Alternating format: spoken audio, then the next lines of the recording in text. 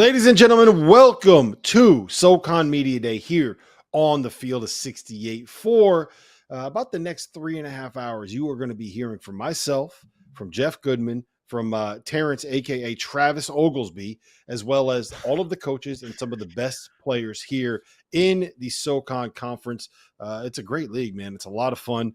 I really enjoyed, T.O., diving into this league, or some of these teams, some of these players. We were able to do this last year, Jeff. But I think that this is one of the, more entertaining and one of the better mid-major leagues in college basketball, Tio. And I don't know how many people quite realize just how good this conference is. No, you like offense. Look at the Southern Conference. That's kind of how it's been over the last few years. It's terrific coaching, whether you're talking about Bucky McMillan, Bob Richey at Furman, Dan Earl at Chattanooga. It just seems like it's a stepping stone league for some of these great jobs that are happening. And a lot of these coaches are staying around now. And it continues to improve year in and year out. Money is being sunk into the conference. You look at what Furman's doing on their campus and some of the other schools in this league. Wofford has great facilities. The emphasis is definitely on basketball, and you see it in the product on a night-to-night basis. It's a lot of fun to watch, and there's a lot of really, really good teams. And a couple of them, they walk through the airport, you're going to think it's a Power 5 squad. You look at ETSU, all the size that they brought in, what Brooks Savage has been able to do, what Mike Jones has been able to do over the last X amount of years there at UNC Greensboro. From year to year, it's a very tough league. It's an offensively gifted league in terms of shooting the basketball and some of the things that these coaches are running. Very fun, very entertaining. And as we're going to talk today, a lot of really good coaches and players that are excited about the season, and they should be, because it's going to be a very entertaining year. Yeah, we are going to be unveiling the SoCon preseason coaches poll here. And Samford, as you might expect, ended up being the number one team in the preseason poll. They lost 7 guys, 7 of their 9 rotation players from last season, but still managed to get 6 first-place votes. Chattanooga and East Tennessee State both got a couple of first-place votes there. Wofford and Furman round out the top 5.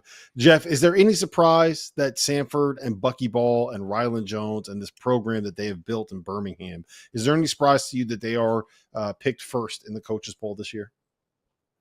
Well, kind of. I mean, again, you just said it. I mean, they lost so much from last year's team that I know won the SoCon, and they've been pretty dominant the last couple of years. But, you know, it's the new world of college basketball, and they're not alone. So even with losing as much as they did, they're still kind of the favorite based on a couple things, right? One, obviously, again, the last couple of years, what they've done, resources, coaching, AD, Bucky McMillan's done a great job. Martin Newton's done a great job. They've worked very well together. But, yeah, a little bit of a surprise. I just think this thing's going to be wide open this year. I really do. I love Bucky Ball, but I think this thing's going to be far more wide open than people realize. Jeff, you know what I do think is interesting here is that when you look at some of the top teams in this conference, specifically Samford, maybe someone like a Furman. And I do think that we're going to see it eventually with like at East Tennessee State and Chattanooga. You see some continuity, not just with the players, but with the coaches as well, right? Like Bucky McMillan has a really entertaining style of basketball, a great brand, Bucky Ball. Who doesn't love the term Bucky Ball? And Samford managed to keep him here for what I believe will be his 5th year. Furman still has Bob Richey. Wofford still has Dwight Perry. Like, there's a lot of really good coaches that are still in this league when there are opportunities maybe for them elsewhere. Like, how much of that is a product of the conference? How much of that is a product of some unique situations within the league? Like, what do you make of the coaching talent that is actually in the SoCon?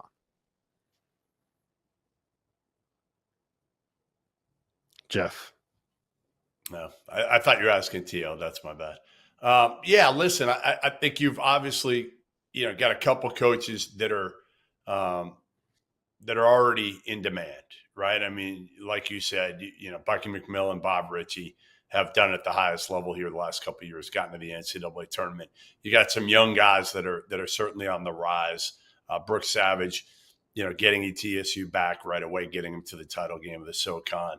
But, yeah, it's a league that people want to get into. It's a league that honestly has a lot of juice, a lot of respect not even just to be a stepping stone to get to that high major level, but because, again, there are good resources in the league. There are good places to play. You can get good players. So, to me, it's one of my favorite leagues in America. And going to the title game last year was honestly one of the best days I had last year covering college basketball. I think T.O., one of the biggest things I think one of the biggest things you can look at, Rob, when you see how respected this league is. Look how difficult it is for some of these teams to schedule some of these Power Five opponents. Look how difficult it is for them to get ACC games, to get SEC games now. Why? Because they've had success against those teams. That's a huge thing. And you also have to look at the area where all these schools are recruiting to. I mean, the southeastern part of the United States, the east coast of the United States, talent-rich areas. And if they're not going to an ACC school, there's not a giant spread in talent between those schools and these guys. We're talking probably about a 50-player rank difference. And as a result, you get a really good product because there's a lot of really good players now, especially with the fifth year. You look at some of the schools, and are we surprised Samford's at the top? No, I would say no, because I think this league at the beginning of each season puts a lot of emphasis on where the transfers came from. I think you look at Samford, whether it's Trey Fort coming from Mississippi State, Isaiah West from Vanderbilt, Colin Holloway from Tulane, who had a great year last year, comes to Samford. That's a big deal. So I feel like I would put them towards the top of the league, but you referenced it. Retention in this league is still pretty good, whether you're talking about coaches, whether you're talking about players. For example, look at the guards at Chattanooga. Look at Garrett Hien, who's been at Furman for 37 years, it feels like. It's nonstop. And they're able to add ancillary pieces into the mix to go along with some of this continuity. And I think that's a refreshing part of what college athletics is. That's what makes the SoCon great. It's the talent plus the continuity of being refreshed with the same players from year to year to year. It's still happening in this league, and that's why it's a lot of fun to watch. Yeah, you mentioned the backcourt at Chattanooga. They were one of 4 teams that had 2 players named to the SoCon preseason all-conference team. And one of those 2, Trey Bonham, was the SoCon preseason player of the year, as you can see right there. Honor Huff was also a member of the preseason all-conference team from Chattanooga. Rylan Jones, who Bucky McMillan says is the highest IQ player in college basketball. Kyler Filewich, Corey Tripp there from Wofford as well. And then Colin Holloway from Samford, Donovan Atwell from UNC Greensboro, PJay Smith, Jaden Seymour, Quimari, Peterson from East Tennessee State, all made the SoCon all preseason team. So it's going to be a fun league. There's a lot of good backcourt talent and a lot of good pieces in this conference. One thing I do want to mention is that this media day was supposed to run live from Greenville, South Carolina on October 1st. And we all know what kind of happened there. Hurricane Helene came through and left a lot of damage in its wake.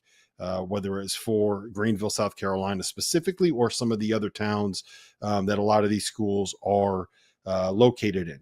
And the SoCon has partnered with World Central Kitchen to create a fundraiser that will allow you to be able to support some of these places that got hit hard by Hurricane Helene and are still dealing with the aftermath of the damage that was a result of some of the flooding, some of the winds. I know T.O., you're in Greenville too, and you guys dealt with a lot of trees that came down and a lot of damage to that area. So we will be adding a link into the description of this post, and you can find it on all our social platforms. If you want to join us in helping to donate some money and raising some funds for people that are going to need it, because there is going to be a lot of people that are going to have to deal with recovery efforts and with rebuilding, having lost quite a bit in some of the floods and some of the damage that came from Hurricane Helene. So you can find that link in the description below if you are listening to this on the audio feeds, or if you're watching this on YouTube. We will post it on our social channels and make sure that you guys can have easy access to that if you would like to join us in helping to support the World Central Kitchen and some of the people that have dealt with the damage from Hurricane Helene. Now, let's get into it, guys. Let's talk some hoop. Let's talk some basketball. Let's talk about one of the most entertaining leagues in college basketball. SoCon Media Day here on the Field 68, coming up right now.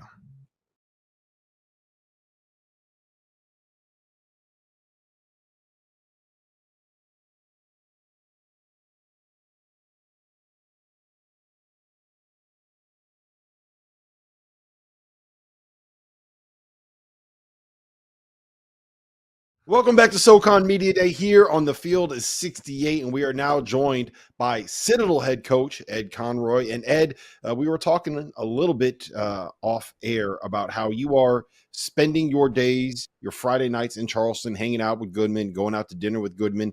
Can we get him out of this city? Like, is it bad for recruiting to say, hey, look, you're going to have to deal with Jeff Goodman a couple times a week on our campus?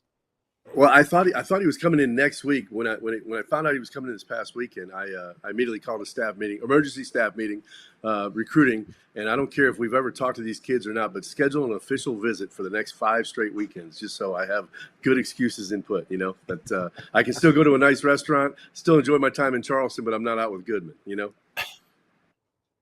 Hey, Coach, you sit here, I'm looking at your roster, a lot of transfers, obviously, but grad transfers. And the guys that come in after they've already graduated, they don't have to do the military service, right?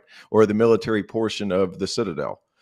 Is that Correct. something that is that something that you're looking to take advantage of moving forward, just with the changing dynamic with so many transfers and things of that nature? Because when you look up and down your roster, a lot of older guys, a lot of guys that are looking for bigger opportunities, it looks like you guys can provide that there.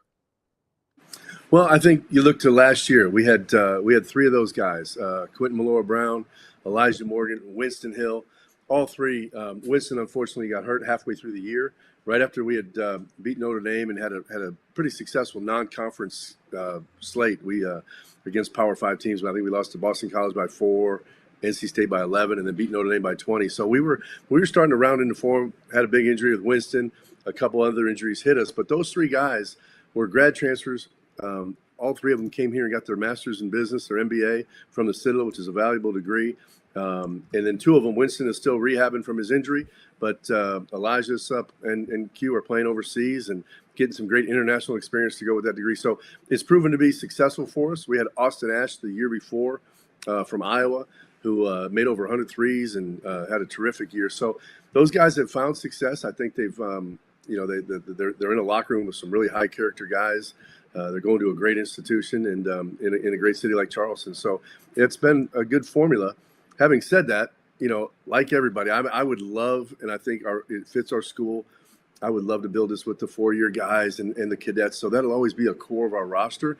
What I feel great about is that we've brought back really the freshmen last year, they're sophomores now that played the most. And so, and then we also have Colby McAllister as a junior. So we're starting to keep those guys and retain those guys in an era that's just really hard to do. But I think the balance of the ability to go get some grad transfers so that those guys that while they're young or that you're trying to retain them, they know they also have a chance at winning and competing in the games they want to compete in.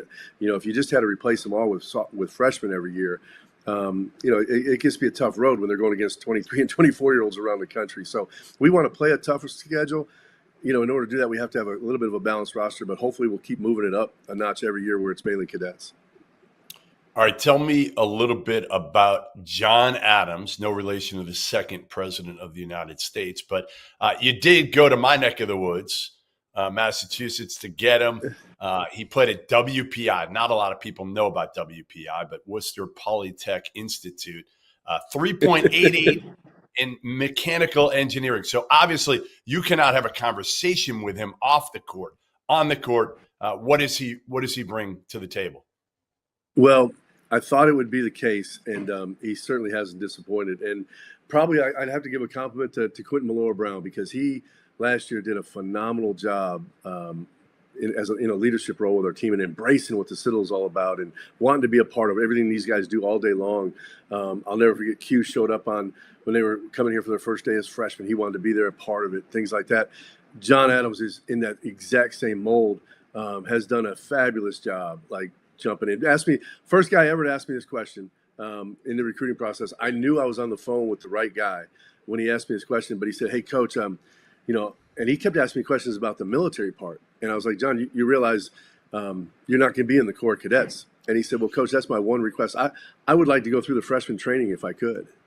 And Wow. I about dropped the phone. I said, I'm not sure I can make that happen. Like, I don't know that that's ever been requested before, but I don't think I can make that happen. But you can certainly be involved in these guys' lives and be a great leader for them. And he has been, we joke. I call him the president sometimes. He has come in and jumped into like I said, the leadership role.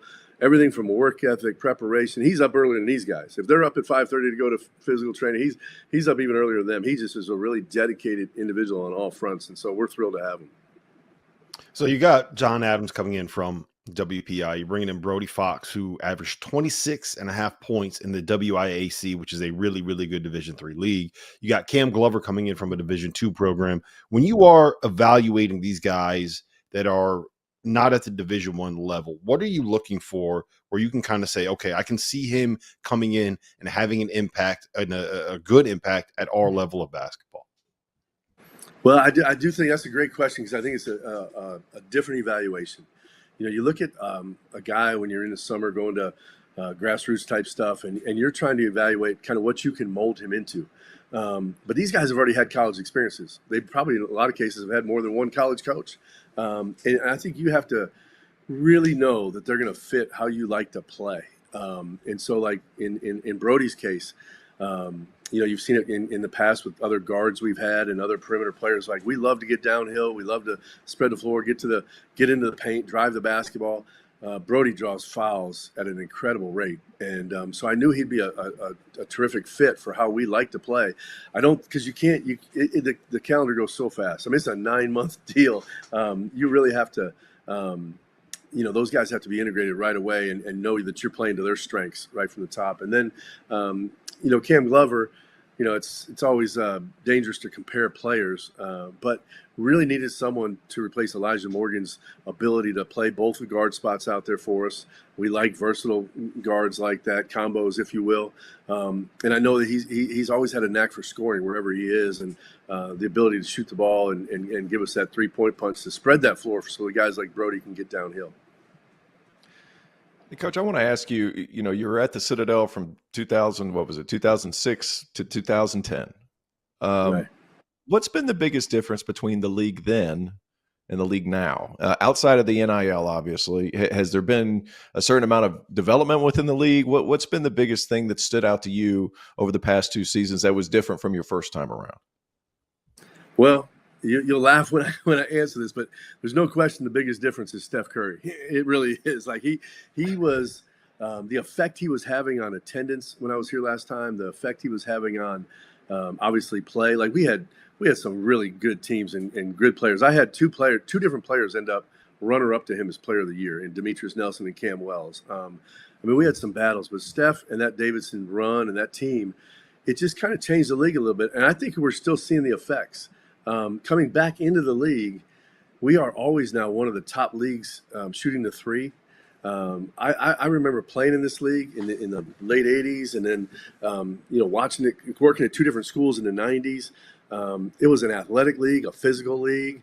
A lot of there was some pressing. There was, rebounding was a big key. You'd go play Chattanooga or Marshall, like you really at Georgia Southern, App State. You had to hold your own on the boards. And now, and I call it kind of the Steph Curry effect. Not only not the entire game of basketball, but I think our league especially. We are that floor is spread. Everybody plays 5 out, shoots a 3, and we're always one of the top 1 or 2, 3 leagues in the country in 3-point attempts, and that's been pretty consistent. The league has always been good. I go back to when I was playing in it, whether it was Marshall was a top 20 team, Chattanooga was right there. Like there was some great teams, and then coaching in it last time, obviously with Steph, but there was other good teams as well. So it's always been a good league. In the last several years, the rankings been have proven that out. All right, Ed, I got a picture that I want to try to put up on the screen here, and I want your reaction. What is going on here, Ed? What is going on? What are you doing? It's like, how in the world did you get that picture right there? That is there is someone in my family that is a leak. I can tell you because I'm piecing this together right here. That's I think that's in the Northwoods of Wisconsin, probably. So somebody. There will be a Conroy paying the price for that picture right there. Explain, though. Can you explain what's going on? Really dull stories being told, a bunch of lies. A couple guys probably had too much to drink. Fishing.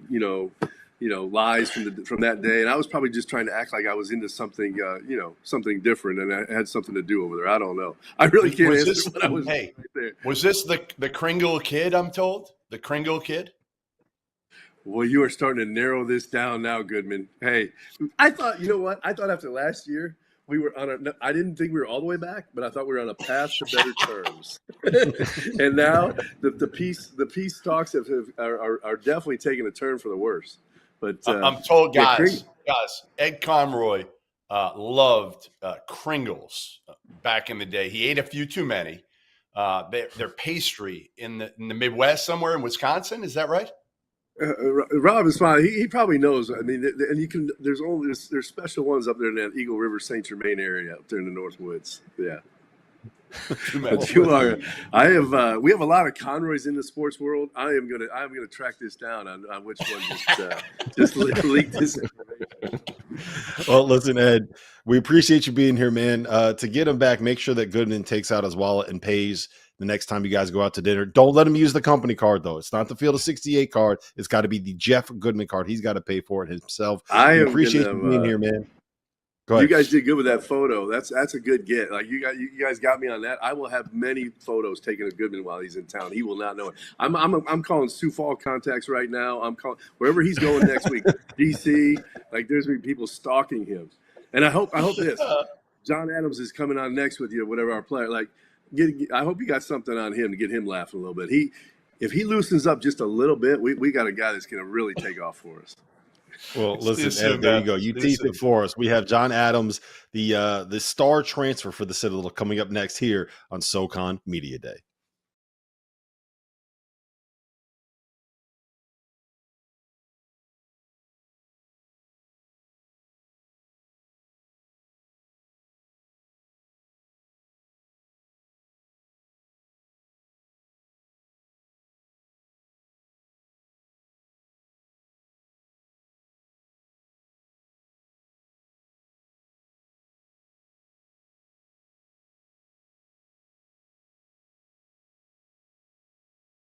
Welcome back to SoCon Media Day here on the Field of 68, and we are joined now by Citadel transfer John Adams. And John, I'm gonna start with this, man. You played at WPI, a Division III program in the NUMAC. I played Division III basketball. These two that we're on with right now are haters, man. They don't understand the level of talent and how good Division III basketball is. Can you put a little bit of respect on D3 hoops for me? Yes, sir. Yeah, D3 basketball, I do agree, is being slept on at times. I think the Citadel basketball program in general is a great representation of that, with how Coach Conroy has reached out to some guys that he believes in that played at the Division III level. And we're now just trying to prove ourselves at the Division I level and kind of show how basketball is truly basketball. And when you put the work in and truly just grind. And at the Division III level, it's a lot more leading yourself rather than others leading you and pushing you, because there's just not as much time spent with the coaches, and it's a lot more player-led programs. So I think Division III basketball is absolutely incredible.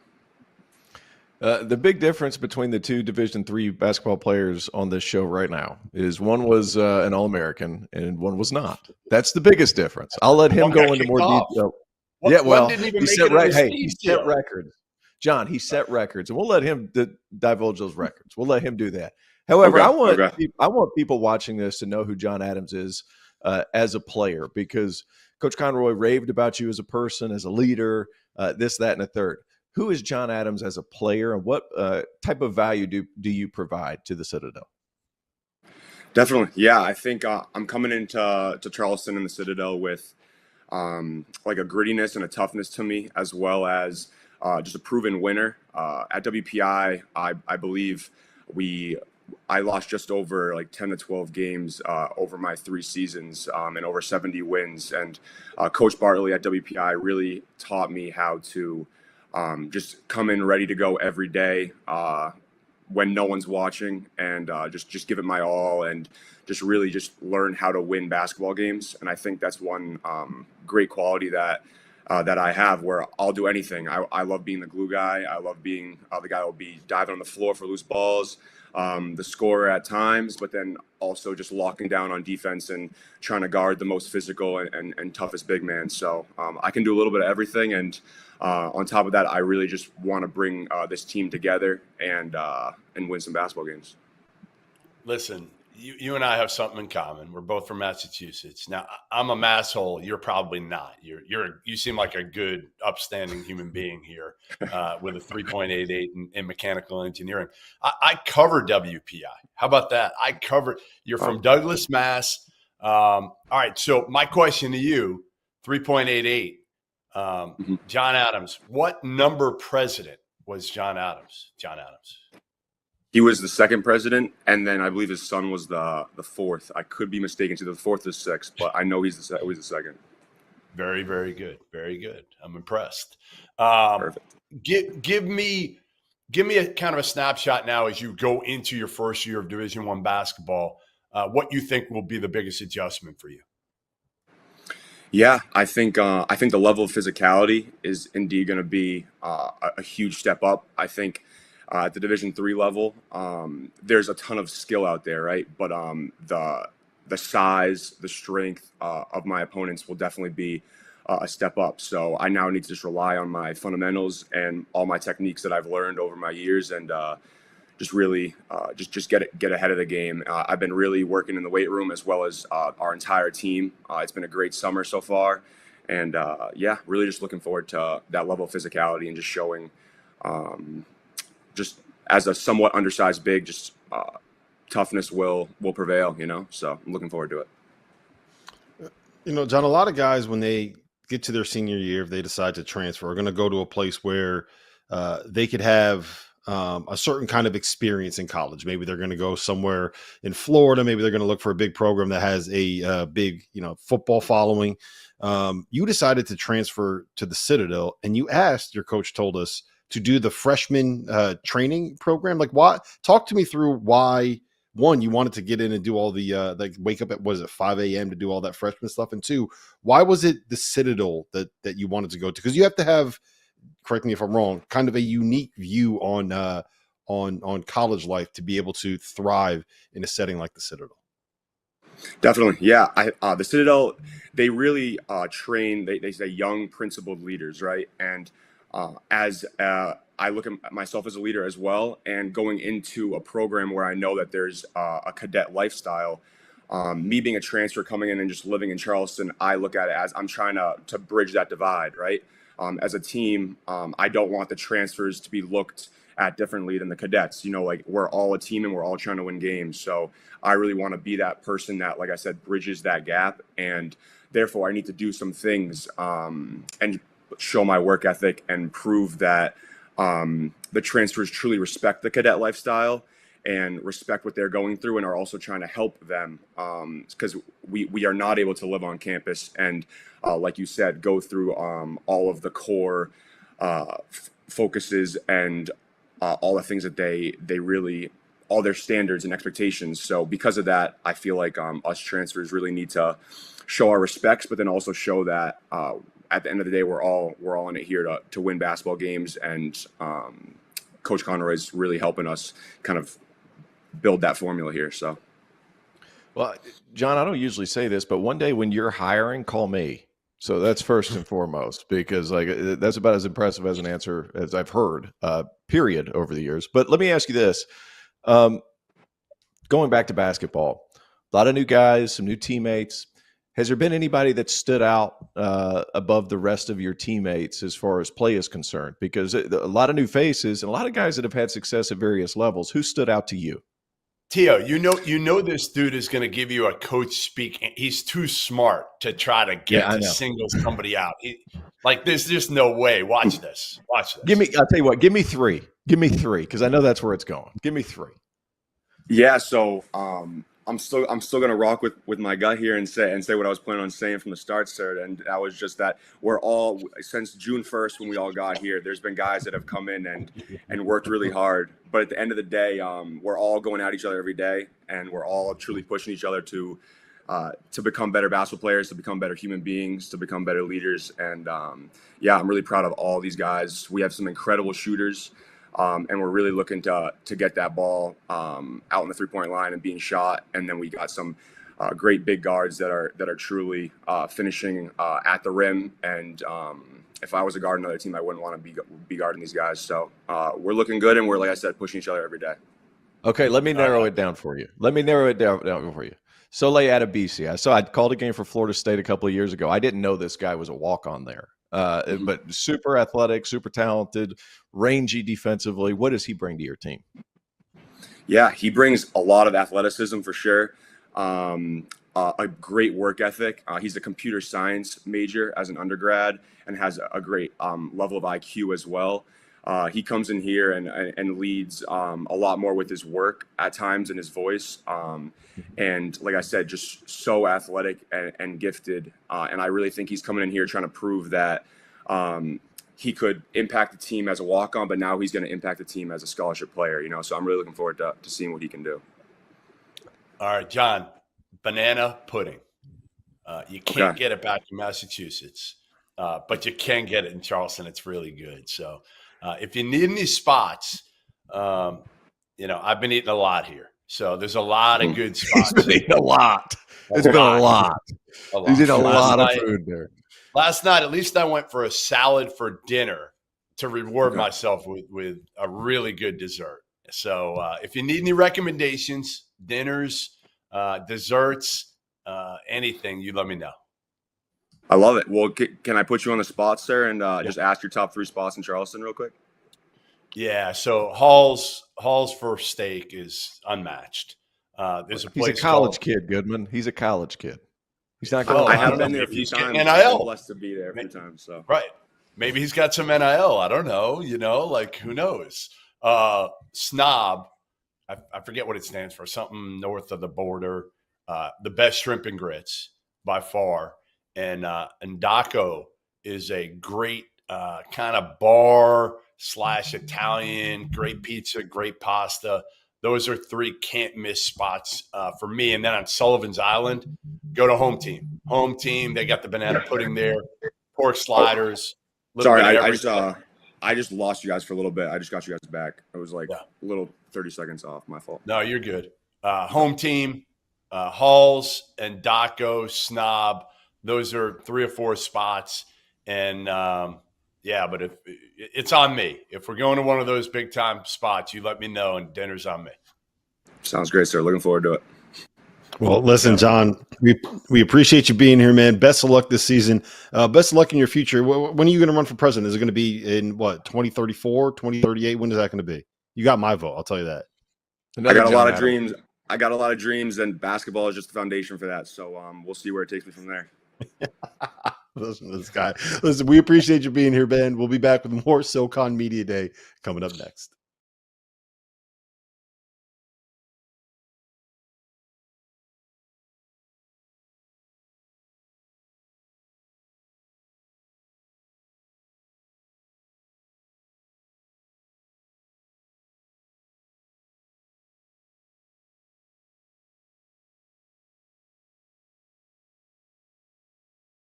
Welcome back to SoCon Media Day here on the field of 68, and we are now joined by East Tennessee State head coach Brooks Savage. And Brooks, I'm going to ask you this, man. So on January 27th of last year, you guys were 10-11.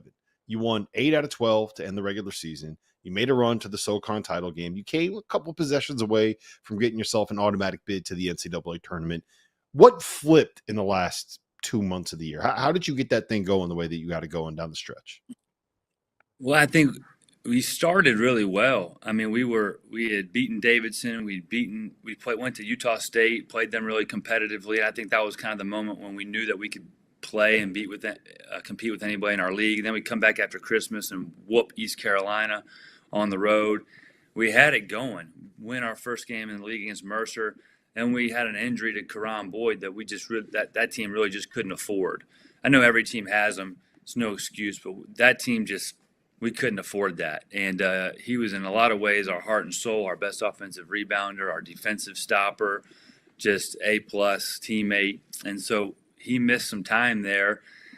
we had it rolling and had to try to figure out ways to slow the game down, to stay competitive defensively and figure out how to stay on the offensive glass and to score. So we kind of had to reinvent ourselves a little bit. Well, then when he came back, we kind of got it going again.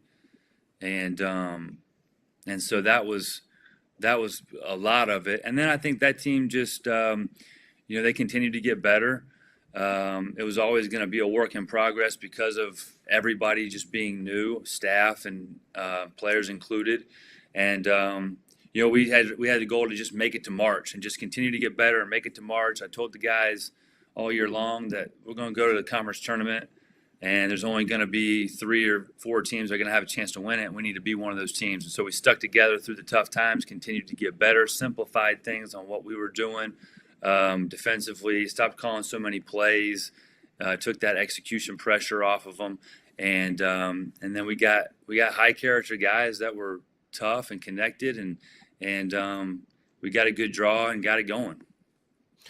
Brooks, it was your first year as a head coach last season. I find it always interesting with guys that are getting their first opportunity. Sometimes it takes them 2 or 3 years to kind of recruit the kind of guys that fit them. You were able to do that immediately. And for those who haven't seen Brooks Savage coach on the sideline, he's a menace.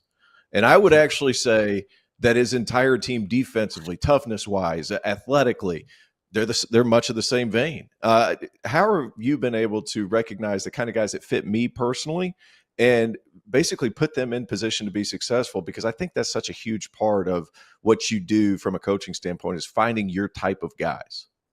Yeah, for sure. I mean, I think last year it is a little bit my personality, just fiery. That's probably from how I came up in the profession, how I started as a manager. But I wanted those guys. I felt like that team, if I was like that they would match that energy, and that gave us the best chance to win, being hard playing and edgy, and then. But to answer your question, we were able to recruit some guys they're just good kids and they're hard playing and they wanted to win. And I imagine I'll be a lot more calm this year. I would imagine, just because I think that I don't think that always benefited our team. I think that I wanted those guys to know that I had their back. I was fighting for them the same way that at times I fight them in practice, and I thought it just gave us the best chance to win. But for this team, we have a lot more personality on this team. We're older, more experienced, which I think helps. But we have a lot more personality. I like that. That makes it easier for me to coach them. It makes it fun to come to the gym every day, and so I think it'll look a little bit different this year. But I think you always got to recruit guys that you want to be around every day, and guys that fit your personality. And what I've learned from the guys that I've worked for in the past is that I've always worked for head coaches that were really involved in recruiting. And when when the head coach is involved in recruiting, I think you get a lot more like-minded guys than if that head coach necessarily maybe is not, and the assistant coach is just kind of recruiting their own guy. You get this hodgepodge of guys and personality. So I think when the head coach is more involved, you get a group that's a little bit more like-minded. So that's what we've tried to do here. All right. Speaking of former head coaches that you worked for, I did talk to one of them who gave me a little bit of dirt on you. This thing has been very serious for a Brooks Savage interview. The first 5-6 minutes of this have been very, very serious. So let's get this going a little bit. You were nicknamed Doug. Why? What TV show? Why? Well, I was with Coach Forbes a long time, and I don't know if I was always good at this or if I grew into this role, but I handled a lot of the problems along the way. So he started calling me Doug after House of Cards. So yeah, that's how that came to be. And then, Chris Jans met the actor in the airport one time and was telling him about I got my buddy that coaches over at Wake Forest, and he has his assistant coach, and he calls him Doug after the show. And so he got a good kick out of that. But yeah, Hey, you also got a technical in the national title game for Northwest Florida State. Forbes will not ever let you live that one down. What'd you say? Yeah, I mean, it didn't cost us the game. I mean, Marshall Henderson had like 50. So we, yeah, I did. It was weak, but it didn't cost us the game. And I think the statute of limitations is probably passed on that. I would guess. I mean, that was like 2011 or something. How But many? yeah, Hey, I how got many? it's the only one I ever How got. many did you It's get the only this one I ever past got. year? None. None. Zero. None. I even That's tried like, at honestly, Furman. that's He crazy. did. Yeah. T.O. I is did there. that. tried I to actually get one asked. at Furman. Yeah, I actually asked to do that game so that I could, see you in action and all that stuff. And you're like, I'm just letting you know, like, I'm going to pour it on thick this game. And you did. And I'm surprised they didn't give you one because you gave it your best effort. You gave it I your best tried effort. at the end. That was a point in the season I'd had enough. And yeah, I mean, Jaden Seymour gets fouled at the end of the game. Yeah. I had his back, but he wouldn't give me one. So I'm still clean, except for that one junior college blemish. But Division I have a clean record. All right, let's talk a little bit about this team that you have this season. Quimari Peterson is back. Jaden Seymour is back. You bring in Roosevelt Wheeler. You bring back Karan Boyd, who you mentioned. You got Kurt Lewis, who I have pretty high expectations for, a former junior college player of the year. What do you make of this group? What are your expectations for what this team can be this season? I think the sky's the limit for this team, and I've said it since we got here last year that the expectation at East Tennessee State is always to play on Monday night, to win a championship, to play in the NCAA tournament. We've done it 11 times. We're not running from that. That's part of what makes this place a great place. This team can win a championship. Will we? We'll see. But this team has all the makings of a championship team. We're bigger, faster, stronger, older, more experienced, improved for the guys that have returned. They got great personality. They're connected already. It was very seamless when we got together in June. They are probably, they are really competitive. They're on the Mount Rushmore of competitive teams I've been around for sure. I have to reel them in sometimes, which is good. What did John Thompson said once? I think he said it about Iverson. I'd rather tame a fool than raise a corpse. So this team is competitive now. You have to hard playing, and I like that. That fits my personality and our staff. And so, yeah, I mean, we've got some really good newcomers. The returners. That's the biggest piece is the returners. If you can have retention, especially nowadays, that's like gold. And those guys have gotten better. Quimari had a big time summer. Jaden Seymour's really improved in all aspects of his game. Gabe Sisk was a freshman last year, has been a lot better. All of them. Karan Boyd shooting the ball at a much improved rate, and he's in. I don't know if this is possible, but he's even in better shape and a better athlete than he was a year ago, if that's even possible. He looks like Morpheus. So the returners are great, and the newcomers I think fill a lot of holes that we had from a year ago. Interior playmaking at the guard position, and we've increased our ability, our shot making ability. So. I like this team. Now we got to put it together and stay healthy and be gritty and that sort of stuff. But I think that we'll get there. We just we got to go do it. Brooks, how do you shoot the ball better this year? That's kind of the one thing that this team doesn't do. I mean, layup line All-Americans, you guys are massive up front. Jaden Seymour is going to be very much in the running for player of the year in the league. Is it a matter of quality of shots or is it just reps? How do you find easier looks for some of your guys to knock them down at a higher percentage? Well, it can't be worse. So with the exception of Ebby, we struggled at times. But I think we had guys that could make shots. I think you hit it on the head. I think it was a lot of times quality of shot. And if you look at our last 6 games, we were vastly different offensive team in terms of our numbers, right? And so a part of that was on me. trying to play call to get certain shots, and there was too much of that. And when I stopped doing that and we got shots more organically, we made more. Obviously, Abby had a big-time Southern Conference tournament, but everybody was improved. We were last in the league, one of the worst in the country in post play. So we had really nowhere to throw the ball. So everything was off the dribble. Everything we had to create ourselves. We tried some screening, but we didn't get. I wouldn't say during the stretch we struggled there. I don't think we got as high quality looks as we did at the end, and so that was one of the things that we had to work through and figure out as we went. Probably the product of a rookie head coach in some ways, for sure. And but this team can throw the ball in the post.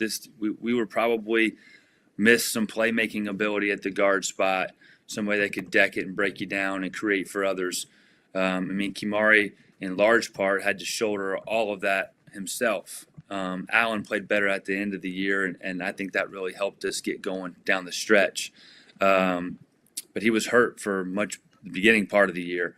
And so we have more of that. So I think that'll lead to better offensive performance more consistently for sure for us this year. Well, listen, Brooks, we appreciate you being here. We're glad that you guys are doing well there at East Tennessee State with everything that happened with the storm. Appreciate you being here. More from SoCon Media Day. We're going to hear from Quimari Peterson and Jaden Seymour coming up next here on the Field of 68.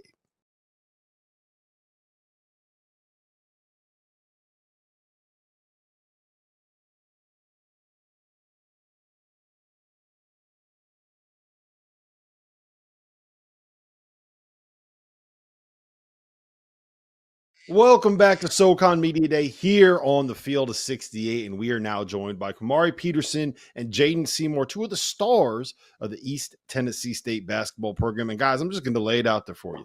All right. In this era of transfer portal and NIL and immediate eligibility, seeing two seniors come back to a program, especially when there is a new head coach, is not necessarily going to be something that always happens. You guys locked in, you guys came back, you guys played, and you are in a position now to make a run at a SoCon title. Let's start with you, Quimari. Why are you guys back at East Tennessee State this year when you probably had other options in the portal?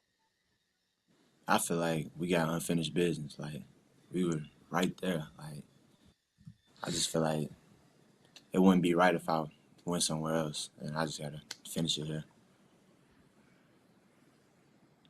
Jaden?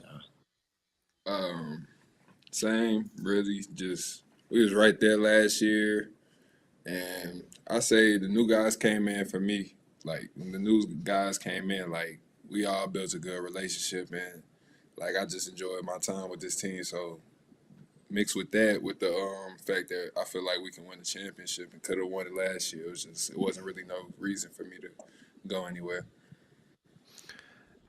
I always find it interesting that the dynamic between the players and the coach. And you guys were there with the previous administration, if you will. How has it been playing and working alongside Brooks Savage to get the type of team that you guys have? You're tough. You're big on the boards. You can disrupt people defensively. How has it been working with Coach Savage in his first year as he kind of figures things out? And what has really gotten you guys to the point of completely buying in with this East Tennessee State team? I say really the biggest part was like relationship building, and like we got close with the team and coach. Like that was probably our first like goal as a team, instead of like focusing strictly on basketball, just building a relationship. So that like built our trust, and just coach keeping his word, showing like he believed in us and just like was gonna do whatever to put us in the best position, and we was just gonna follow him, and whatever he wanted us to do was gonna make it happen. All right, I want to ask you, let's lighten things up a little bit here. I want you to break down Coach Savage's dancing ability. Each of you, break it down like almost a scouting report on his dancing ability. Go ahead, start, Jaden. Mhm. You can grade it. You can even give it a grade if you want. I say a C plus. C plus. I don't know how to scout it. It really depends on the song that comes on. He got a I couple heard of he's dance terrible. moves though. It depends on the day. Depends on the song. Jaden still wants playing time. Jaden wants to make sure he's getting playing time out of this deal. He's not going to lose any. Quimari, go ahead. What's the grade? It's decent to me. You got rhythm. It could be worse. Yeah. So he would get an invite to the wedding. He would get an invite to the wedding one Most day. definitely. Okay, Most definitely. gotcha. All right, Kumar, you guys are bringing in out of the portal Kurt Lewis, a transfer from Missouri that you know pretty well. You won a championship with him in 2020. Was it 2022 at Logan College? So I want your scouting report on Kurt Lewis and what East Tennessee State fans can expect from him, because I personally have high expectations. He pretty much can do everything. Like, he athletic. Like, he can pass the ball. He can shoot it. Like, he can do whatever you need to win. So, like, I feel like he was a perfect fit with us. How do you guys play together? How does your games complement each other? How we understand each other. Like, we know each other's strengths and each other's weakness, and like, we have that kind of relationship where we can say stuff to each other and we won't get in each other's feelings or nothing like that.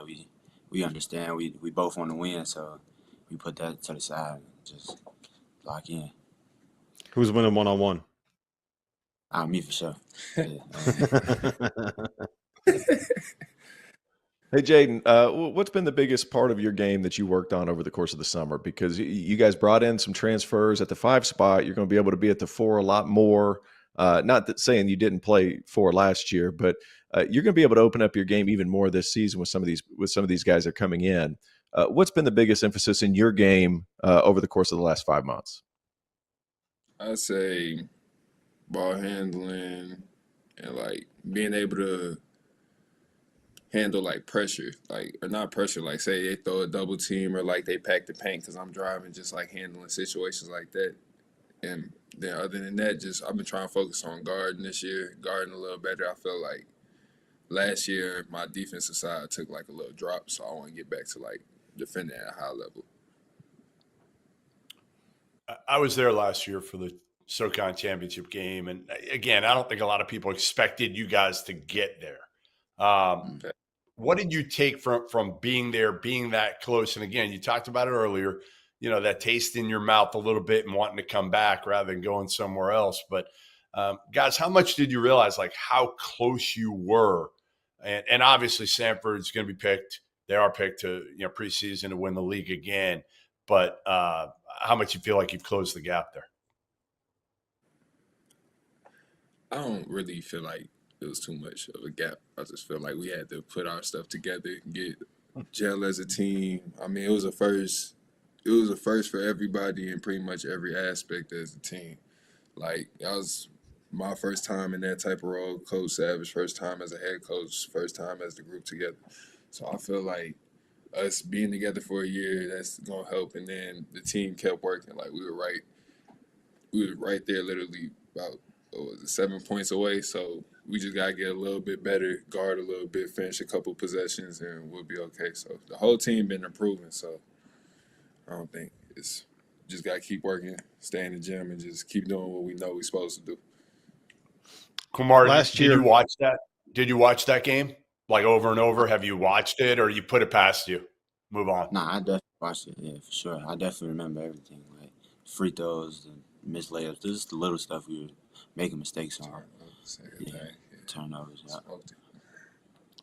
last year on January 27th, you guys were 10-11. You won 8 of your last 12 games to end the regular season. Obviously, you win 3 straight to get to the SoCon title game. What kind of flip there, and what can you take from that run in the late season moving forward into this year, Jaden? I feel like, again, KB did get hurt. That's a big part. KB brings a lot to our team, just like in terms of energy, effort, boards, defensive rebound, so that's a big blow. That was a big blow for our team. But I feel like we really just got past like that point. Like, okay, we dropped 5 games, but we still got it's basically a whole different season to play. So it's like when we went into the tournament, our intention was still to win, still to finish it out. We got our whole team back, and we just wanted to get a championship. And we never had any doubt that we weren't good enough to get there. Well, Jaden, Quimari, we appreciate you guys being here. Best of luck this season. We have expectations for you two to once again be playing in the SoCon title game. Best of luck throughout the rest of the year. We will be back with more from SoCon Media Day here on the Field of 68 coming up next. The devastating effects of Hurricane Helene continue to cause challenges for many communities within the SoCon footprint. The Southern Conference has joined with the World Central Kitchen to help in recovery. The World Central Kitchen is a nonprofit on the front lines, providing fresh, warm meals to those affected. Scan the QR code and join us as we stand with impacted communities working together to get through this tragedy. Welcome back to SoCon Media Day here on the Field of 68. We are joined now by Western Carolina head coach Tim Kraft, who is taking over a new program with essentially an entirely new roster. You bring a couple of contributors back, but it's a new coach. You lose everything forward, Vontarius Woolbright. So let me ask you this, Tim. Where do you even start in the offseason when you kind of got to rebuild everything at a new program? Well, it's 13 players, you got to recruit really. And so we started just with the current roster and the guys that were able to return, which was 7 players. And Western had a great season last year, but was senior laden and had 5 seniors, 7 guys could return. So that's where we started, just talking to those guys, recruiting those guys, trying to get as many of them as we could to stick around and stay, let them know that they're welcome with us. We want to continue to build on what they had started with Justin Gray and his staff. And that's where we started. Coach, you had a pretty good thing going at Gardner-Webb. I mean, it was a difficult job in that league, but you leave a difficult job in that league for a difficult job in the Southern Conference. Why Western? What stood out about Cullowhee and the opportunity there? Well, I had been at Gardner-Webb for 11 years. Really enjoyed it. Was a great opportunity for me to become a head coach there and be at a place that I loved, and we were able to put down roots, and family, kids kind of grew up there, and we loved it, and we loved everybody that was a part of Gardner-Webb, but we were just kind of getting to a point where we were looking for a new change or a new challenge or something different. The attractiveness of the Southern Conference, which, being in the Big South for 11 years, we're right in the same region and played a lot of the schools in the SoCon. So, I was somewhat drawn to this league. This league has become such a good mid-major conference in our region. And then the administration here at Western, just our AD, Alex Gary, just really having a plan for trying to adjust and adapt in this new environment that we're in right now with NIL and all those different challenges. I felt like he really is forward thinking in that area. And then I got 4 kids, and so they're all in school. So a place that we wanted to live also factors into any move we're going to make. And so we had familiar with Cullowhee. I'd actually taken my daughter to volleyball camp here last summer. And so had spent some time up here. We had played up here. And so I felt like this was a place we'd enjoy living as well. All right, Tim, I did some digging, man. I put my reporter hat on and I did some digging on you. I got a few things. Okay. First of all, I found out that you often yell in your sleep once I think you threw a pillow across the room at one of your roommates. Also found out that your favorite lunch is celery, tuna, and hard-boiled eggs. I hope you carry around a toothbrush after that each day. Oh, man. But the one I wanted to ask you about, You've been tell me a talking little to bit Luther. about salt water and drink machines. Can you tell me a little bit about salt water and drink machines, please? Because this story is unbelievable. You've been talking to Luther. Yeah, you've been talking to Luther. Yeah. Yeah, those are man, those are some a lot of good stuff there. Saltwater and drink machines. You have to ask Luther to explain that because my associate head coach, Jeremy Luther at Gardner Webb for 11 years. Now he's the head coach at Gardner Webb. We grew up together, so we were in high school together. Luther was kind of like one of the best players in our area in Tallahassee, Florida. And he was 4 years older than me, so he was kind of the guy I looked up to, and we would work out together. And but he was a guy that taught me a lot of bad things too, and taught us how to short circuit a drink machine. So you can put salt water down into a vending machine, and all of a sudden it short circuits, and you just start hitting buttons, and drinks start flying out. So. We drinks and money, right? Drinks and coins. Drinks and some coins. Yeah. So that was one of my dumb decisions. Me and some of my buddies, and but we paid the price. Like we got caught. We got caught. They took us down. I think we were 15 or 16. And parents had to pick us up from the Tallahassee jail there at Leon County Jail. So how scared were you? We did our time. How scared were you when you got caught? Oh man. How what now? How scared? How scared were you? Oh man, I did not want to see my dad roll up there. I can tell you that. Yeah, that was a bad night there. Luther had a good kick out of it. He's the one that gave us the idea. So blame it on Luther. Blame it all on him. It all went back to Luther. Yeah, for sure. All right. I'm going to try to get this back on that. I'm going to try to get this back on the tracks here. Talk to us about the guy that you got sitting there next to you, Bernard Pelote, the one guy that is coming back to the program that was that played last season. What are you hoping to get out of him? Where have you seen his improvement? And what has maybe surprised you about his game now that you've had a chance to coach him? Yeah, well, a couple things. First, I thought it was like our biggest, recruiting victory in the offseason was convincing him to stay because he could have gone other places. He had a lot of people that wanted him. But, him deciding to stay here to get a degree from Western Carolina, he didn't have many classes left in order to graduate. So number one, that's a huge deal for him and his family.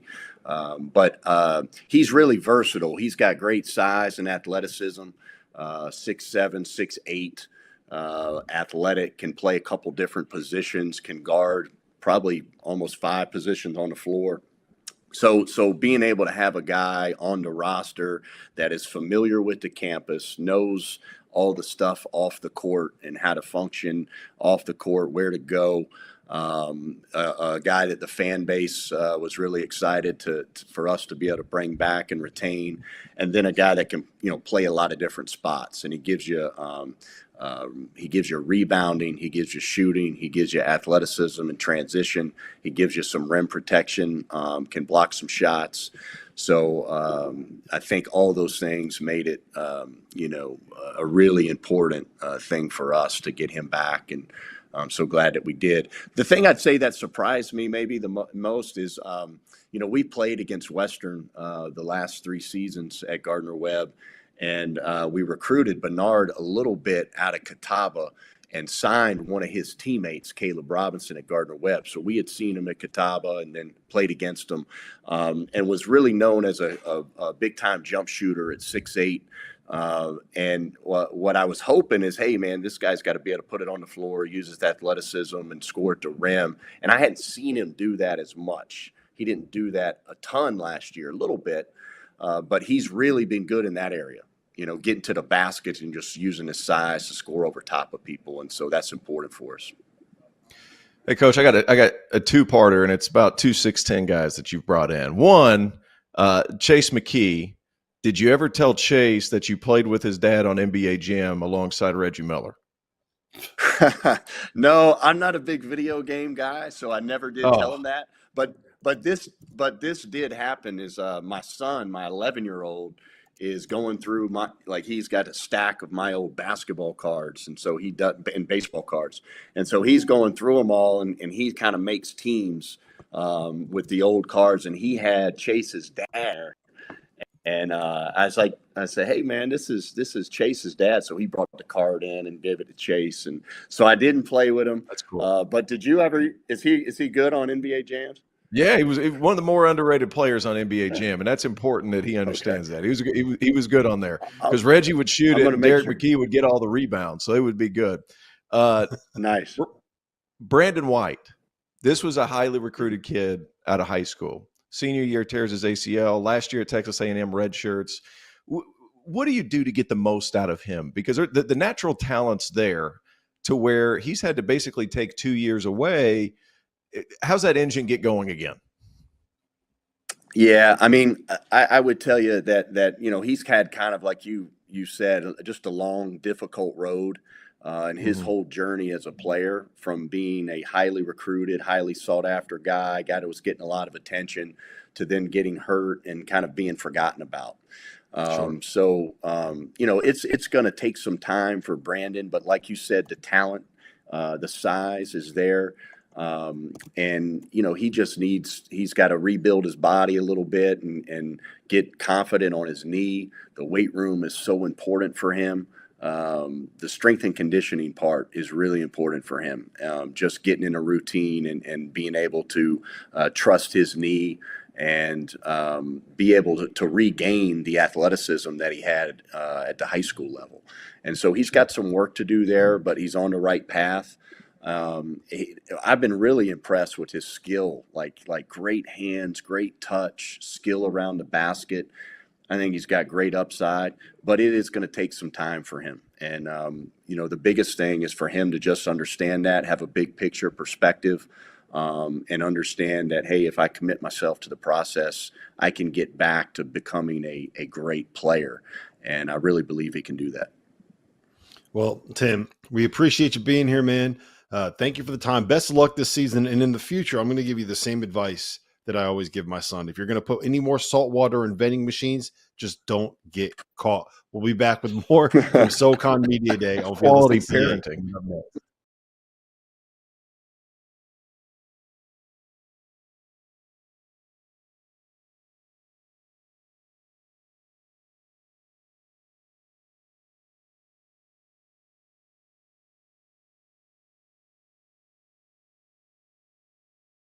Welcome back to SoCon Media Day here on the Field of 68, and we are now joined by Western Carolina's Bernard Pelote. And Bernard, you are the one rotation piece that is returning to the program from last season. What was it about Coach Kraft and his pitch? And he said that you were the most important recruit that he had this offseason. What was it about Coach and the new program, the new vision that he had, that made you decide to stay at Western Carolina? Well, the main thing was I feel like he was really invested in me, not as a person. I mean, as a basketball player, but as a person as well. I done played against him for 2 years, so it was like I liked the way his offense was and defense was over there at Gardner-Webb. Like I said, my teammate I used to play with named Caleb Robinson. He told me about him and stuff, and he was like, he'll love you, like he'll love me, and stuff like that. And he really used me the right way. And I just trusted what he was saying and stuff. He said it wasn't gonna be easy. Like, of course, I still had to come in and work, and I'm all for the work and stuff like that. So I feel like I trusted what he was saying, and I still trust him now. Bernard, in relation to your game, last season you had some really good games, and then it would be very much peaks and valleys. You're going to be relied upon big time on this team with a lot of new players, some young pieces. What's been your biggest point of emphasis in the offseason as far as kind of leveling out that consistency level that this team's going to need from you? Just take it day by day. Just win the day. That's what Coach Kraft emphasized. That's what I emphasize myself. Just coming in, putting in the work, build it brick by brick. It's not going to be easy. We do have some young talent, but I feel like we have a special group. I think we can definitely make some noise in the SoCon. All we have to do is just keep working. It's not a matter of if it'll happen. It's a matter of when it's going to happen. And I feel like as long as we just peak at the right time, or start clicking at the right time, we should be fine, and we should be real dangerous in the SoCon. Last year, I remember seeing you guys when you played at Citadel, and it was amazing how much you guys relied on one player. I mean, Vonterius was involved in everything last year. How different is it going to be without him? And again, you're just starting to know all these new guys, but are we going to expect a lot more balance across the board with this year's team? Yes, I feel like you're going to see a lot more, I would say, ball movement. A lot of people, you're going to have like different players in double digits figures every night, not just like probably 2 or 3 guys, probably multiple, 4, maybe even 5 guys, depending on who's on that night and stuff. But it's a little different playing without Vonterius, because I'm so used to him getting me shots and stuff, him making it easier for me on the offensive side and sometimes on the defensive side as well. So, yeah, been getting used to the adjustment factor. Had to adjust to it a little bit, but I think I should be fine.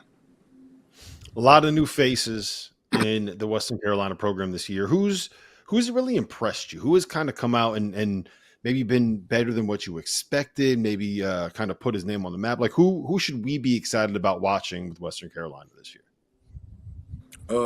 Probably our point guard, Corey Stansberry. He's definitely impressed me a lot with the way he shoots the basketball, and his IQ level is pretty high. And he just got a good feel for the game.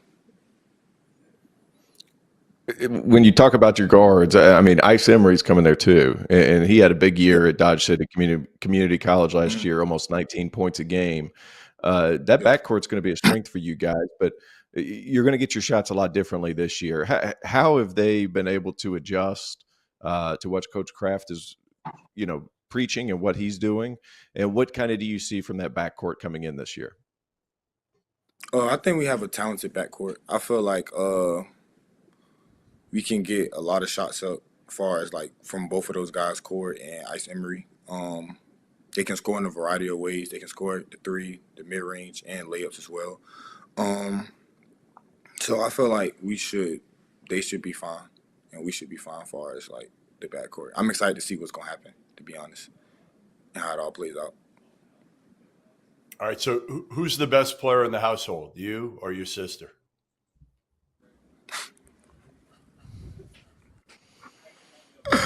It's me. I hear she's a mullet. She's a good player. Oh yeah, for sure. My sister definitely can hoop, but no, it's me. It's me for sure. Hey, one more for you. One more. You go from a rotation piece to a leader now, and all these new guys that like haven't been there that are trying to get adjusted. You've got that advantage. You're quiet. How much have you had to kind of get outside your comfort zone here to be a little bit more vocal? I won't say it took a lot, but I had to be comfortable with being uncomfortable, because as a captain, as a leader, you have to be willing to do some things you don't want to do. And that's the only way we're going to be able to like be successful, is if it starts with me. So I can't come in and be sitting in the back. I'm so used to be, like you said, I was quiet and sitting in the back, having my seniors last year, they lead the way. I'm just following them. And this year I had to kind of like set the tone in practice and stuff like that. I had to speak up more, which, I mean, I'm fine with it. Well, at first I wasn't, but now I am, because I know what it takes for us to win in this league. So I have to show them the way, the same way how Vonterius showed me the way, and Russ and Trey Jackson. So it's just like a pass of the torch kind of thing. Well, listen, Bernard, we appreciate you being here. Best of luck this season. We'll make sure that your sister doesn't find out that you said that you were the better basketball player. We'll keep that here. No one's going to know. No one's going to find out about that. So we're not going to get you in any trouble. We'll be back with more from SoCon Media Day here on the Field of 68 coming up next.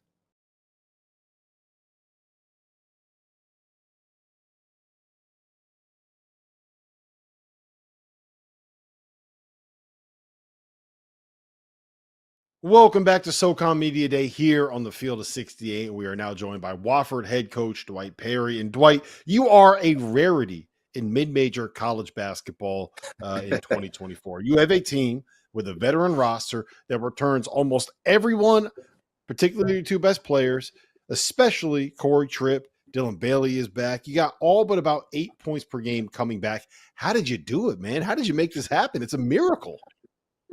Yeah, it definitely speaks to the nature of college basketball, the fact that that's in the minority now. Which, I mean, it is what it is, right? As we all know, we can have full segments talking about where we're at with the landscape of college basketball, but the reality is that's where college basketball is. So you either can deal with that and try to tackle it head on and try to figure out where you fit into that, or you can continue to get frustrated. So we choose to do the former. And, as a result, by no means are we perfect, but I feel like our staff and our program, is at a place now with some stability from a culture standpoint, from a talent standpoint. You're always trying to get better. You're always striving to improve. But I think our guys genuinely enjoy being student athletes, both of those things, students and athletes here at Wofford. Again, not to say that we're perfect. There's always areas for growth from a community standpoint, academics, basketball, but I do think our guys really enjoy the experience. And, in today's day and age, for Corey Tripp, or Kyler Filewich, a Jackson Civils, a Dylan Bailey, for those guys, even a Jeremy Lorenz, to have a pretty good freshman year, for those guys to have success and to essentially feel like we have unfinished business and wanting to see this thing through, at least another year. I think it also, as much as obviously our staff deserves credit, as they should, credit definitely goes to not only those players, but as we all know in today's day and age, their families and their communities. Because as we all know, right, it's never just, very rarely anymore is it ever just one person's decision. It's always multiple people that have say and influence. And so I think everyone a part of that process deserves credit for allowing us to coach their young men for another year. We'll talk about Corey Tripp for a second. One of the coolest stats I've seen, 6 times last year, either put you in overtime, game winner, or he tied it at the end of the game. You've been around some really good players, even when you played with Jody Meeks and some of those guys, and now Corey Tripp. What is it about guys like that? I mean, obviously he's going to be in the mix for Player of the Year in the SoCon. What is it about him that makes you feel like he's going to be able to continue this through out the course of this season as well? Yeah, I mean, to your point, I mean, there's guys that, through the years that have, right, just that it factor or that, clutch gene. Yeah. And as much coaches, we like to say, like we are instilling in them, we're teaching them, like some of that, right, guys just have it or they don't. And that doesn't mean they're bad players, but, some of that is just they have it inside of them. They rise to the occasion. And Corey's, right, he epitomizes that. There's no secret. Corey had a really good year last year, but he didn't shoot the ball well from 3. But to your point, T.O., I mean, if you look at the last minute of regulation overtime, I bet you he shot 40% from 3. And so, again, it goes back to, I think, first and foremost, not only does he have, what it takes to rise to the occasion, he works incredibly hard. And I think that's also the common denominator with the different guys, that I've been around over the years is everything they're doing at the end of the game. It obviously surprises, the spectators and fans, but those guys are getting up those type of shots day after day after day. And Corey's no different. And so his work ethic has definitely helped with that. His confidence and belief in himself has helped. I think the confidence that his teammates and as coaches we have, again, putting him in those different positions, whether it's 3s, 2s, attacks, driving, he's consistently made the right plays. And I think, the next step is, as we all know, with really good and great teams, you're inevitably going to find yourself in positions to win close games, and you have to figure out how to do that. But I think what separates good from great teams, and that's the step we're trying to take, is there's also, you can't put a number on it. There's times where games shouldn't even get to where it's close because you're doing what's necessary the first 38, 39 minutes of the game on both ends of the floor, to where now instead of having to rely on heroics or late game plays the last minute or two, you've done what's necessary to now where it looks like a ho-hum, 7-8 point victory. But in reality, as we all know, those are also hard to come by because it takes a lot of work and discipline. So these days, everything's about NIL, all your resources, right? Everybody wants to just save money, put it towards NIL so you can keep players' retention and then go get them. You decided to take a tour, an off-season tour, which was huge, years ago, and it's become a little bit, honestly, more rare these days because people are using that money for NIL. You went to Egypt and Greece. Awesome. I mean, I can't believe I wasn't invited, first of all. But you didn't get the invitation? I mean, think about that. I might have gone. Like Egypt and Greece, man, it's amazing. Why? Why did you decide to do that, number one, especially with a veteran team? A lot of coaches would do it with a brand new team. You had a lot of returning guys. Number one, why? Number two, what was the coolest or best thing about the trip? Yeah, I think, to be honest with you, Jeff, we're doubling down on our culture and the experience. And again, I think a lot of times when people say that, you're expecting to bat 1,000. Like, all the way from a Kentucky, Duke, Carolina to Kansas, right? Whatever, blue blood, UConn, all the way down to, 368. No one's going to bat 1,000 every year on never losing a player, on a kid's experience being a 10 out of 10 every single year, right? That's unrealistic. But having said that, we're doubling down on, at the end of the day, with how our college and institution is, we are still going to be a retention-based program. And that's not to say we won't selectively have, transfers. There's guys on our team, right? We already mentioned 3 guys on our team last year that transferred in. And so there's always going to be a place for the right type of transfers. But by and large, we're going to really be heavy on culture. And so to your point, we also want to be in line with the school. And so from a school standpoint, the school is extremely supportive, of having a holistic approach. Basketball is super important. Academics are extremely important. But again, you have to have a holistic approach. There's a big part of why kids come to college. And it's to be well-rounded and be exposed to different types of people, backgrounds, cultures, and taking a foreign trip's a big part of that.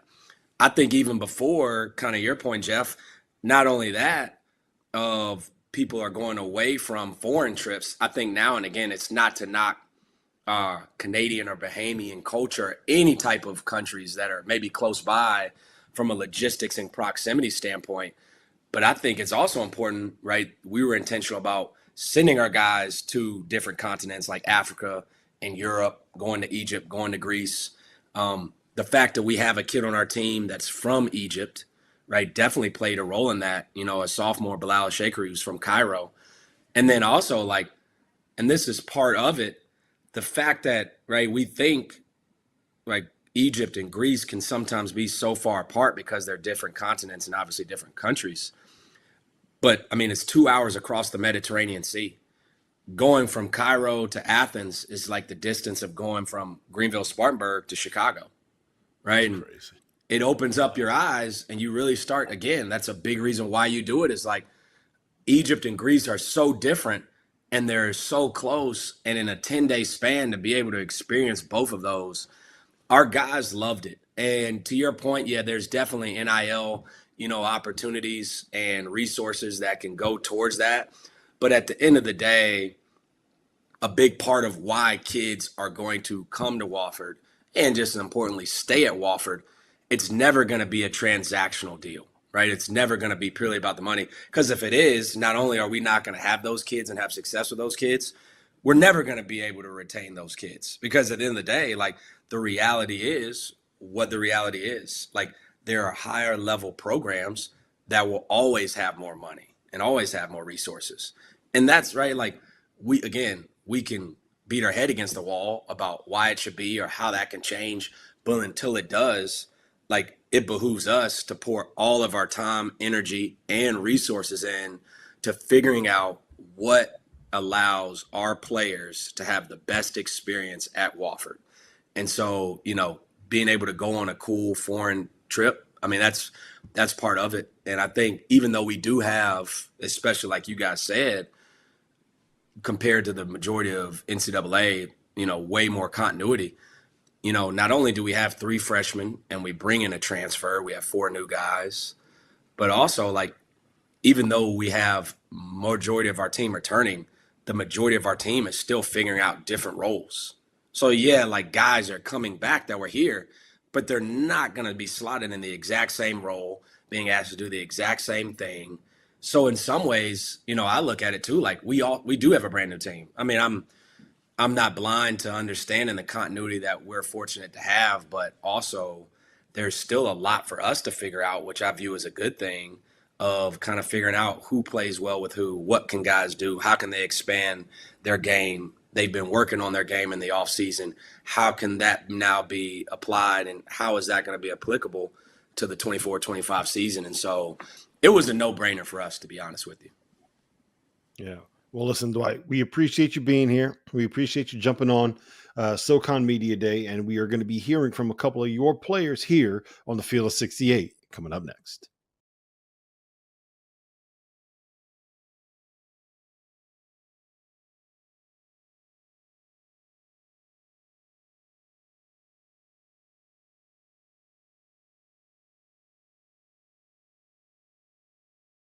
Welcome back to SoCon Media Day here on the Field of 68. We're now joined by Wofford star duo Corey Tripp and Kyler Filewich. And I want to start with this. So I didn't know this stat until T.O. just said it on the interview with Coach Perry, that, Corey, you had 6 game-winning or game-tying shots at the end of games last season. So, Kyler, I want to ask you, when he's got the ball at the end of a clock, at the end of a game, with the game on the line, how confident are you that that shot's going to go up and that shot's going to go in?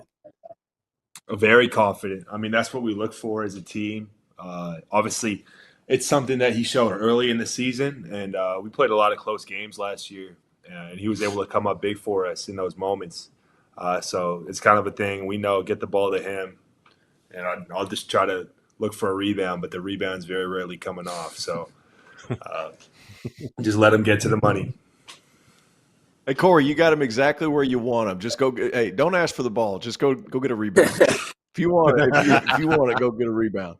Coach Perry just talked at length about your guys' foreign trip, Greece, Egypt. Really cool, and not a lot of teams not a lot of schools are doing that anymore. Well, those are memories you guys are going to have for a long time. Corey, I'll start with you. What was your favorite part of that trip, and how did that help you develop? And Kyler, I'll let you take it right after him. I'll start with the favorite scene of the trip was the pyramids. That was beautiful. But like as a team aspect and how it helped us as a team, just bonding with everybody. Being in a location with the same 13 guys we had there, it was just great experience. Even just having small talks with new guys on the team. At dinner or something like that. It was just a great bonding experience. Just helped us build as a team. Yeah, I mean, kind of going off that, a lot of similar stuff. I mean, getting to kind of not really take our minds off basketball, but just kind of enjoy each other's company more than anything, doing amazing things. Like Corey said, I love the pyramids too. But being able to not only be with the whole team, but kind of see a different part of our staff, being able to hang out with them. And it was a lot of fun. And like you said, memories we'll have for a long time. Two great food countries. How was it? How was the food in Greece and Egypt? I was a big fan. It was good. Big fan. How could you not be?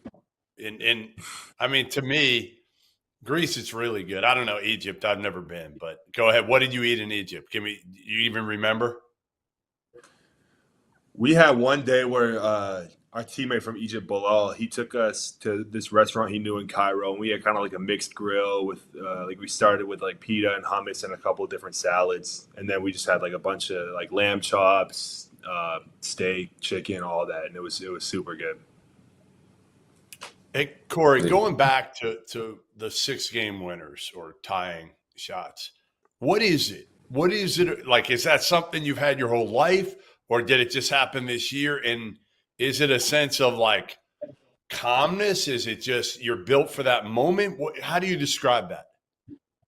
I mean, I had a few game winners prior to that, high school and just growing up playing basketball, but it's really just a mentality of trying to stay calm in those positions. Like a lot of people will let that get to them, but at the end of the day, I always think back like it's just basketball and it's just one shot. Like, I mean, it alters winning or losing, but I'm just trying to stay calm and focused in those situations. I feel like that's helped me a lot.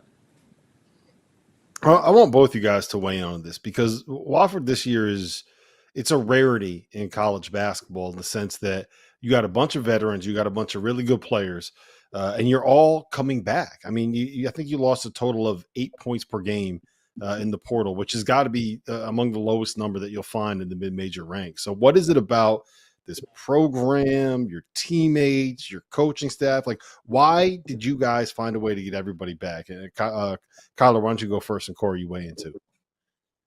Yeah, I mean, I kind of goes to the culture we have within the program that the coaches have established here. And not only that, the school as a whole, like it's a very tight-knit environment. Like we're one of the smallest Division I schools.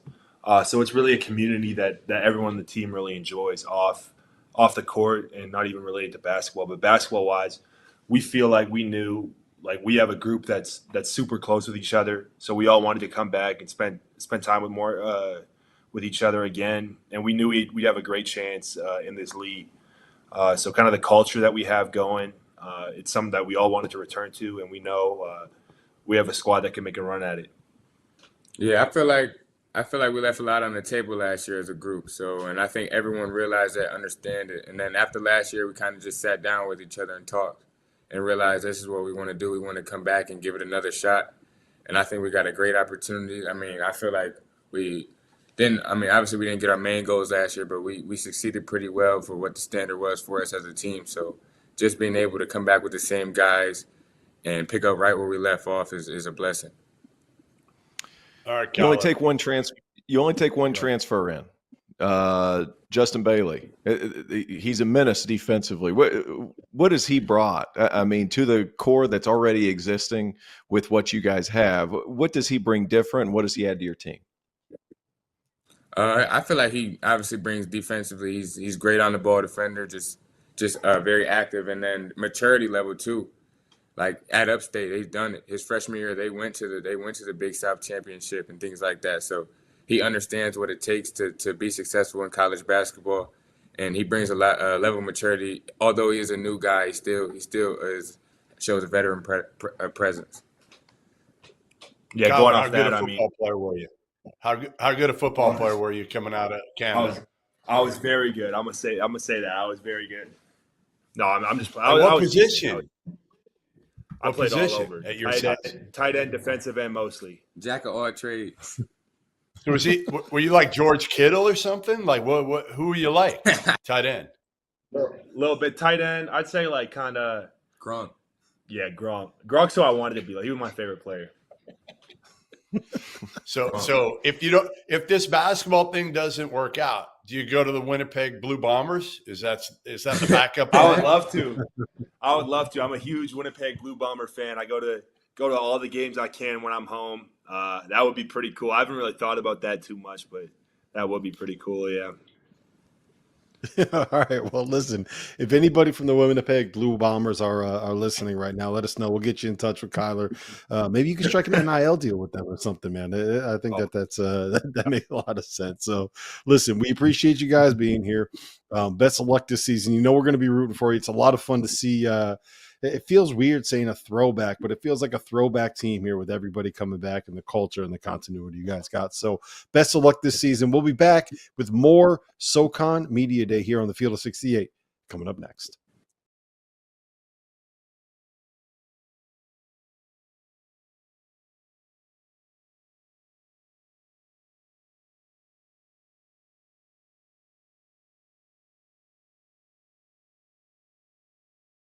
Welcome back to SoCon Media Day. We are now joined by Furman head coach Bob Richey, who is the best chef in the SoCon. I feel very comfortable saying that. Bob, you are coming off of a season where you guys went 17-16, 10-8 in the SoCon, but you lost a couple of key pieces, lost a couple of really talented guards. How do you start rebuilding, and how do you start developing the framework of the program to move forward? Well, I mean, we clearly lost, top three scorers and, a lot of our production. And fortunately, we've been in this situation before. After my first years, very similarly, it wasn't due to the portal. It was more so to graduation. We lost, I think, 3 of our top 3 scorers that year, lost over 50% of our scoring. And, that team came back, and that's the team that actually won their first 12 games. And basically, it was a lot of, when you look back on it, I think, a lot right now you're going to hear about, hey, who'd you get in the portal? Who'd you sign? What all conference players do you have back? I've always been a big believer, though, in programs. It's that middle group that's very critical. It's that group that you return back that maybe not a lot of people are talking about. And that second team we had, Alex Hunter, I think had averaged 4 points a game the year before. Noah Gurley was a redshirt freshman. Clay Mounts averaged like 5 points. So we're going to have some guys within step up. And we actually have 8 returners, which is rare in today's time from last year, and 4 of them that have started at some point in their career. So we'll have some definite new faces, but I think if we really, get back to playing connected basketball, which I thought we got away from a little bit last year, and make sure our defensive efforts are consistent. This is going to have to be, a strength in numbers type team. This is going to have to be, a team that really guards and really takes care of the ball and really works well to get shots for others. But I like our potential. I like what we can get to. We're going to have guys in new roles. We're going to have, Garrett was the 5 last year. Well, we've moved him to the 4 because we got the Bowser kid that's made a big jump. And PJay played the 2 last year with JP at the 1, but PJay's really a 1. So we've gotten him back to his normal position, but he'll be at, so we're moving him to the point. So then, you're sliding some guys and you're moving some guys, but I like the upside of this team is really, really good once we get into SoCon play. Coach, it wasn't just players. Your staff had some turnover as well. And from a coaching perspective, how has that kind of reinvigorated you? You're able to hold on to Chad, but you have a lot of new pieces in, new ideas, new faces, new energy. How's that difference been for you and for the players? Well, first of all, you're always happy when you see guys, be able to get opportunities to, help their families and their careers. And Matt going to Michigan, and Jeremy going back with Chris Mack to Charleston. I think we had 4 guys on staff. I think out of 4 guys, they increased their salary over $400,000. And so, that's always a plus, right? When you're doing this and you can see guys grow, and you can see Jake Delaney go from the 4th guy here to associate coach at Gardner-Webb, and, Damon going to FAU, and, just seeing guys grow in the business. But at the same time, it also gives you an opportunity to get some new ideas and some fresh energy in here. And so we brought a former player back in Rhett Lister, and his dad was my college coach. And, last year was the first year I've had a team without a former player on staff, and I thought that was a mistake. And, so we've got him back on staff. We hired Pat Estep, who's been a head coach for 18 years, at Cedarville, and he and I have known each other for a long time. But, I need all the help I can get. So to have Pat and Chad here is guys that, have coached a lot of games and won a lot of games. That's been pretty neat. And then, I think a strength coach is an overlooked key piece in today's time. And when we lost Matt to Michigan, I was super happy for him.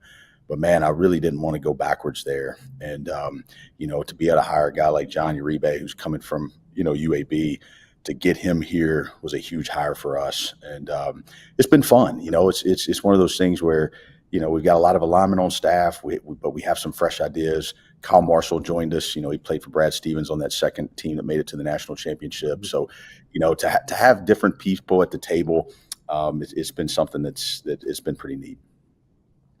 So last year, when I saw you down in the Bahamas, you said to me, "You got to watch this kid, Cooper Bowser. He's gonna be really, really good. He's like a deer, a young deer at that point. Runs, jumps, plays hard. Just didn't know what he was doing back then. So That's right. How much has he progressed from then to now? And you alluded to it earlier, like he's going to play the 5. He's going to get a lot of minutes this year. How much better has he gotten, and how? Well, it's one. First of all, he's put on more weight, so he's at 220 now, which is huge. I mean, we got him like at 200, and so our system takes a little bit of time, as you know, but his passing's gotten better, his understanding of the system's gotten better. But it's like I tell the staff, like, he's not going to shrink, guys. Okay, so like he's not getting any smaller. Like we got to just continue to pour into him, continue to teach him, continue to develop him. What I think is going to happen with him, I think you're going to see a pretty big jump this year. He's going to get to play a lot more than he did last year. And then I think he's going to put himself in a position to be one of the best players in the league the next 2 years. I think there's still going to be some things to continue to iron out that playing and getting a bigger role is going to be able to do that. But I would say last year, we had him out there out of necessity and really being able to get him some of those, key minutes. But if you look back to a guy, let's say, I'm not saying they're the same player, but similar type upside situations, you look at Jalen Slauson becomes a second-round draft pick. Well, Jalen scored 19 points here his whole freshman year.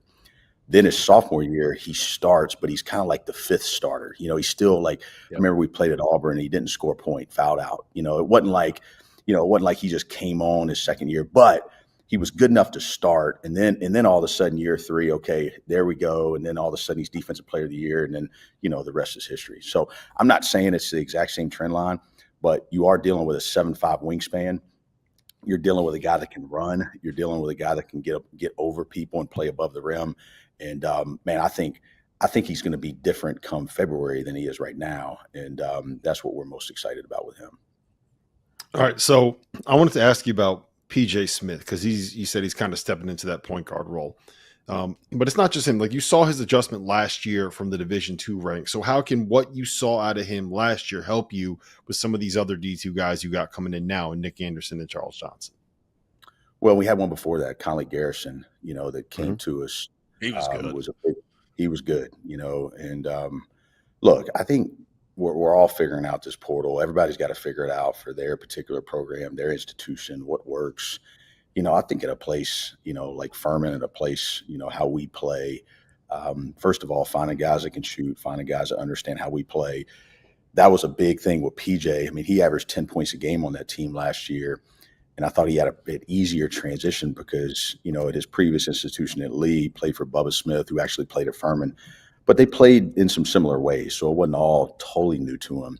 But I do think, so far, watching him in the spring and watching him in the summer and now early in practice, the point guard spot is definitely more advantageous for him. He's more of a natural one, and defensively, it's going to help us. We're going to be able to be a little bit bigger, in totality. I mean, we're going to be a real. This will probably be the biggest team we've had by far.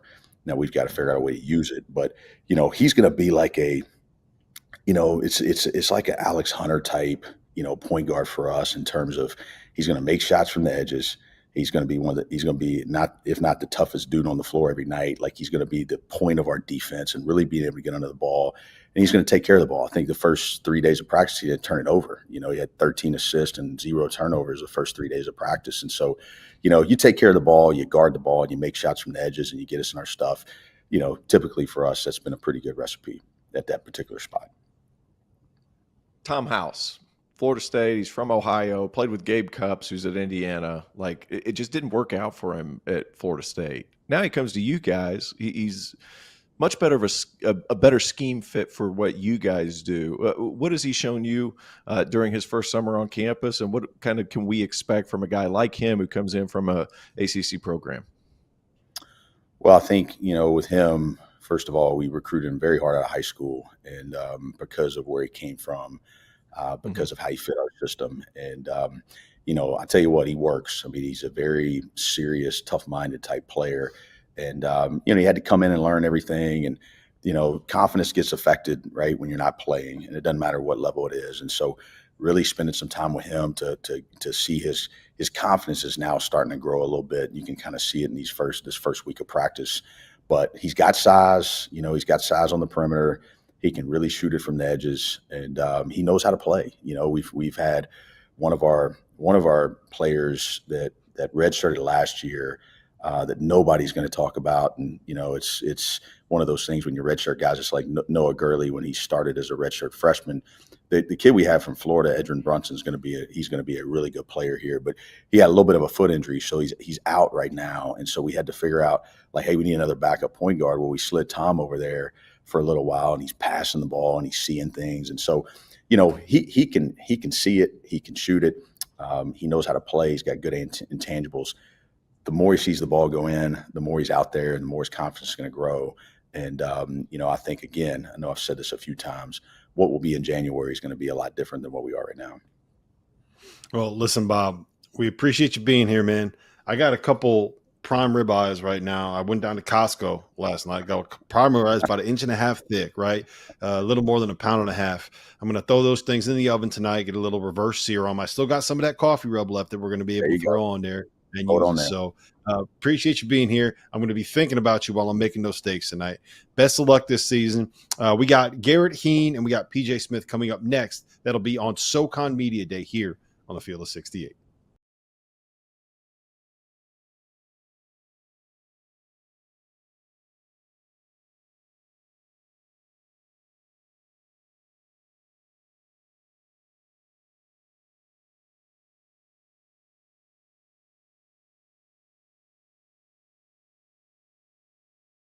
Welcome back to SoCon Media Day here on the Field of 68. We are now joined by PJay Smith and Garrett Hien, two of the guys that we're expecting a lot out of for Furman this season. And, we'll start with you, PJay, here. You're stepping into a void that was left by JP Pegues, and you're moving into a new position this offseason. What have you kind of learned over the spring and the summer in terms of what you're going to be able to do in that role? And then, Garrett, when he's done, I want to know what you've seen out of him that makes you believe he can be the point guard for you guys.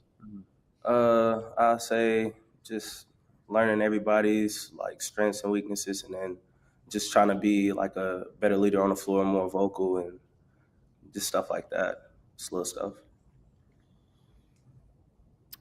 Yeah, what I would say, what I've seen is his leadership has grown tremendously. I mean, he's been here for a year now, so he's got some of the system under his belt. And just it's been interesting seeing him at his natural position at a point guard. He's more demanding of people. His assist-to-turnover ratio in practice has been great. He's shown that he's a true, on-ball guard. And I think he's done a great job, like I said earlier, leading the team from that position, knowing that he needs to be our alpha. And like Coach Richey said, defensively, kind of be that guy. PJay, you come from Lee University in your first year last year. Lee University is where I'm from. I'm from Cleveland area. So just so I know you knew that, but I'm letting the people know. What's been the biggest adjustment for you? Now you played off the ball last year, kind of as a secondary ball handler. This year, the primary guy. What was the biggest adjustment coming from Division II to playing in the Southern Conference, which far and wide is known as one of the better mid-major conferences in college basketball? I would say the biggest adjustment was speed. We play super fast here. I say at Lee we didn't play as fast, and then guys at every position are just way bigger and more athletic. So just trying to figure out how, using pivots around the rim to try to score, and then just I don't know. It's just I would say people just way bigger and faster. So it was a little challenging at first, but once we start practicing in the summer, I feel like I got a hang of it. All right, Garrett. How old are you? Because I know you did a prep year, I think, and this is year 5 now. You got to be one of the oldest dudes in the league, certainly the oldest guy on the team.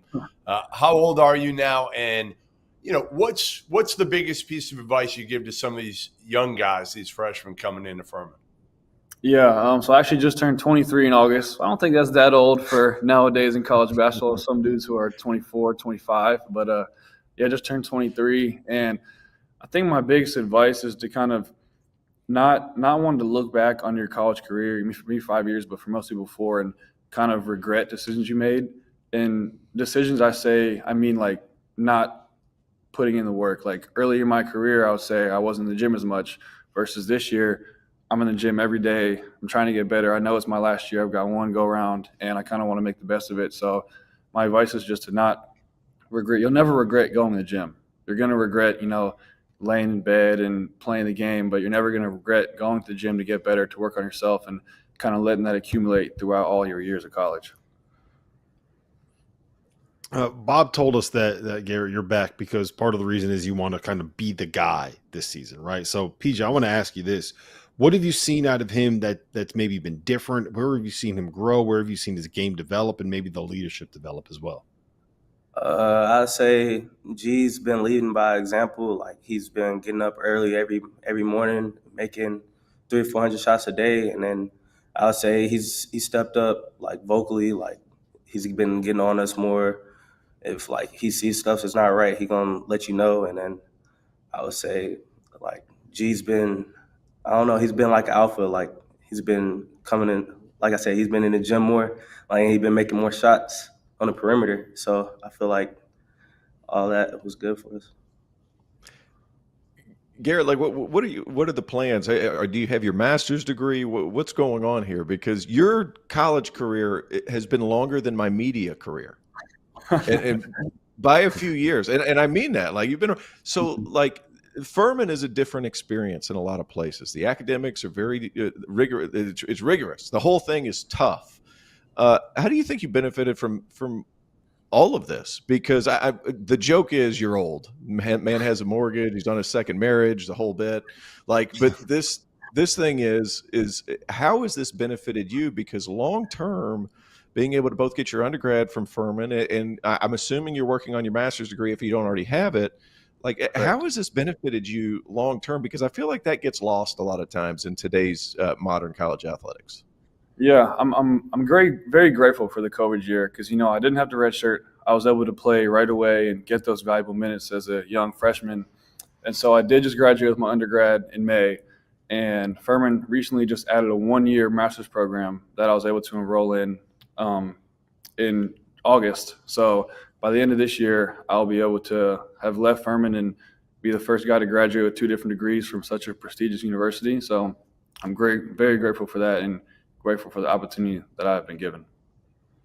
You know, Tio is joking with you about, you know, you being on your second marriage. If he doesn't start doing his chores soon, he's going to be on his second marriage also. All right. Hey, PJay, best dressed on the team. Who is it? I say we got a tie. I say it's either between Tyrese Huey or Tommy Humphries. I thought you were going to say yourself. Nah. I mean, I probably say I'm like top 3, top 4. He's up there. Right. He doesn't want to tell y'all the truth. Is it you, Garrett? Give me. Yeah. Is it you, Garrett? It's definitely not me, but I'm definitely getting better. I'm getting better. Why? Hold on, PJay. Why not? Why wouldn't Garrett be in the mix for best dress on the team? I mean, he be having some nice. He be putting it on a little bit. I like to be comfortable. They all, you know, try and look all good to go to class and everything. I'm just going in my Furman gear, repping the school. Yeah. I say we just got a lot of people that be trying hard with the dress and stuff. Hey, Garrett, that's what happens when you hit 50. When you hit 50, you don't care what you look like anymore. I don't care. It's something purple or black. Hey, yeah. Yeah, you and me together. There you go. You know. Yeah, look, that's dad vibes right there, and they're kind of the dad role of this team. All right, real quick before we get you out of here, Cooper Bowser, Coach Richey was on here talking about how good he's been, what his ceiling can be, how well he can develop. What have you guys seen out of him? And PJay, it's got to be nice when you got a 6'11" dude with a 7'5" wingspan, where you just, you know, you throw the ball up to the square, let him go get it. Is that what it's like as a point guard? I say Coop, like, he's made a big jump from last year, and he still got a lot of room to improve. But I say like he can stretch the floor out a little bit more now, but he's getting more comfortable around the rim finishing and blocking a lot of shots and rebounding. So I feel like he's doing real good. Yeah, I would say I think he's matured. Obviously, you know, he's gained an extra year under his belt, but I mean, he's gained 20 pounds in a year, and that's really helped him down low in the post. It's a little harder to guard him now. He's a little stronger, but yeah, I think he's been a great addition to the team. I mean, as he gets older, he's obviously going to keep getting better. And like PJay said, he's even been working on his shot. So once he gets that down, he's going to be able to space the floor. And yeah, he's been working on finishing, working on defense, really learning how to use his length. And I think he's just changed his habits, and that's helped him all around. Well, listen, guys, we appreciate you being here. It's been great to catch up. Best of luck this season. I'm sorry we kept you late, Garrett. You got to go make sure the lawn is mowed and you edge up the lines, make sure you blow all the leaves off of the grass. So we appreciate you taking away from some of your dad chores here, jumping on with us. We'll have more from SoCon Media Day here on the Field of 68 coming up next. The devastating effects of Hurricane Helene continue to cause challenges for many communities within the SoCon footprint. The Southern Conference has joined with the World Central Kitchen to help in recovery. The World Central Kitchen is a nonprofit on the front lines, providing fresh, warm meals to those affected. Scan the QR code and join us as we stand with impacted communities working together to get through this tragedy.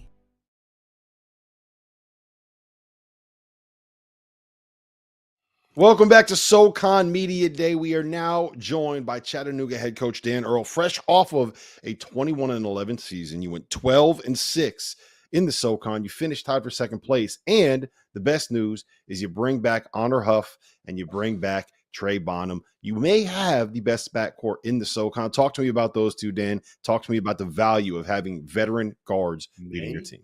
May? What do you mean May? Yeah. Hopefully they're the best backcourt. We have some unfinished business. We had a tough ending. It's a little bit of my personality to bring up the bad before I talk about the good, but losing in the Southern Conference semifinals. But hopefully those guys are hungry amongst other guys that were returning. Really nice to have both those guys back. Honor and Trey, you may know their story. They were with us at VMI. So they came in kind of unheralded recruits, if you will, and had really good careers there at VMI. Honor followed us here to Chattanooga, had to sit a year because of the Southern Conference rule. And then Trey went to Florida and came back to us in a transfer after spending 1 year at Florida. So super excited to have them both. We're asking them to take another step forward, both as basketball players, but certainly as leaders. Hoping that their leadership, they've been through the battles of the Southern Conference. And, I think it's just nice to have their veteran experience back. Coach, I was sitting here looking at your roster, and obviously Honor Huff and Trey Bonham, they're going to be great. But you guys went a different route to get the pieces around them. A lot of really good Division II players. What did you see from some of those guys, whether it's Bash, or not Bash was at Bellarmine, but Frank Champion, Garrison Kessler, some of those guys that made you think that they can step up and play a quality role beside these elite guards that we have here? Yeah, I think you got to do it every which way. And we're under the belief that, hey, if you're a good basketball player, especially as you get older, you can play at a lot of different levels, right? I'll take it back, but my brother played at Princeton. He's now the head coach at William & Mary. But, in the Ivy League, in those days was good, but not obviously, and still not Power 4 or 5, whatever you want to call it nowadays. But when you were an all-league player in the Ivy League, we thought that, hey, you could play anywhere in the Big Ten, SEC, what have you. And I think the same holds true for, a D2 player. Like the very best Division II players, they get on the court early. They learn how to play basketball. They're physically mature. We really like the guys we got. As you mentioned, Frank Champion from North Georgia, outstanding athlete, has a lot of leadership skills, can do a lot of things with the basketball, can really pass the ball on top of being able to score the ball both on the block and from the perimeter. Garrison Kiesler, an unbelievable assist-to-turnover ratio, really knows how to play, and a tough kid, both sides of the ball. And then Jack Costel is our third Division II player, if you will. Will be a steady guard for us. We might play 3 guards at a time. He's got some great abilities on the court and off the court from a leadership standpoint. So we really went out trying to get some other guys that were winners, that had high assist-to-turnover ratios, that could see. That's a big part of what we do. We have a saying, see, share, shoot. So we want guys to be able to be unselfish and see, and I think all 3 of those guys will fit into that. What have you challenged? Obviously, Honor and Trey, you've coached them plenty here, but they're the cornerstones of this team this year, like they were last year. What have you challenged each of them over the offseason to get better, to take a step forward? Yeah, I think, both on and off the court, but, for Honor, he can certainly shoot the ball. We've challenged him to be better defensively, right? He's not the biggest, strongest, he's not going to lift the most weight in the weight room, but he is getting stronger, and he can really bear down on that side of the court a little bit more and take it a little more seriously and be a great defender, not take a little less chances, be strategic with the chances you take, and really try to keep the guy in front of him. So defensively is where we, on the court, we've challenged him, and to be more of a playmaker offensively. He can shoot again, but he really is a good basketball player. So he can get by guys, get in the lane, and create for others. So we want him to do a little bit more of that, along with ball handling ability. So, and then off the court, just to be, kind of hitting them with, do you want to be more liked or respected, right? He is a wonderful young guy, and the people in the Chattanooga community, and if you get to know him, like his energy is contagious. He'll talk to anybody. He's an awesome kid. On the court, as you know, if you want to be successful, sometimes you got to, lay down the law or get on guys. And he's still growing in that department. And, I'm not asking him to change his, personality or what have you, because you don't want to do that. But he asked him to take a jump in leadership skills from that standpoint. And then Trey Bonham, the big thing is he's physical. He can get downhill. He can shoot the ball. He's gotten much better as a shooter over the years from when we had him at VMI. Our big thing is to make everybody else better on the court, right? So a lot of times you look at a point guard, certainly, the best of them are able to score the ball, and he has that. He's an unbelievable finisher. But can he get in the lane and make whoever it is, Noah Melson, an even better player who's another guy coming back, or get Bash Whelan, one of our transfers, or Garrison Keesler, an open shot. So if he can continue to do that, I think, it'll help us win games most importantly, but also help him in his future, whether he wants to try to play, afterwards, wherever it may be. You mentioned honors defense. Last season, you guys finished sub 200 on KenPom. You were in the bottom half of the SoCon defensively. And you don't exactly have the biggest backcourt in the world with a lot of turnover in the supporting cast. How do you guys, how do you improve that defense? How do you take the next step there when you have this many new faces? Yeah, great question. I was kidding you about pointing that out, right? I'm very aware of that, and on the defensive side. And, that's one of our big sticking points this year. We tried to get guys that are more versatile, on the offensive end and can see and share the ball, be unselfish. But defensively, I think we got longer, liver bodies. We have a lot of guys between, 6'5" and 6'8", so they can play multiple positions. And I think the mindset of some of the guys that we brought in will help. Frank Champion can defend. Garrison Keesler, Bash Whelan, they're tough kids. They're older. Jack Costal. And then, hitting those two, Honor and Trey, about, hey, how important it is to play both sides of the ball and really make it, it sounds silly, but difficult for the other team to score. That's the whole idea. So, and then, as a program, this is one of the things that you go back and forth on all the time. We want to stay true to who we are, which is, again, an unselfish team. It's a team that shoots a lot of threes. You may have seen, but we've shot, first, second, or third most threes in the nation in the last 5 years, if you will. So you want to stay true to who you are offensively, and you don't want to. We're not going to flip and become. I've been part of programs when I played and when I coached at different times where you're doing 80% of the practices defensive drills, and look, there's nothing wrong with that. You have an identity. You're doing rebounding, war rebounding drills or defensive drills and getting on the floor and all that stuff. So again, I'm not pointing that out as bad at all, but we're not going to flip our identity, but we do have to spend more time and make it more of a sense of urgency on the defensive end. So I think us spending more time pointing it out, doing more drill work, all those things will help along with the pieces that we brought in. And it's tough to do sometimes, Coach, because whenever you play smaller guards at the 1 and the 2, sometimes, especially when they're scorers, they don't understand, I can make the other team's job harder because I can get up underneath. But you look at your roster, some of the younger guys, do we feel like they're going to be able to make an impact, or is it going to be mostly the older guys? Because I'm looking at a guy named Latif Doof, who's got some skill, played on the EYBL circuit. Everybody knows that Jake Stevens played for you at VMI. Does he have some of those characteristics as far as passing and skill is concerned? Yeah, your first point, Terrence, is well taken, right? Sometimes when you have smaller guards, that's the positives and negatives, right? But if you're going to be smaller, you got to get into that ball. And that's something else that we've talked to Honor and Trey for, and at times when you're younger, hopefully, right, like you're saying, hey, I got to do so much on the offensive end, or I'm running around doing – and you don't have time to really get into the ball. And I think they both matured. Trey in particular is physical and get into the ball, but Honor as well, and make life difficult 25, 22 feet from the basket rather than waiting to make your stand close to the basket. So, but you brought up two our young guys. I think Latif Joff has a chance to be really good. We have him and then Isaiah Otuluk, who are both freshman for us, but Latif is from the Netherlands, played prep school ball in California, has two brothers that are Division I players as well. And while his shot is not where Jake Stevens is, if you will, or we had a kid, Jan Zedek last year, who's a very good shooter. He's not the shooter they are now, but he's willing to get in the gym. I think he'll work on that. And he's got some real abilities to pass the ball. He's physical. He's got to get in a little bit better shape, but I see him as being able to impact things, hopefully sooner rather than later. I see him getting on the court this year, certainly.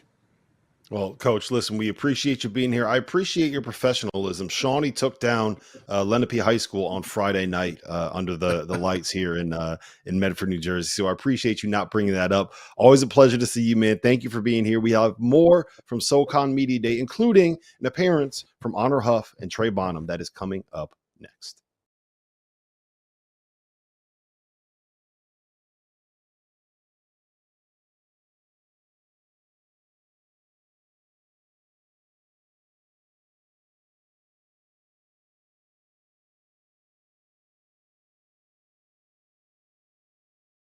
Welcome back to SoCon Media Day here on the Field of 68, and we are now joined by the actual professional podcasters in the room, the hosts of the 2-3 Zone podcast, Trey Bonham and Honor Huff. And guys, you played together at VMI. You played together again last season at Chattanooga, and I want both of you guys to answer this, and you can be quick on it. But where did you see the biggest growth in each other's games? Trey, why don't you start? I think with Honor, the biggest growth in his game is, one, his leadership off the court. He's been a very vocal leader for us this year. And then on the court, just his dominance on the game. Like, freshman year, he was trying to figure out his role or whatnot. But last year, we kind of see him, and especially I think before I got my little waiver or whatever, and then when I got hurt, like, he led the team and kind of put his foot down on the court. So I think. Trey, shoot! I'm sorry. Go ahead. No, you good. You good. Oh, you want me to go? Okay. For Trey, I just think his control of the game, I think, has gone through the roof. I think he knows when it's like, okay, it's Trey Bonham time. He has to take over and kind of lead the team. And then also when it's like, okay, let's try to get everyone else involved first. Like, I mean, he'll tell me sometimes, like, okay, this is what I'm gonna do, and like, not on some LeBron stuff, but usually it works. So he'll tell me, like, I'm going to do this, then I'm going to do this. And it usually works. I mean, he'll tell me, like, okay, now it's time. And, he'll control the game and dominate the game when he has to. Also take a step back and let us kind of get in the flow of the game as a team. So I think it's taking us to new heights, honestly. Sorry for interrupting you earlier. Questions for both of you, one at a time, obviously. But Trey, like, you go to Florida, you have a cup of coffee in the SEC, you follow Dan back to Chattanooga. Honor, you follow him to Chattanooga directly. What is it about playing for Coach Earl that gets you guys excited? You want to be there. You're in a different situation now, obviously, at Chattanooga than you were at VMI.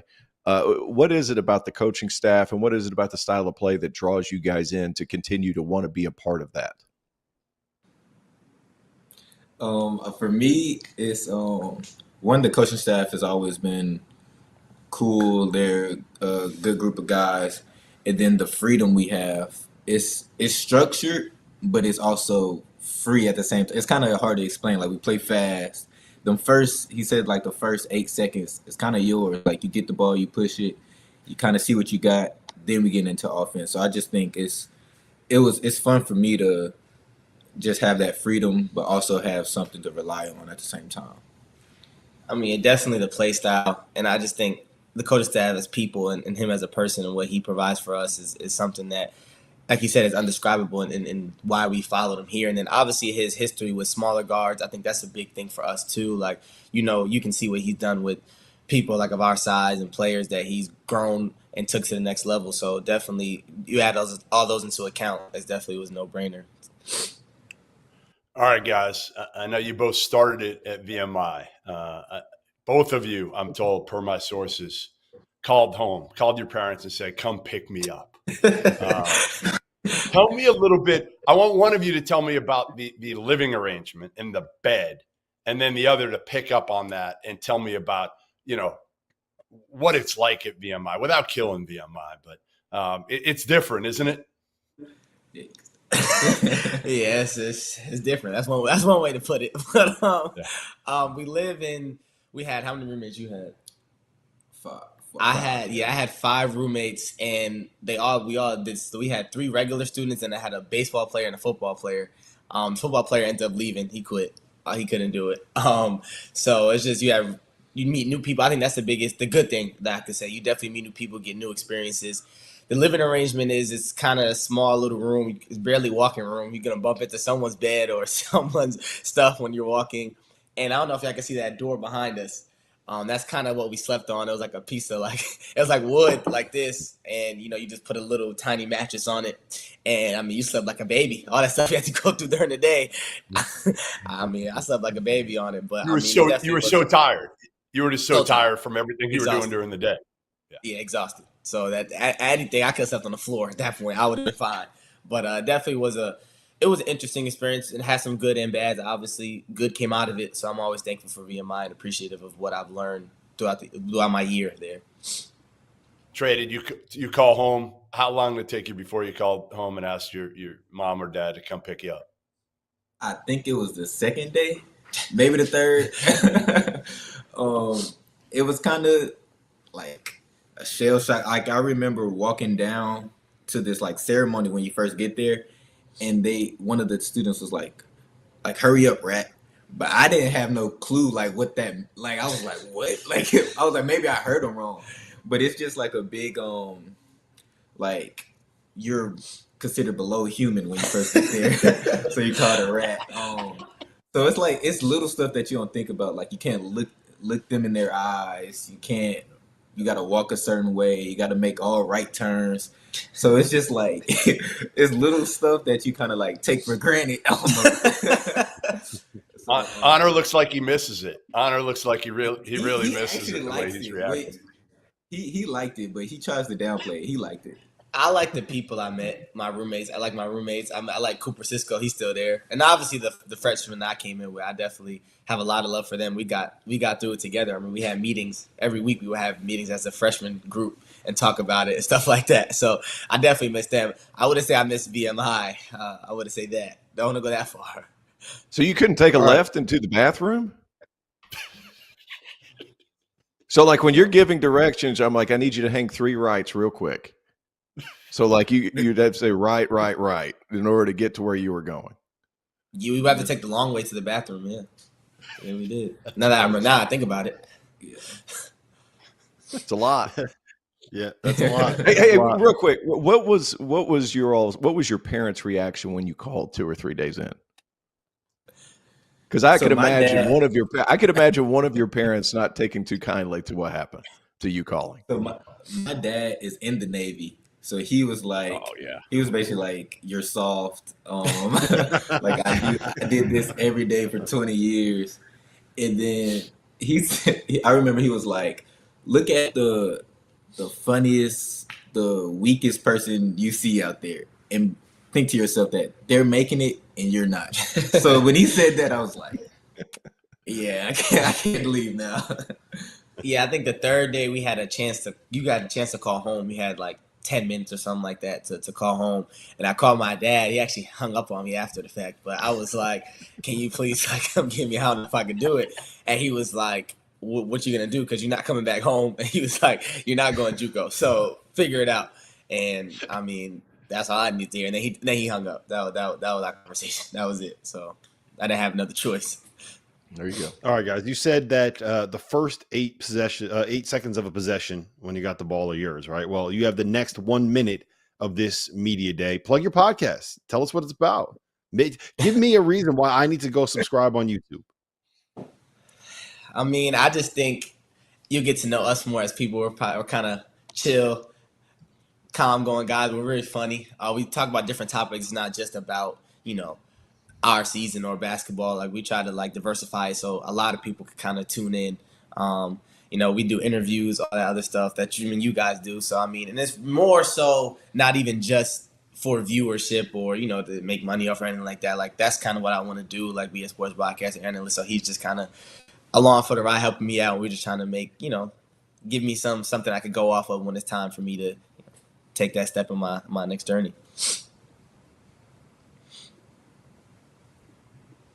Are you interviewing teammates? Are you interviewing teammates as it goes along? Our first interview actually interviewed one of our assistant coaches. That was our first interview. That should be out soon. Honor, I got a question for you. Yes, sir. Who's the better shooter? Who's the better shooter, you or your girlfriend? Oof. That's a good question. I get that a lot. She shot 46. She shot 46 from 3 last year. 46%. Sure I think I it's would her. say catch and shoot, definitely her. But if we're talking about on the move or off the dribble, it's definitely me. Definitely me. But catch and shoot is her for sure. She got it. I want Trey's opinion on that. I think that's the one we can trust more. I'm going with the SoCon Champagne-a-con. There you go. Smart.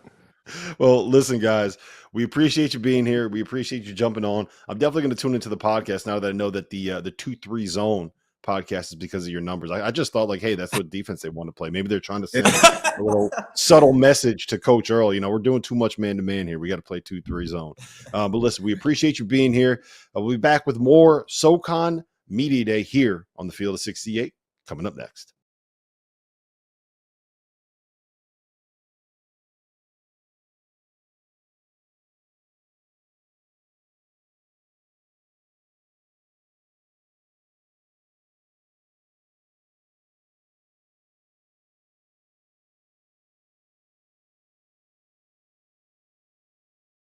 Welcome back to SoCon Media Day here on the Field of 68. And we are now joined by new Mercer head coach, Ryan Ritter. And Ryan, I just want you to kind of take us through the life of a coach at a new program at the mid-major level. When you have so many guys entering the portal, you got to go recruit. You got to recruit guys back to your roster. You got to go figure out who you want to recruit to build your roster around.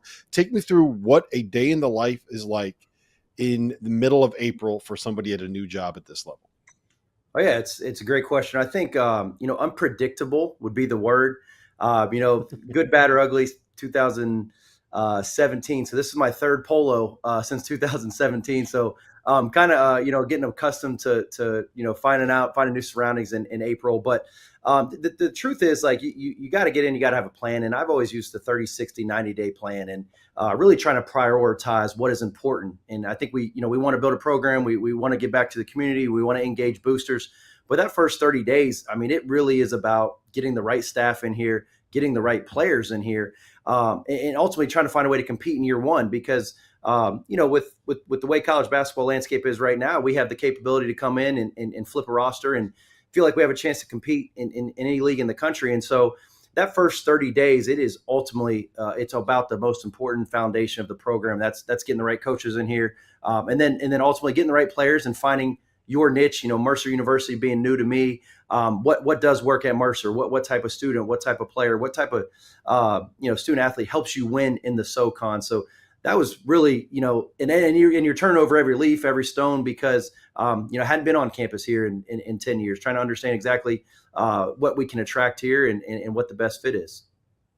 You alluded to it a little bit, being new to the SoCon. You're in the OVC, you come to the SoCon. What's the biggest adjustment you're going to have to make from conference to conference? Because as you know, this league's filled to the brim with really, really good coaches, guys that get promoted fairly quickly over in recent memory. What's the biggest adjustment for you as far as playing style is concerned, and as far as just your overall feel for the roster and the rest of the league? The truth is, and I'll say the truth is, I don't know. I've not coached a game in the SoCon yet, and I think so many times we want to give answers to say, I think this will be it. And we've watched all the film, we've evaled programs. I think the offensive focus in this league is probably a little different than the OVC. But the truth is, like, we got to get our feet in the ground. We got to understand what it means, like, to go to Furman on a Wednesday, to come back and play VMI on a Saturday. I think the biggest thing for us is not really what the SoCon or what the other programs are doing, what actually fits here, what can help us win. And I think, previously at Bethune-Cookman, we did it a little quicker. It took us a year at Martin. And so I think for here, it's just really focusing on what can we control, what type of dudes, how do we want to play, how do we want to embrace this new league.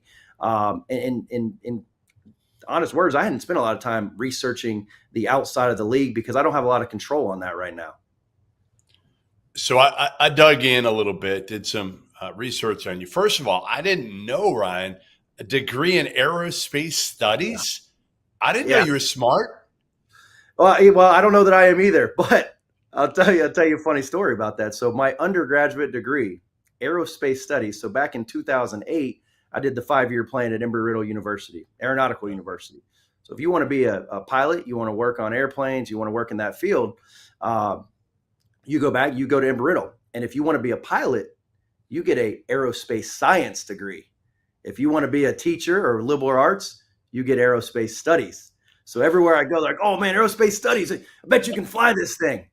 And I say, I bet you I got about as good a chance as you guys do. So I don't know if I'm smart, but I do have a very, I guess, catchy undergraduate degree. I like it. All right, I did a little more digging, and rumor has it you were a hell of a baseball player as a kid, or at least self-proclaimed you were a hell of a baseball player, better than you were as a hooper. And I guess they just had a softball fundraising event, and suppose you're this big dude, home run hitter. You get up there, and it takes you 16 tries to hit one out of the park. Where your brother Reed, who's also on your staff, never played baseball. First swing, he hits one out. What's going on here? That I can confirm that is accurate. There's lots of things my brother is not good at. Okay, there's a couple things he's good at. One is probably telling the truth about me. He's very good at that. But yeah, I was embarrassed, guys. I went up there. I'm thinking, hey, I played baseball. I actually played a year in college. Now, I didn't tell these guys I was a pitcher, so I wasn't quite the hitter, but I did play. It took me, 16 swings, guys. I was up there for a long time. And of course, little brother Reed comes up. Second, third swing, he just boom, boom. And I'm like, dude, you got to be kidding me. So, of course, I wear it that night. And yeah, he's a better home run hitter for softball charity, fundraisers, no doubt. One more. True or false? True or false? First of all, you were homecoming king in high school. That's true. That's true. We're not gonna play true or false with that one. Did you, true or false, have the Justin Timberlake blonde frosted tips back in high school? True, absolutely. Are you kidding me? frosted blonde. Dude, I had puka shell necklace. I had earrings. Dude, I was sweet. We need a photo. I tried to get a photo of this, but I don't think your mom would give it up. Hey, it is my commitment. I got to find that one because I'm proud of that. Number one. Number two is I will get that to you guys, and I hope at some point you're doing a SoCon, big time late season conference matchup, and you just flash the puka shells and frosted tips. I'm all in on it. That's good. I appreciate. How did you research that? Listen, that's what good reporters do, right? They get how you had blonde frosted tips and whatever it is, a hookah shell necklace. All right, yeah. I did my research.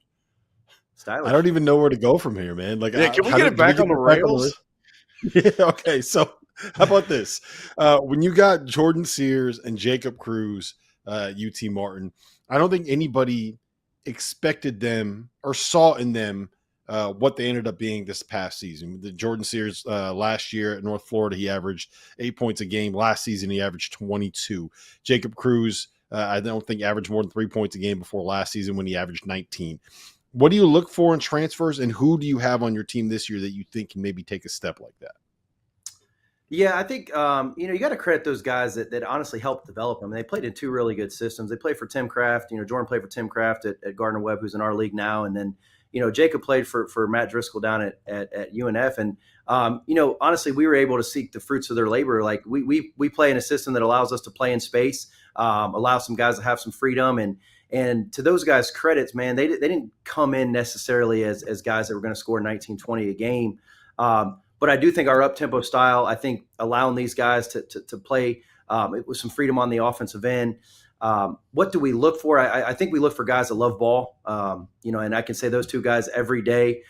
They came to compete every single day for UT Martin, no matter what was going on, good, bad, ugly. Like those dudes wanted to hoop every single day. And yeah, do they have their deficiencies? Do they got to get better in some certain areas? But the guys that have had the most success for us, they love hoop. They love to compete. And I think what we saw is just, those two guys honestly freeing their mind and letting them play with some confidence. And when they made mistakes, it really wasn't that big of a deal because they were going to they were shooting 18, 19, 20 shots a game, and we needed them to do that for us to be successful. So I think just kind of unlocking that confidence for them and giving them an opportunity.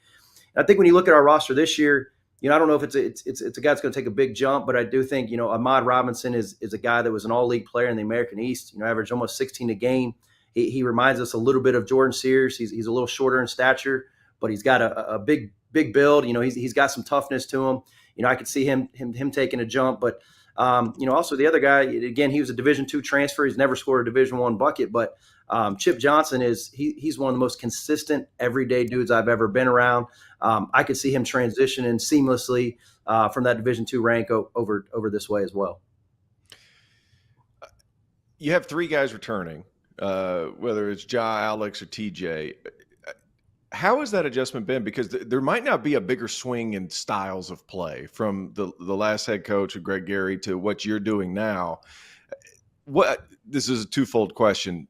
How have those guys been able to adjust to what you're doing? And then what can Mercer fans expect from a stylistic perspective of what you're going to bring, what your staff's going to bring that's going to be different than what the previous administration did? Well, I think the first thing is you got to give credit to Greg and those guys. Like they were doing a good job. I mean, it was 5 years. They're right around 500. And I think we all remember what we want to remember. Some things good, some things bad, and there's something. Usually, the truth is somewhere in the middle there. But I think with those guys, I think Ja and Alex, guys that had played a lot of minutes for those guys. We're expecting them to have big parts for us as well. Sure. I think it may look a little different. We're going to be a little more up tempo. I think we're going to count on Ja and TJ defensively in a different style to disrupt and be aggressive in passing lanes. And then I think from an offensive standpoint, Alex Holt can really run. And if you look, there's a guy on our team last year, Issa Muhammad. He was an all-league player because he ran. I mean, if you watched UT Martin play, he was end to end.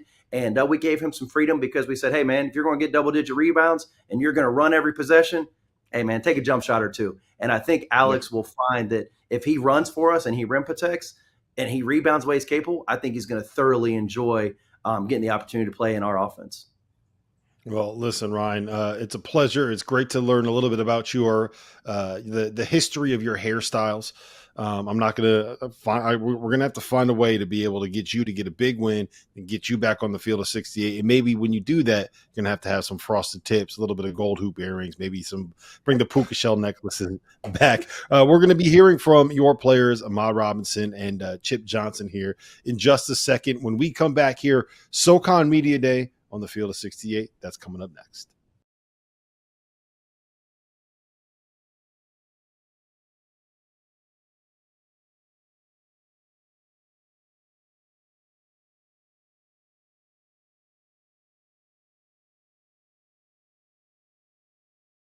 Welcome back to SoCon Media Day here on the field of 68. We are now joined by Ahmad Robinson and Tyler Chip Johnson from Mercer. And I want to start with this. Tyler, Chip, do you go by Chip? Where did the nickname come from, and how did this kind of come about? Really it was just a childhood nickname. Basically I used to eat a lot of chips growing up, so I just really stuck with it. I never really had a childhood nickname, so I was like, I didn't know I was gonna stick with it like all my life. Well, tell me about. Let's get to basketball, Chip. What are you guys excited about? I mean, first year for your head coach, kind of new energy around this Mercer program. First year for you guys. How have off-season workouts been? The preseason, looking ahead. How have you guys been gelling and different experience for you guys? Tell us a little bit about it. Well, summer experience was really good. I think we've been gelling really good. We played a lot of 5-on-5 in the summer. We competed a lot. We all hate losing, so it got real competitive, super competitive over the summer. And it's still super competitive right now, even though while we're learning everything, still super competitive in gel. All right, Ahmad. I actually was live in Newburyport, Massachusetts till recently. So I went to UNH the last couple of years, caught a couple games, saw you play last season. Obviously, your road's been interesting, right? I mean, you're a New Jersey kid, played JUCO in New Jersey, went all the way out like near Lubbock, Texas for a year at JUCO. Then you go to UNH in Dover. Now you're down in Mercer. Just kind of describe what it's like now, because you had such a good year last year, your first year in the Division I ranks. What's going to be the jump for you from last year to this year? Shoot, just confidence between my coaches, my teammates, knowing I got somebody like Chip on my team, know I got a bunch of other dudes on my team that bring the same energy and really feel the same way about basketball as me, which is part of the reason why I came here. So that's all it is. I think that's the only thing that's going to change. Hey, what was it like going to Western Texas College? It had to be a little bit of a culture shock for you, being a Northeast guy, going all the way out there in Snyder, Texas, near Lubbock. It was definitely a culture change, but it's what I wanted to do. Like when I went out on my visit there, I knew that, this is not going to be a place I'm used to. It's nothing like where I'm from. So I'm out here for basketball. And that's really what I went out there for, and just try to handle business. All right, Chip, you're making the move up to the Division I ranks after spending 4 seasons at USC Aiken, a Division II program. You were Peach Belt Conference Player of the Year this past season, scored, I think it was 1,281 points in 4 years there. Yes, sir. What has this adjustment been like, and how have you kind of tried to get yourself acclimated at stepping up a level this season as a grad senior? I would definitely say the biggest thing is the guys at D1 is definitely bigger, faster, stronger. So that's definitely the biggest thing I'm getting adjusted to. But everything that has definitely been going as planned, like from my guys that's trusting me. Great guy, great team, great chemistry already, even in these last couple months. So probably the biggest jump would definitely be the players like in the D1. For you guys in the locker room, what's been your biggest emphasis going into the season? I mean, a lot of you guys are on your last year, a little bit older. What's been the emphasis as far as play? Like, is it defense? Is it, hey, let's get together? Like, what's been the biggest kind of reoccurring theme for you guys? And it may come from the coaches. It may come from you guys. What's been the biggest thing heading into the season that you guys have put emphasis on? I would definitely say our response to everything. Like our coach, all he preaches about, because we're gonna make mistakes. It's all about how you respond to stuff. So definitely the responses, and it definitely has gotten better since we started. Response and being relentless. Oh yeah, relentless for sure. For sure. And I would say, like, even for us, like as players, a big thing for us is just being straight up with each other. Yeah. Somebody on our team feels some type of way about something. We feel like something happened with another player, just be straight up with your brother. We try to be a family. Yeah, everybody keep each other accountable, but first keep yourself accountable. That's what we all been saying in our locker room. Hey, Ahmad, does Chip look better with long hair or short hair? Yeah, it's crazy. I actually didn't get to see Chip with the dress with the long hair. But it's funny, I talk about this all the time. I was going to tell him that, like, when he came, like, when I got down here, I was going to say that he needs to cut it. He needs to go with the low cut. So what's everybody's nickname for him now? Chip. Same Chip. I heard everybody calls him. Oh, yeah. Yeah. Why? Why do you guys all call him Unk? Yeah, Fifth year, just experience, attitude. He really gives us those good vibes, good Unk vibes. You got some Unk habits.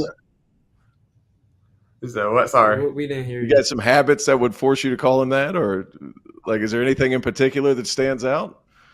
The way he's responding right now makes me think like there's something more to this story. I mean, it's just. I really don't know what started it off, but it's just like, we just all just kept it going. It's really just demeanor, the way he acts off the court. He just, acts like a, really good young man. So we just call him man. Yeah. Hey, how old are both of you guys? How old are both of you guys? I'll be 23 on the 15th. I'm 22. Yeah, I mean that's the one thing you got older dudes. That gives you a chance, certainly when you rebuild the program, bring in 10 new dudes, and you guys are both, on the older end in college. It certainly helps with all your experience. Yeah. Yes, For sir. sure. Well, listen, guys, we appreciate you being here. Chip, I do think that you're going to have to at some point, you're going to have to get get your hair dyed orange, right? Is that what it's going to be for Mercer? You had it red last year. You had it red, so you got to have to get it dyed orange here at some point. So we got to make sure that happens. We appreciate you being here. Ahmad Robinson, Chip Johnson from Mercer. We'll be back with more from SoCon Media Day here on the Field of 68. That's coming up next.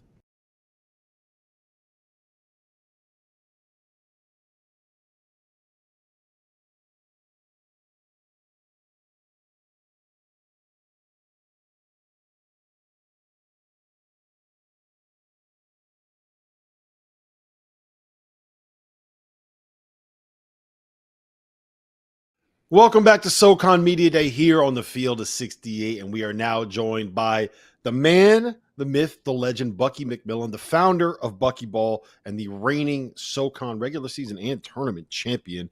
29-6 season last year, 15-3 in the league. Bucky, you came within one, I don't know if I'll say it, bad call away from having a chance to upset Kansas in the first round of the NCAA tournament. Lost 7 of your 9 top players from last year, but you got a couple of good pieces back. So talk to me about how this season has gone. You have such a great season, and then you got so much turnover. Like, how do you deal with that kind of an off season after that kind of a year? Yeah, I think we're all dealing with it. It's funny because if you have a good year and you're at the mid-major level, then inevitably the further you go, the more your players are marketed, and they're going to be looked at to get plucked in the portal. I mean, you know how it is. And but we kept some good ones, that's for sure. And the portal works both ways, right? And if you're not playing that game, it's going to be hard to win. And in this day and age, to sustain winning, it used to be how many players can you keep into your program is going to help you win, and that certainly is a big part of it. But now it's, hey, when you do lose players, how quickly can you replace them with other good players from other programs? And I would say it was unfortunate, some of the guys that we lost and moved on. But I'm really pleased with the players that we were able to get out of the portal, and I'm really pleased with the 2 freshmen that we have. Jermaine Marshall, not a guy you lost to the portal, but lost a guy to graduation. This guy has been with you since you got the job there at Samford, and he was kind of the voice, the presence for your team in the locker room and on the floor just with his mentality. How do you go about replacing somebody like that, the guy that you kind of grew as a college coach with?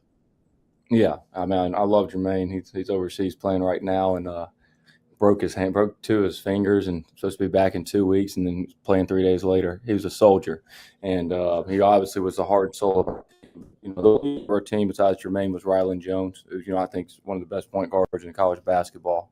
But just a game changer for our program, getting him here, and he's back, and he's done a great job leading this group, and I think some of the things with RJ, I think he's the most valuable player in the league. May not show up every night if you're just looking for 20 points, even though he can go get it.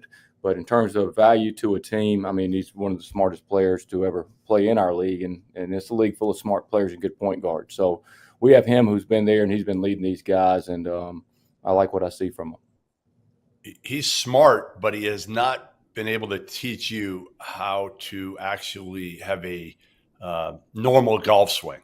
Is that correct? Well, it's not him.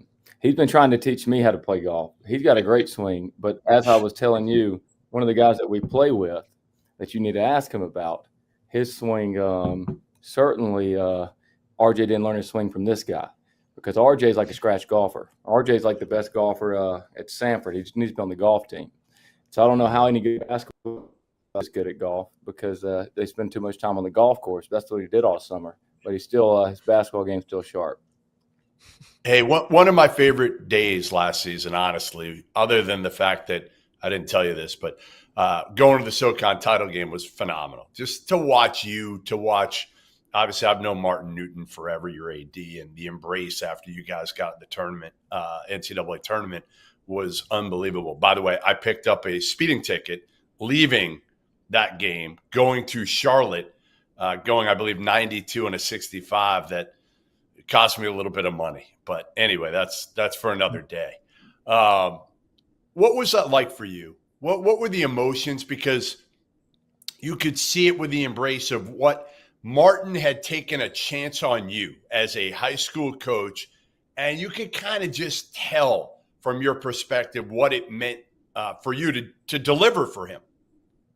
Yeah, no doubt. I mean, I remember that. Like when we won, I just could pull the second here, man.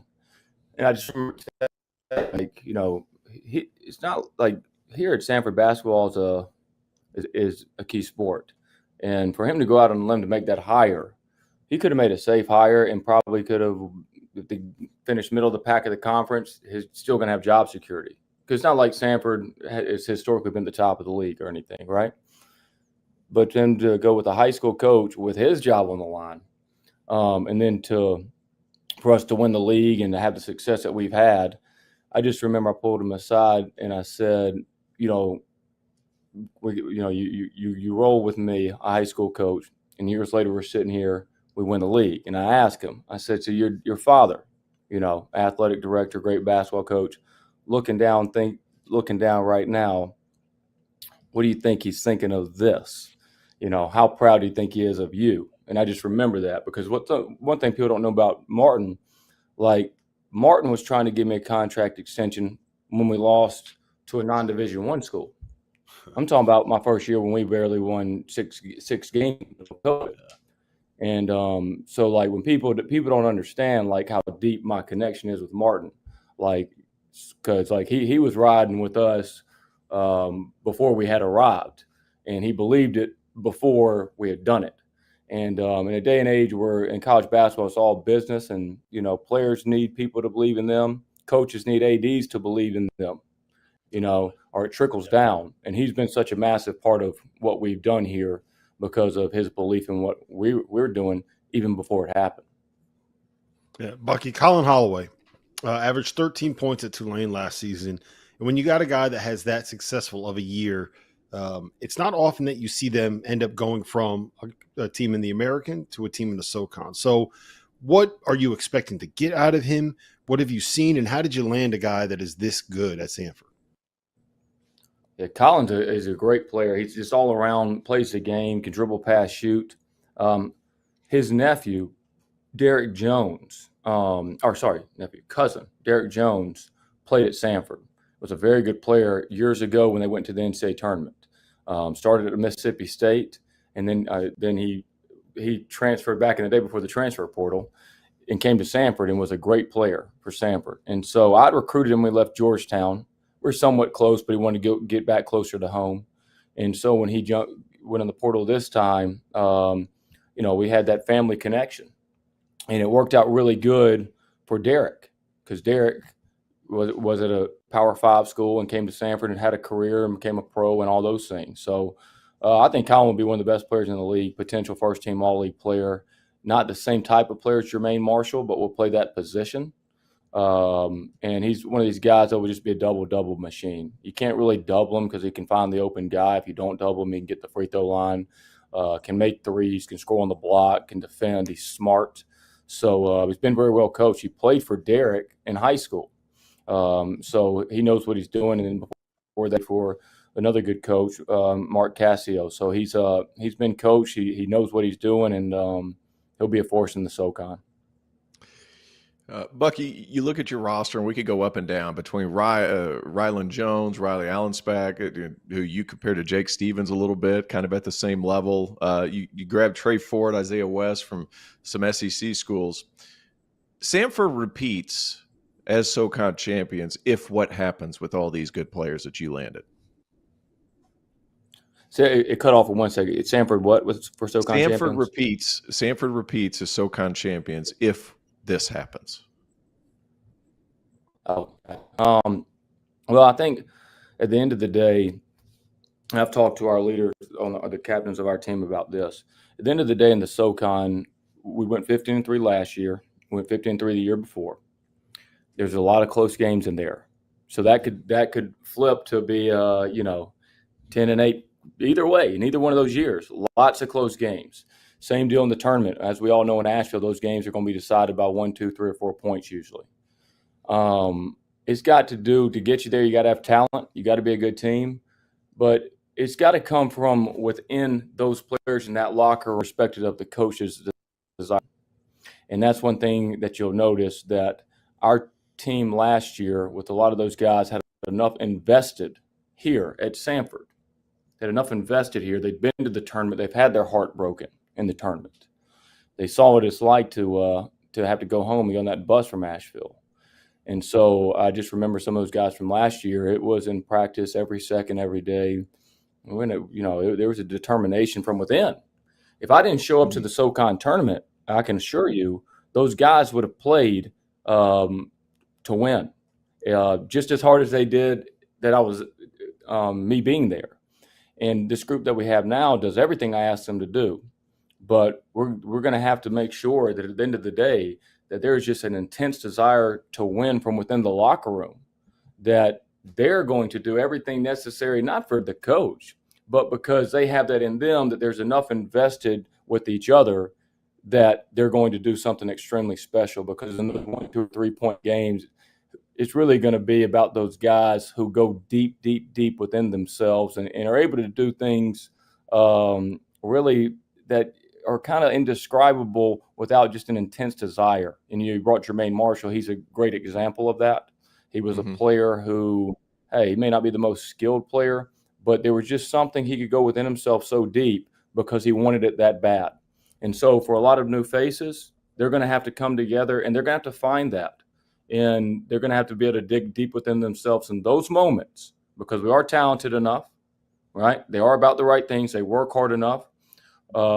But this group's going to have to dig within themselves the same way last year's group did to accomplish something that significant. Well, listen, Bucky, we appreciate you being here. Thank you for the time. We're going to catch up now with the best golfer on your team, Rylan Jones. We're going to have him on here. He's going to break down your swing. He's going to try to teach us how we can get you better at golf so that maybe one day you'll be able to beat him on the course. Bucky McMillan, Samford basketball. We'll have more from SoCon Media Day here on the Field of 68 coming up next.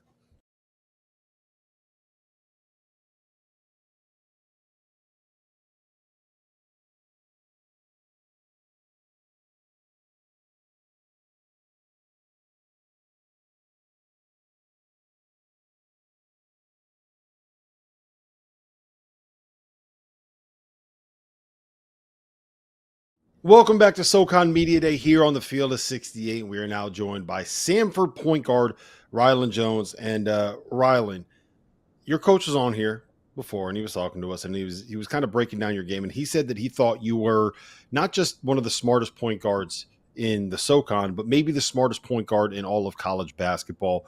Where does that come from? Break down how you kind of developed your basketball IQ. And do you agree with him? Do you think you're one of the smartest point guards in college basketball?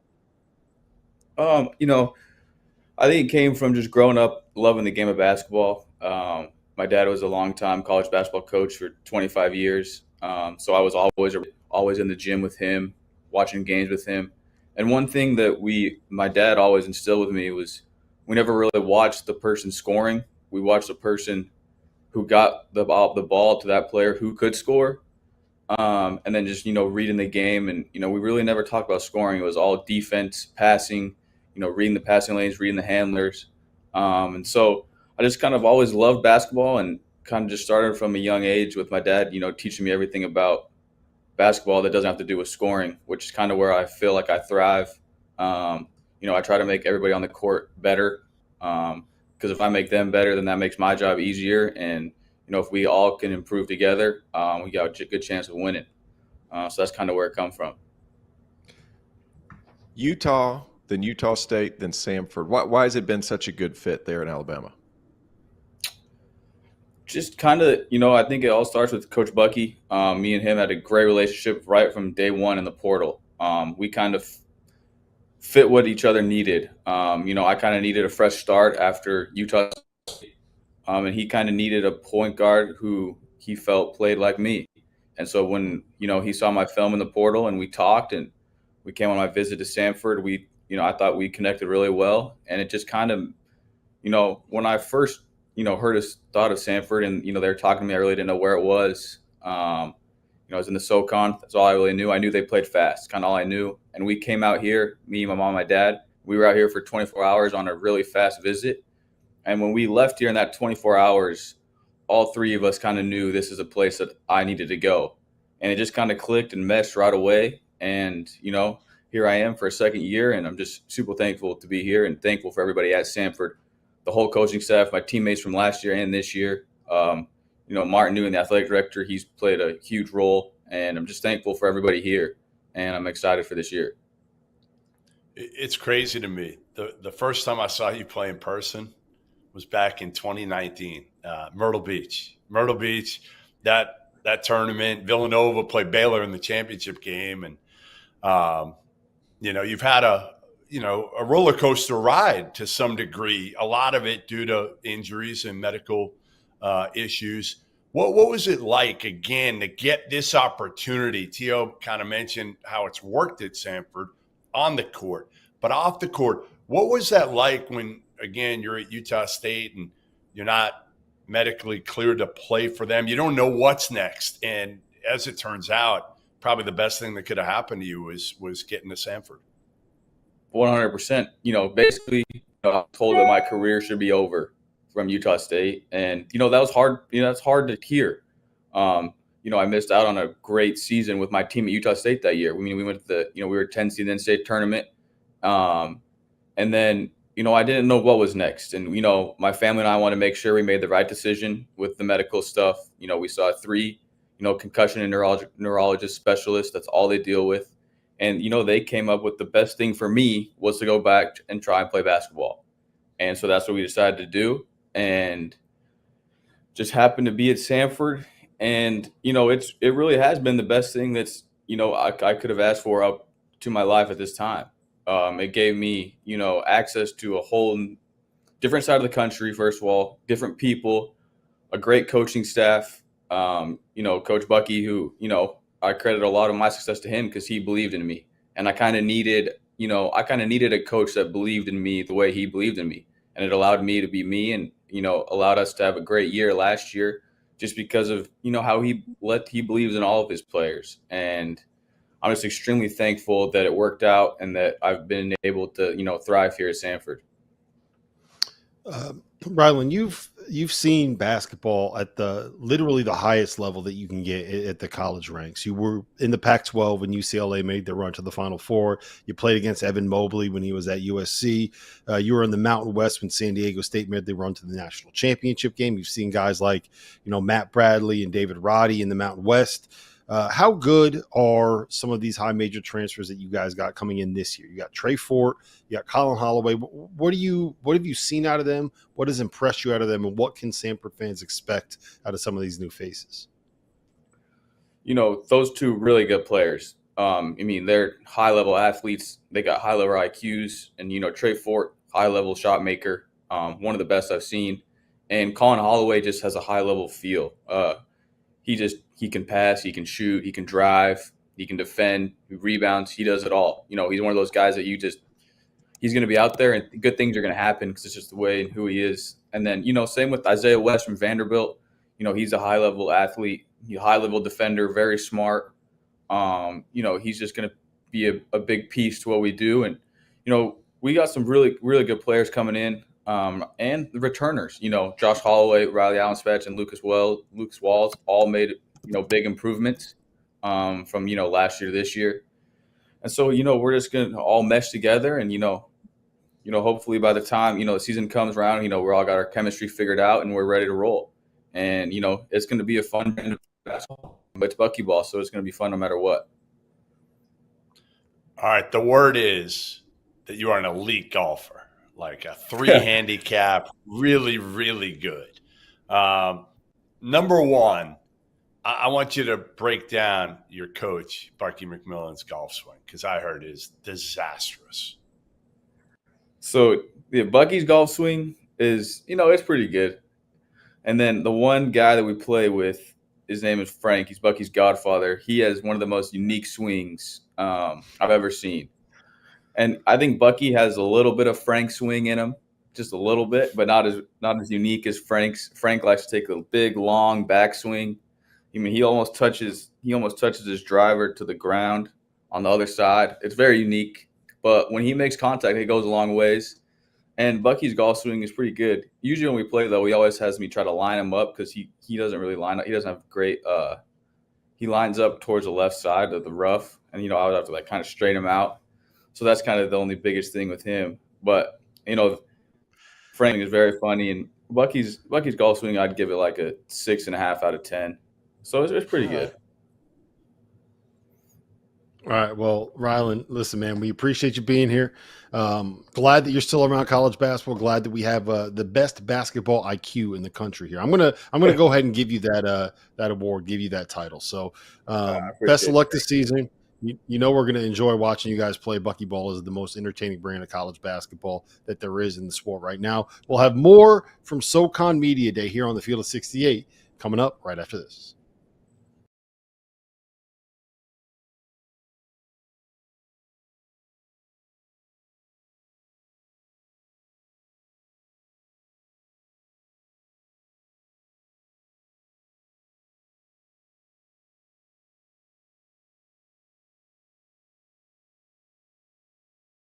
Welcome back to SoCon Media Day here on the Field of 68, and we are now joined by UNC Greensboro head coach Mike Jones. And Mike, I got to ask you this, man. March 23rd, 2019. Do you know what that date was? That was the day that they canceled everything. That was 2020.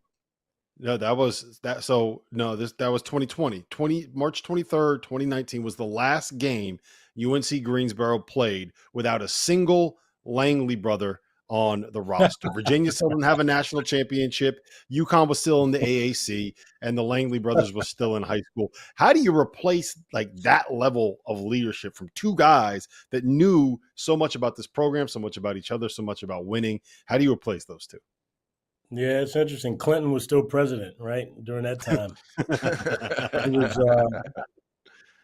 I couldn't believe that I got to coach him for 3 years, because when I got here, they were going into their junior year, but because of COVID and everything, they ended up staying. And I didn't know if they would stay, but they ended up staying and obviously gave us a good foundation for my first couple of years in the at this job. And so they've left a legacy, but now we got to move on. I think the league is probably pretty happy they've moved on.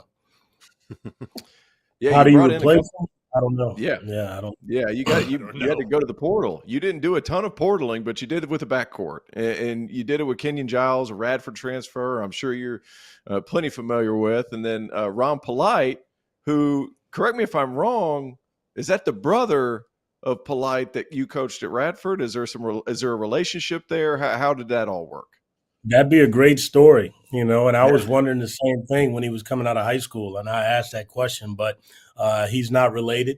Okay. But I did know about him. He's from the D.C. area, from the same county as Ed Polite, who played for me at Radford. But, no, he's not related, but, man, he's a good player, just like his namesake, Ed Polite. So we're happy to have him. And then Kenyon, we recruited him at Radford before we got the job here.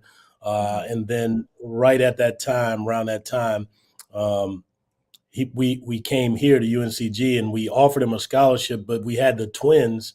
And so we told him, there was a chance that he would have to redshirt, and he didn't want to do that. So he went to Radford and obviously played very well in his 2 years there. So we already had the relationship, so that was good. And, he decided to come and join us this time around. Mike, what's it been like coaching Miles and just kind of, again, depends on the day. Say that again? It depends on the day.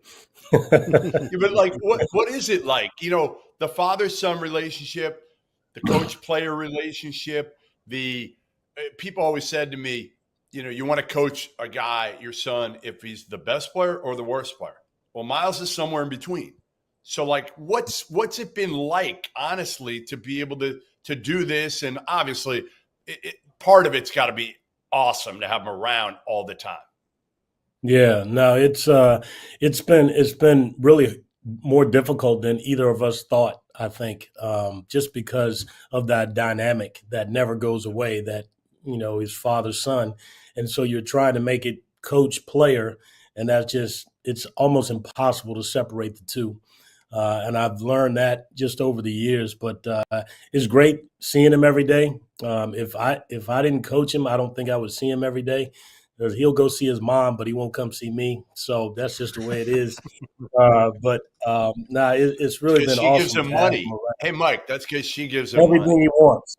Everything he wants. Anything he wants. And I tell him no, and he don't like that word. So, it's been great having him just around every day and, being able to, at least dap him up or hug him or say hi to him every day is pretty cool. Something that I think both of us will appreciate, the longer we live.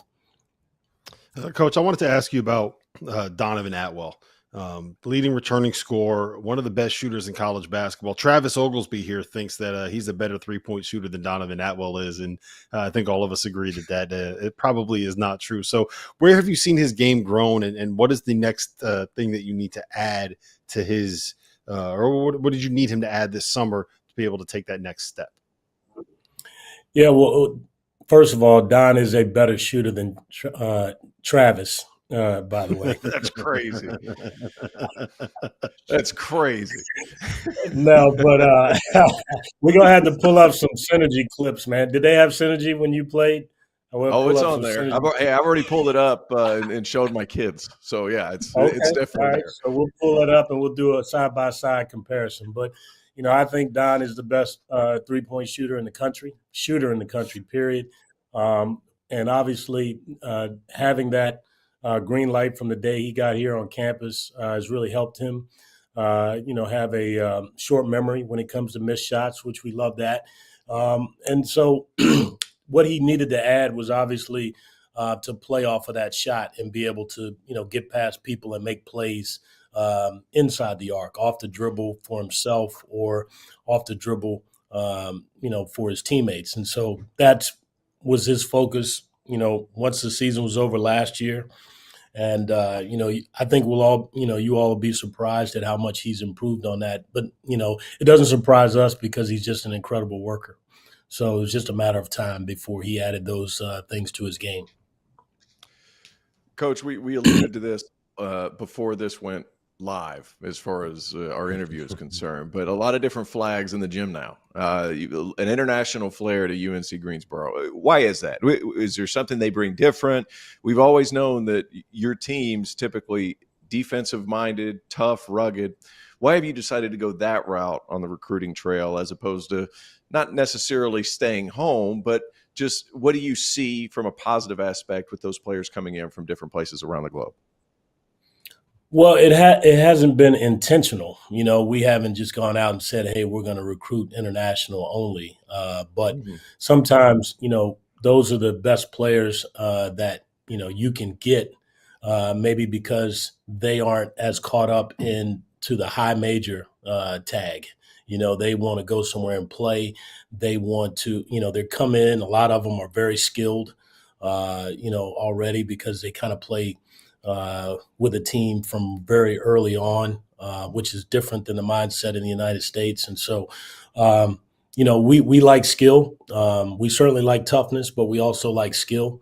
And, a lot of the guys that we've been able to bring in have been some skilled players from international, from other countries. So, like I said, it hasn't been intentional, but it's been good because the guys that we have, they're good people and they work hard and they have some skills that they bring to the table.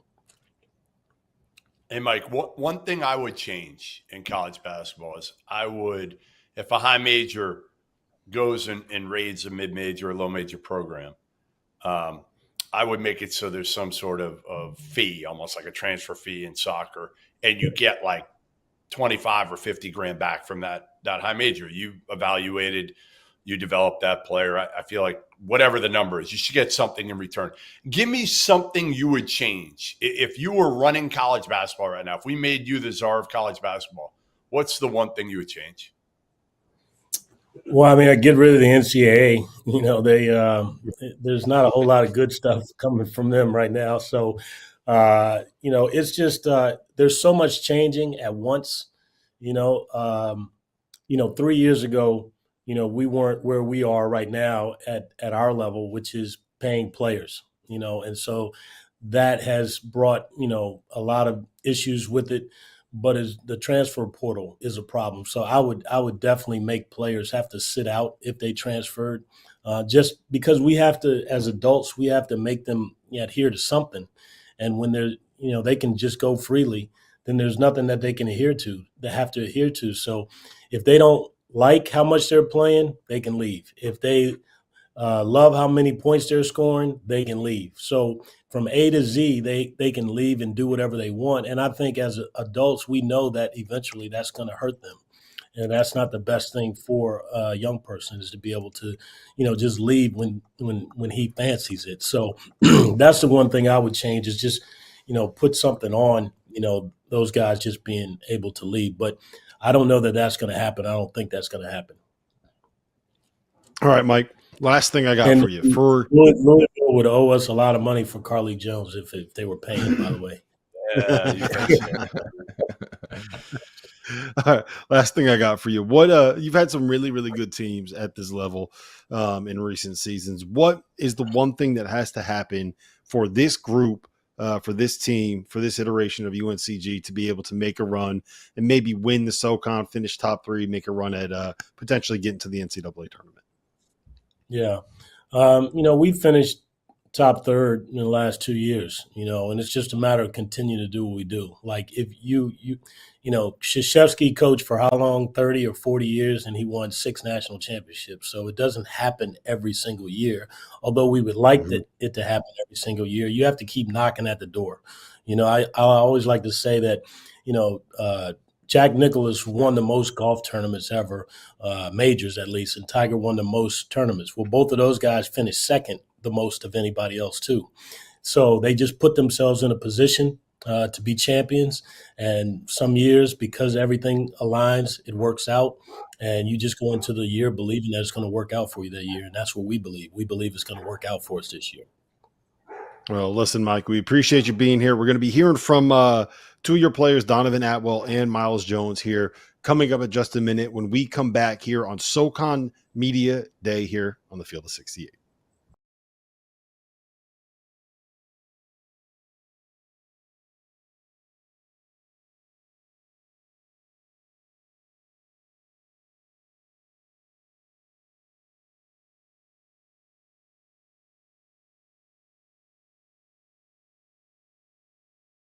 Welcome back to SoCon Media Day here on the Field of 68. We are now joined by UNC Greensboro's Donovan Atwell and Miles Jones. And Donovan, I'm going to start with you.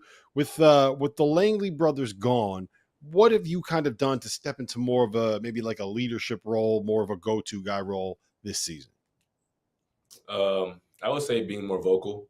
Coming out of high school, I felt like as a leader, I was more of a lead by example. So not more as in vocally. I feel like my teammates would follow my lead as in what I'm doing on the court, not always by vocal. So I feel like that's something I've been working on a lot lately, and it's something I've been trying to improve. So I think that'd be the most major thing as in being a leader. This one's for both of you guys. It's the first time either one of you have played with a different set of lead guards. How has that adjustment gone throughout the course of the offseason? Just kind of getting used to both Kenyon Giles and Ron Polite III, like something different. I mean, because you guys understood where the Langley brothers were going to go, where they liked the ball, and they knew how you guys like to play too. How's that adjustment been in the preseason? I'd say it's been fun so far, just trying to learn like about each and every one. Like with Ron and KG, like you said, everyone likes the ball at different places. Like I try to pay attention, like how people like the laces on the ball when they like catch and ready to catch and shoot. So it's been interesting to learn and see, but it's been fun.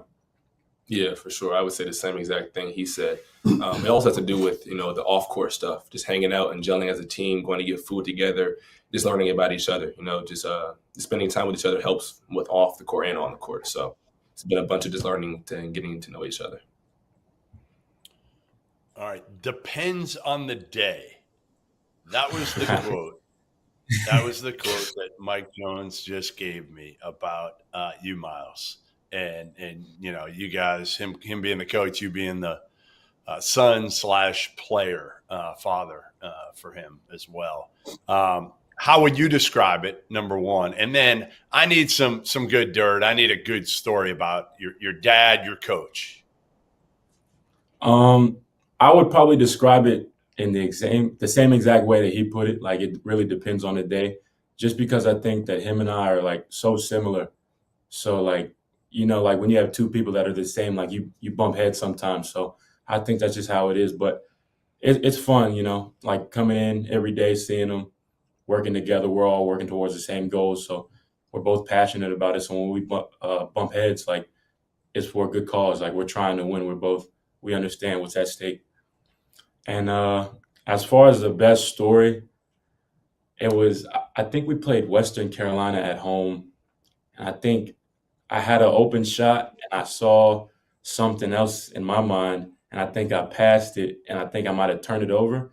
And I turned around and saw him like drop to his knees.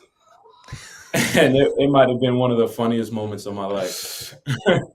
I have a clip of it pulled up on my phone. I watch it often, like when I just need a laugh. So. Did you guys end up winning that game at least? I'm pretty sure. I think so. Yeah, we definitely. All right. Yeah, we won. All right, Donovan, you shot 42% from three last season on 6.5 attempts per game. One, do you think you're a better shooter than our Terrence Oglesby right here? They nicknamed him the Rifleman back in the day. This was a long time ago, like 20, 30 years ago when he was still a young collegiate player. But what have you done to kind of expand your game offensively? You kind of known as a shooter. Now you might have to be a little bit more of a go-to guy. Yeah, for sure. During the offseason, I had a conversation with Coach about what he expects from me for the next year. And a couple of those things were just being able to play off the ball, even like when my shot's not there, being able to do something else with the ball. So either when it's playmaking or getting to floaters, mid-range area. So just being able to score on all three levels. Along with that, just the vocal side, being a leader is another thing. So combination of those two things are something I've really been focusing on this offseason and, during the practice season we've been doing so far. So I said it was the main things. I gotta ask you guys this. A lot of different nationalities on your team. How many languages have you had to keep up with, kind of understand? And how is that? That's a different dynamic than what a lot of teams are having to deal with, because I want to say it's 4, maybe 5 guys from different countries. Adds a different flavor to the locker room. Are there anything special that those guys have done in a locker room to teach you about their culture or different foods or music or anything like that? A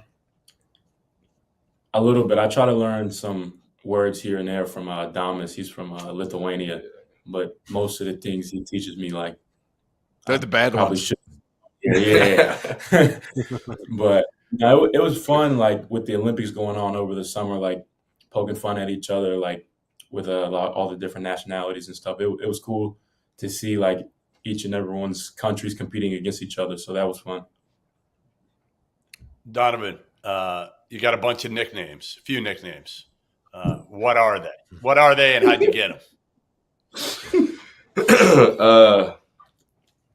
Man, how I got them, I couldn't tell you, but they just kind of found their way into the space of, I couldn't tell you how I got them, but a couple of them. Can we not even repeat them? No, some of them like D-Man. What else is there? Triple D. I feel like there's one. I feel like there's one we're dodging right now that we can't say. I mean, those are the main ones, but it's just, just the teammates being funny, and they just stick. So, it's just what it is. Hey, do you think Coach Jones called you the best shooter in America? He did, which is, that's high praise. But again, you shot 42 from three. I think you were like 94, 95 from the line last year. How did you get to that point? I'd ask Terrence that question. But I'd rather ask the best shooter on this pod right now. How did you get to that point? What did you do to become such a great shooter? To be honest with you, a lot of it's God-given. From a very young age, I've always been able to shoot the ball. So then, just to increase that level of shooting ability, I've just been a lot of reps, and that's really it. To be honest with you, a lot of it's God given. So I just take pride in being able to shoot the ball. So I just have confidence when I shoot it, and that's what it is. Well, listen, guys, we appreciate you being here. Donovan, the tough things about nicknames is that if someone gives it to you and you don't like it, that's just going to make those nicknames stick even more, which is why the new nickname for my counterpart down there is Travis Oglesby. He doesn't like it. It's going to stick with him forever. So we appreciate you guys being here. Best of luck this season. We'll have more from SoCon Media Day coming up next.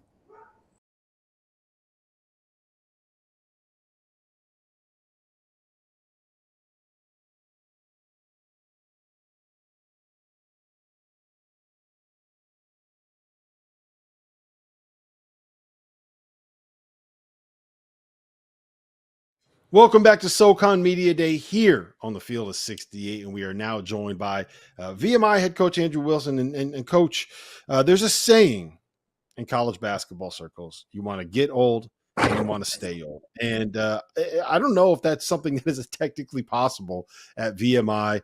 There's a rule where you can't bring in transfers that don't have at least 3 years of eligibility left. You were able to kind of get some guys in this year, but you also lost a bunch of underclassmen to the portal. Just I know it's not an ideal situation to be in, but how do you kind of navigate the world that we're in terms of NIL and the portal when you're at a place like VMI?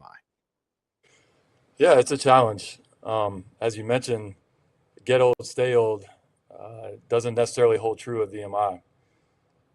The thing that I'm really excited about this year, so going into last season, we were the youngest team in the country. 9 of our 13 scholarship players were freshmen, true freshmen. And so that's a tough formula for success when you have that. Coming into this season, we only have 3 scholarship freshmen. So I'm really excited about that piece. As you mentioned before, we have a very small window of opportunity in the transfer portal, but we were able to take advantage of that this past off season. And my staff did an unbelievable job of identifying guys who actually would have interest in coming to VMI and going through what the first-year students at VMI are required to go through, and that being the rat line. And our practices have a very different feel to it this year than they did last year, primarily because the transfers that we brought in are going to be major impact guys in our program, and they've been a part of a college program. And the value that brings as compared to the high school kid going through that transition is really, really a big difference. And so these guys have been in college practices. They've been coached and pushed at a high level. They've been in a college weight room. So they understand what it's like on a day-to-day grind in college every day. And that's been really beneficial early on for us in practice. Hey, Coach, one of those transfers you allude to is Ricky Bradley Jr., who actually started out with you there at VMI, leaves for a year and comes back. What enticed him to come back and be a part of the same system that he began his college career with? Yeah, talking about Ricky brings a smile to my face. VMI has been hurt by the transfer portal a lot in the past. But for what this signifies for somebody like Ricky to want to come back to VMI, to realize what they walked away from, the opportunity for what VMI is going to do for them long-term in their life. And I think Ricky went through a big maturation process during the time that he left here. And I think he realized that the opportunity that he walked away from here was a pretty good opportunity. And so on so many fronts, there's so many layers to Ricky coming back here and what it signifies for our program. I was really proud of him for making that decision. I tell people all the time, VMI is not for everybody, but it's a great place, and it's a place where you can set yourself up for the rest of your life. And so I was really proud of Ricky for the decision that he made. If you look at his freshman year, he was very productive for us as a freshman. You can make the argument he was one of the best freshman guards in the Southern Conference his first year here. He had a game against Wofford late in the season where he had, I think, 25 points in that game and was really the main reason why we were able to win that game late in the season. And so just so excited to have Ricky back to be a part of our program. He's been a leader from day one since he got here this summer.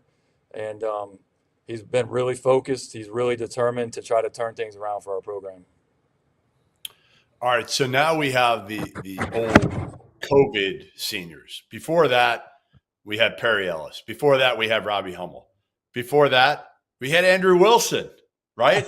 6 years in the ACC, not by your doing or your choosing. It was kind of injury plagued, but you're the guy. You're like the grandfather of like the old, the elder statesman here. What's it been like to watch some of these old dudes now in college hoops, these COVID seniors that are actually older than you were when you left Florida State? Man, if I told you the harassment that I used to get from Coach Hamilton and his staff on stealing the taxpayer money for being a sixth-year senior at the time, they used to give me hell every day. And to be honest with you, I wasn't mature enough after my fourth year of college to go into the real world. So thank God I got injured twice, and then I had those 2 additional extra years. And it was such an age gap. I can remember being a sixth-year senior, being 23 years old at the time, and having like 18-year-old freshmen come in. And the difference between an 18-year-old kid and a 23-year-old kid, maturing young man, is night and day. And, when I went to Florida State, I was not a great player by any means. I was an average player at best in the ACC. But I was the first ACC athlete to ever compete in 6 different seasons. And now, I think Miami has a football player who's in his 9th season right now. It's And crazy. I don't even know how you get to 9 seasons. Like, I've played that over in my head several times. I'm not sure how you get there. But you know what? Good for these kids for taking advantage of the opportunity. COVID was tough on everybody. And, I thought the NCAA made the right move with giving these kids an opportunity to come back and regain that year of eligibility. So good for these kids that are taking advantage of it. Yeah, Coach, you said on the record in Blue Ribbon that this is, quote, the most talented team that we've had since I've been here. What has you convinced of that, and why are you kind of bullish on this group that you've put together? Well, there's 2 things with this group. It is by far the most talented group that I've had since I've been here, but it's also the best fit. And one thing that I've learned at VMI going into my 3rd season, I can honestly say I had a big learning curve when I took the job here. Not only with being a first-time head coach and leading my own program, but just the type of institution that VMI is. I think the biggest part of my learning curve being at VMI was figuring out the type of young person that's more likely to have success here on and off the court. And I don't know if there's a school in the country where off-the-court fit is more important than it is here at VMI. VMI is a very demanding place.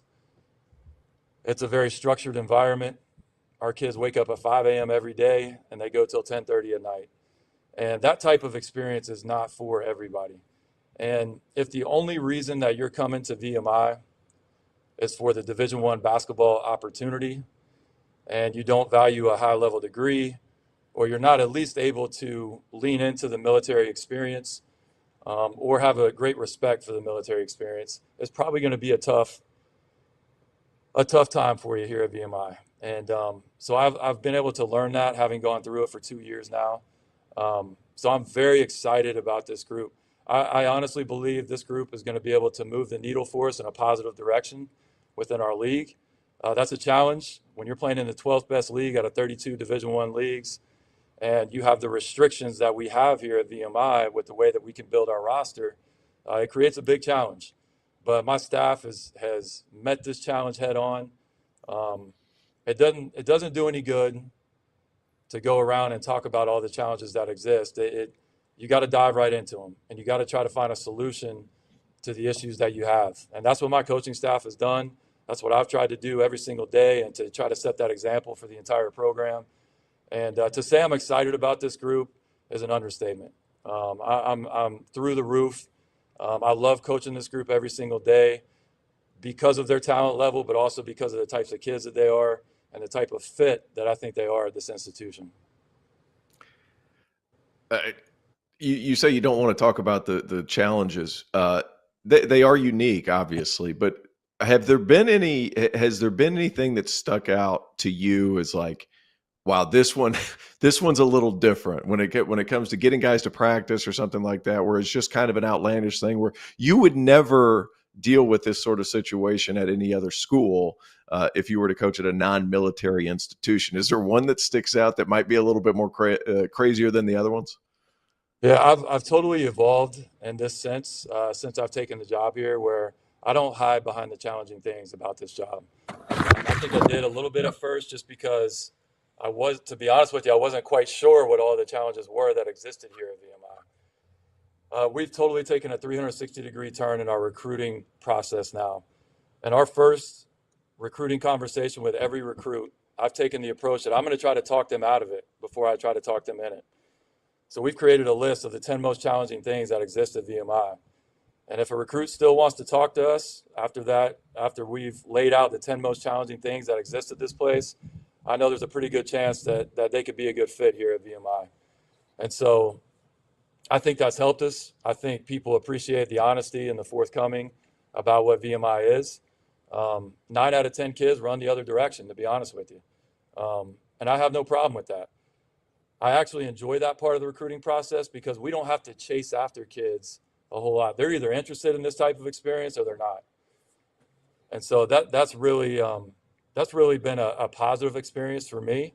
The recruiting process is very different here for me than it's been at any other school that I've been at. But we have a lot of things to sell here. If you're a kid that's very serious about your future, very serious about your basketball career, very serious about living a disciplined lifestyle, this can be a great place for you. And kids can enjoy it and have fun with it as well. But we have a saying here, that's 4 for 40. That's 4 years of sacrifice for the next 40 years of your life. And I've yet to meet a VMI alumni or donor who's not highly successful in whatever it is that they do. Like, there's a reason why 99% of our graduates have a job within 6 months. There's a reason why VMI graduates have one of the highest average graduate salaries in the country. And these are things that we can sell in the recruiting process to kids that are serious about this type of experience. Well, listen, Coach, we appreciate the time. We appreciate you being here. Best of luck this season coming up. And we'll be joined by 2 of your players, AJ Clark and Ricky Bradley, coming up here next on SoCon Media Day here on the Field of 68.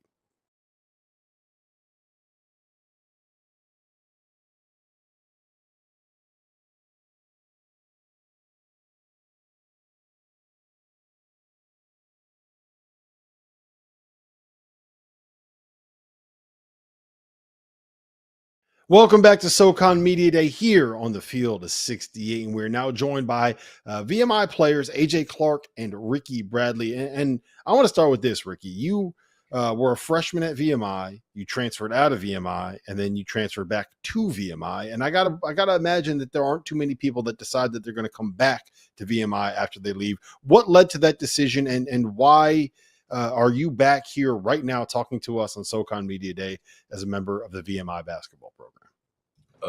I would say the biggest reason I was able to come back, Coach Wilson, throughout the transfer process, he was calling me like I didn't have the year I had last year, so he wasn't treating me.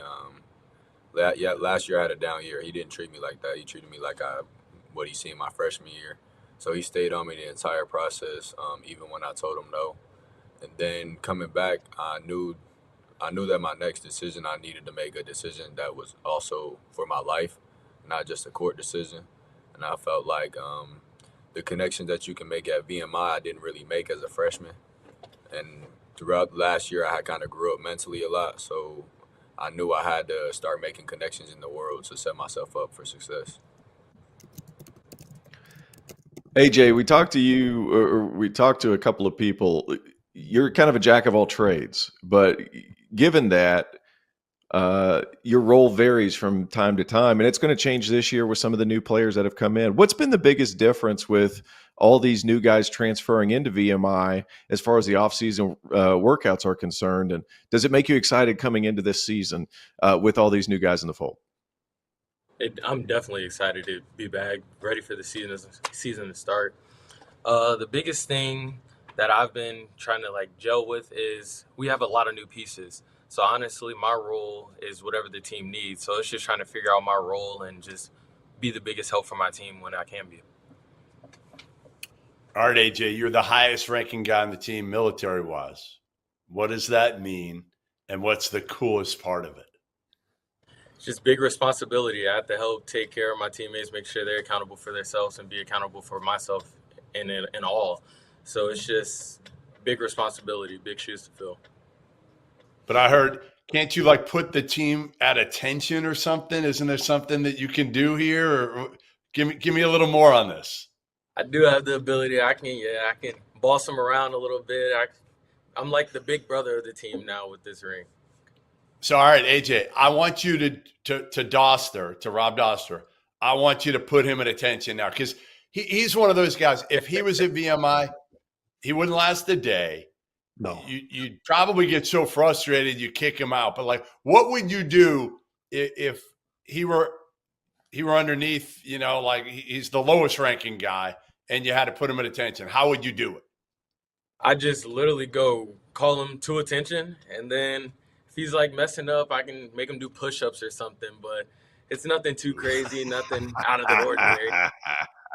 I like this. You know what? How many push-ups? How many push-ups push-ups do you think you could get out of Rob? How many push-ups do you think you can get out of Rob? Because I have an answer. I'm not going to lowball him. I think he can give me at least 30 or 40. Yeah, easy. Easy. Zero shot. I do 200 push-ups a day. You'll be lucky to get 10 push-ups out of him. Yeah, don't worry about me. I got this covered. AJ, I do want to ask you this too. Just, last year you guys had, I believe it was 9 freshmen on your roster, right? And you bring a bunch of those guys back, and you're still a young team. I think there are, Ricky, you're one of just 2 upperclassmen that are on the roster right now. But as you guys are kind of seeing these players kind of develop and grow within the program, what's kind of changed? And Ricky, you can weigh in on this too if you want. But what has changed within kind of the locker room and the way that you guys practice as you see these guys getting older? I'll say the mindset of the team. The team's a lot more mature this year, and they're goal-oriented. It's not individual success. It's more so team success. We're all playing for each other. Yeah, from when I came in the summer to now, it's been a lot of growth. Them learning the game. We do have only 2 upperclassmen, but us being able to be around them and talk to them so that they could grow from the summer session to now and going into the season. I want to know how Coach Wilson has changed, Ricky, from 2 years ago, his first year, because he was just talking about how maybe he fought some of those things at VMI at first, right? Almost didn't want to admit some of the more difficult restrictions. Now he's embraced it. Can you talk a little bit about what that's been like for you to see from when you were here before to where you are now? Yes, sir. So, coming in for me in my freshman class, we really didn't know anything about what the freshmen had to go through. Just because Wilson had just got here, it was going to be his first year as long as ours. So we definitely didn't know any of the rules. He didn't know anything. But now coming back, he's embraced the military side of everything. He's embraced how hard it is at the school, the difficulties. He's not afraid to share those with the recruits. Even me coming back, he's like, I'm changing up the way I'm recruiting. I'm recruiting kids that I know are fit for BMI. Because not everybody is a fit for VMI. Not everybody can live the lifestyle that VMI acquires. So he has more of an understanding of how the school works and what kids can be successful in his system. Guys, I have a tremendous amount of respect for what both of you go through from a day-to-day perspective, but everybody's difficult is different. Does that make sense? Like what's difficult for AJ might not be difficult for you, Ricky. Both guys, like what's the most difficult aspect? Because you guys are going to be successful individuals after all this is said and done. But right now you have a lot on your plate. What's been the most difficult thing for you guys to have to go through over the past X amount of years?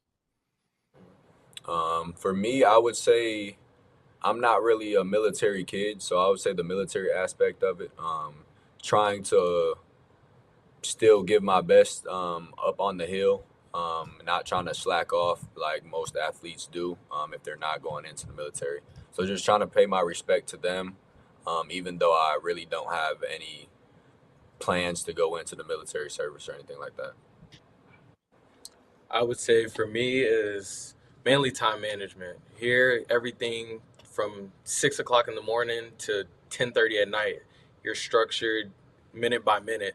So it's trying to figure out when I have time to do or go get extra shots, go work on my ball handling, do my homework. It's just trying to find time throughout the day and plan out everything throughout the day. All right. Well, guys, we appreciate you being here. We appreciate you jumping on and taking some time with us here on SoCon Media Day. It's been a lot of fun. We caught up with 10 coaches and we caught up with the best players from 10 different teams in this conference. As a reminder, you can check the links in all of the descriptions here. The SoCon is working with World Central Kitchen to help raise some money to help people that got hurt and lost a lot of their property and lost everything in the wake of Hurricane Helene. We appreciate you being here. This has been SoCon Media Day here on the Field of 68. The devastating effects of Hurricane Helene continue to cause challenges for many communities within the SoCon footprint. The Southern Conference has joined with the World Central Kitchen to help in recovery. The World Central Kitchen is a nonprofit on the front lines, providing fresh, warm meals to those affected. Scan the QR code and join us as we stand with impacted communities working together to get through this tragedy.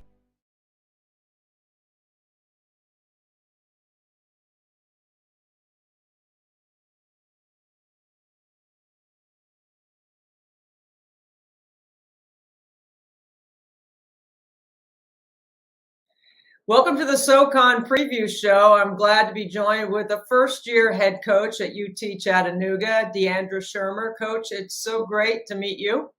Thank you for having me. It's great to be here.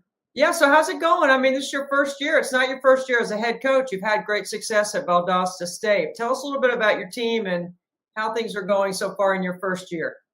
Well, it's been fantastic being welcomed into community that not only is used to winning, but used to supporting women's basketball and having so much success. And so for me, it's been one of those things about continuing the tradition and the excellence that they've had. And being in a position to be successful right off the bat, I think has been a very good situation to come into. And I think the biggest part of that is the culture and kind of the team and how that team was built up. Coach Poppy, previous to me, has done a fantastic job here at Chattanooga and building that identity of a championship culture. And so coming into it, our expectation is to win as well. And so having players that know what that takes and know what that looks like and the sacrifice that you have to give in order to be successful, we're just really thankful to be a part of that and excited to put our fresh mark and our stamp on Chattanooga women's basketball. Well, you certainly know something about success. You won 79% of your games at Valdosta State, including D2 tournament, and having success there. You're coming off a season where you won 30 games last year. What kind of style of play should we see out of the way you like to play and what you want to do? Well, we've had a lot of success with the Princeton offense. And I think when you look at the women's game and teams that have historically won the Princeton offense with Stanford and Notre Dame and UConn, they've all had a lot of success at this level. So I think it's something that really translates from Division II to Division I. And I also think that we have the players for it. We have high IQ players that are very disciplined and are very good at making those decisions, making those reads. And so we're excited to implement that and show that off in the SoCon conference. And I also think from a defensive standpoint, that's been their calling card the past two seasons, being a defensive juggernaut. And so we really do have that team that has that intelligence level to be able to defend to scout and be able to come out. And whether we have, favorable matchups or not defensively, we're going to be able to come up with a game plan to make sure we're slowing down the other team. So I think being aggressive and dictating offensively and defensively is kind of what we're looking to do. You had me at Princeton offense. I love the unpredictability, the unscoutability of it. And then, when you have traditionally a league that doesn't get dominated by bigs, you have a lot of players that can pass and cut and catch and score. I'm assuming that that's the way you like to play, and that's what we're going to see out of your team. Absolutely. And I think you can also look at our group. There's a lot of versatility. When you look at last year's roster, they ran a lot of 5-out action to begin with. And so adding in a little bit more rules to that is something that I think can be very beneficial for us. When you prepare for the season, knowing the kind of success that you had, you certainly don't need any validation as a head coach. You've already had success. You've won. But when you're coming into this league, a league that has been branded as a really good basketball league, what are some of the things that you have to be able to do well to be able to win a championship here?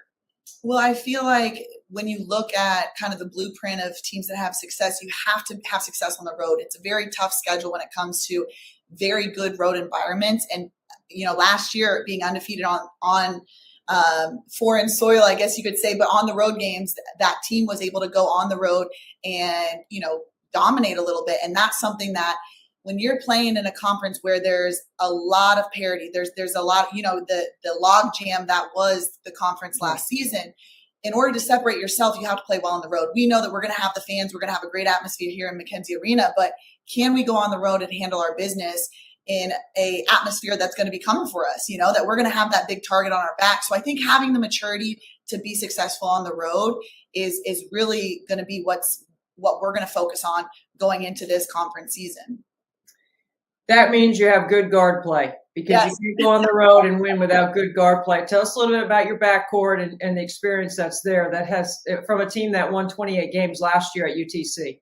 Yeah, well, we right now are returning 3 starters. And, when you look at that, 2 of those are from our backcourt, and we have with me today, we have Sigrid, who was, a great juggernaut, not only defensively, but came along a little bit offensively as well with her shooting and being able to stretch the court. And then we had a dynamic point guard in Kaya, who is returning as well. And she was able to start some games and then come off and be kind of that 6th man and give us that jolt offensively that they needed. And so I think having the veteran experience there, and then, Carson is with us today, and she was one of the players that was a starting 5 for us. But when you talk about that versatility, we like having her at the guard right now, with her size and her ability and being able to stretch the court with her shooting. We're excited to play her at a lot of different roles this season. So with the 3 that were our starters that are returning, their versatility piece is being able to shift in and out. It really fits our Princeton offense. But then also when you look at some of the players that we brought in, coming with me was our first team All-American Khalifa Ford. And she was somebody that was player of the year in our conference. And she's somebody who's a dynamic scoring guard that knows our system, knows me as a coach, and understands exactly what we're looking for and what it takes to be successful. So I think, those pieces have been big pieces for us. And then also we brought in a transfer from North Al, who was also, averaging around 10 points per game, shooting guard. So we're really excited about our guard lineup. And I haven't even talked about our freshmen yet. So we'll keep that a secret for now. Everybody else can look at the stats on everybody who's played. But our freshmen, I'm really excited about that group. Coach, you obviously have a lot of energy. You're young. You've been experienced as a head coach. You've won. Tell me a little bit about the difference between the players that win and the players that compete, because there's 2 different ways to look at that. And I can tell that just by your expression that you have a good answer for this. I mean, it was just the other day in practice, I was telling them, I'm not teaching you how to play basketball. You already know how to play basketball. I'm teaching you how to be a champion. And there's 2 completely different things with that. And as you know, to have success and to be at that championship level, there's so many intangible pieces that you need that aren't necessarily basketball related, whether that's leadership, whether that's communication, whether that's how you respond to challenges. Are you discouraged? Or are you determined? There's a lot of different pieces where we have a lot of players on our team who already know that, who've already been in the fire and know what it's like, and that's been very, very good. I told you we have a very talented freshman class that I'm really excited about, but we're teaching them how to be champions, not just how to play basketball. And that's something that's been a fun process for us. And it's a lot of competitive drills. It's a lot of coaches going to challenge you and put you in impossible situations. How do you respond to that? And they've responded pretty well so far. And so that's the part that I really enjoy, is seeing, okay, we know that you're a talented basketball player, but how do you respond in those game-winning situations? So we've had some fun with it so far. Listen, Deandra Shermer, I'm happy to see you in the SoCon, but I can tell you that you're one of 3 new coaches in this league, and I don't think the rest of them are going to be happy to be seeing you, because I can tell by your energy and your incredible competitiveness that you're going to put a product on the floor that is going to raise everybody's level, not just your own team, but everybody in the SoCon. So thank you so much for being with us on this preview show. Thank you so much for having me. Absolutely. And as excited as we are, we know it's going to be a challenge. So for me, I love challenges. So that's why I got a big smile on my face and I'm ready to go. So. You keep that smile all the way through March, Coach. We'll look forward to watching your team this season. Thank you. Appreciate it.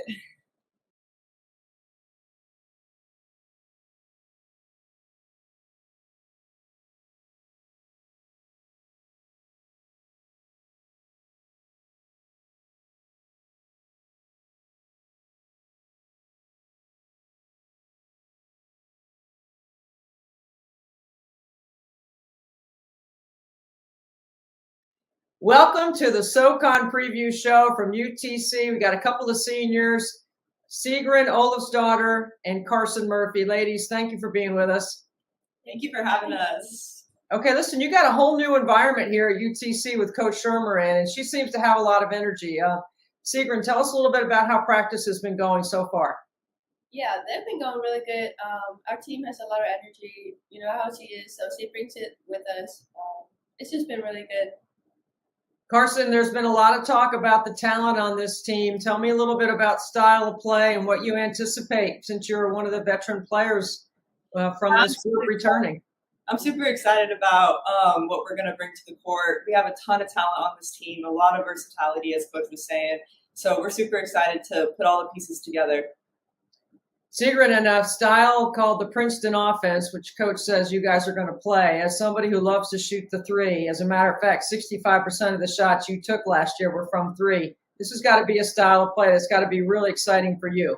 How did you prepare for this? Yes, I'm very excited. I think it's going to fit my style very well, and honestly, the whole team. So we're going to play fast, but also have a lot of reads and probably a lot of open shots. So I'm really excited about that.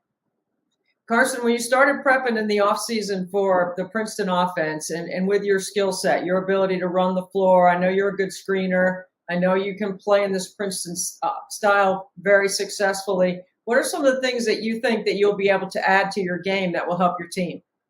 I'm super excited to be out on the perimeter a little more and being able to, make the reads of driving to the basket, but also being able to post up on the guards as well and just be able to show my versatility with shooting, with driving, and with posting up. So definitely been adding some more ball handling skill and just making better reads. Yeah, Carson, I know you're going to be a 3-level scorer this year, aren't you? Yes, ma'am. Yeah, that's what we want to hear. That's good. I'm all about offense, so we're not going to spend any of our time talking about defense because I don't really care about playing any defense. And I hope the SoCon is a shoot till your arm falls off league because to me, that's what it is when you have the kind of guard play that you have. Sigrid, what about the guards in this league that make it so challenging and make this league so competitive? I think all of the guards can shoot the ball pretty well. So it can be hard to guard when they can shoot and drive, but it'll be fun to watch what they bring this year.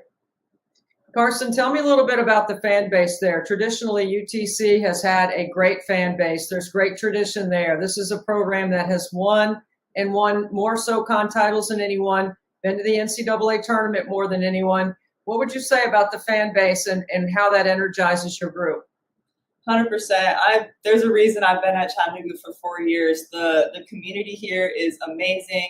So many people are invested in women's basketball, and that only encourages you and inspires you just to keep working hard every day to win, not just for your teammates and your coaches, but for the community as well, who have put so much into this program. So it's definitely a blessing. Coach Poppy moved on to Clemson, and last year you guys won 28 games. This is a team that has a winning culture, has a championship culture. How has Coach Shermer enhanced that, Sigrid? I think she's just going to keep on building on what Coach Poppy built here, like the culture, the standard. It's going to stay the same. We're going to keep on that tradition of winning and just excellence in general. Carson, because you're a veteran of the league and one of the players, as you mentioned, that's been around for 4 years, that's kind of an odd situation in today's college basketball landscape. What is it about UTC outside of the fan base that you already mentioned that keeps you wanting to come back and staying at a high level with your game? I love the South. I mean, I love living down here. I love the weather. It's always great. You said outside the fan base, but honestly, the community here is what's kept me here for all 4 years. Like, being able to play with Seagren has been awesome, and just being able to meet new people every year, and just, I don't know what else to say outside the fan base, because it's honestly the fan base and the community that keeps bringing me here for sure. Seagren, I want to give you a chance to answer that. Yeah, I think it's just the teammates too, like the team's atmosphere, like we really love each other. It's the culture that brings me back every year too. A lot of people talk about culture, chemistry, and identity at the beginning part of the season. It's hard to keep that conversation flowing unless you work on it every day. What are a couple of things that you guys do as leaders on this team to keep the culture and the identity at a high level? Being able to be back-to-back champs, there's a standard and an expectation that we've set here. And so I think with the returners coming and also the newcomers, it's just being able to hold everybody to that expectation and to that standard. We know what it takes to win, and we're not going to fall back any less than what it takes. Well, Seagren, Olaf's daughter, and Carson Murphy, thank you for being with us. A couple of seniors at UTC that know a little bit about winning in the SoCon. Thank you, ladies. Thank you.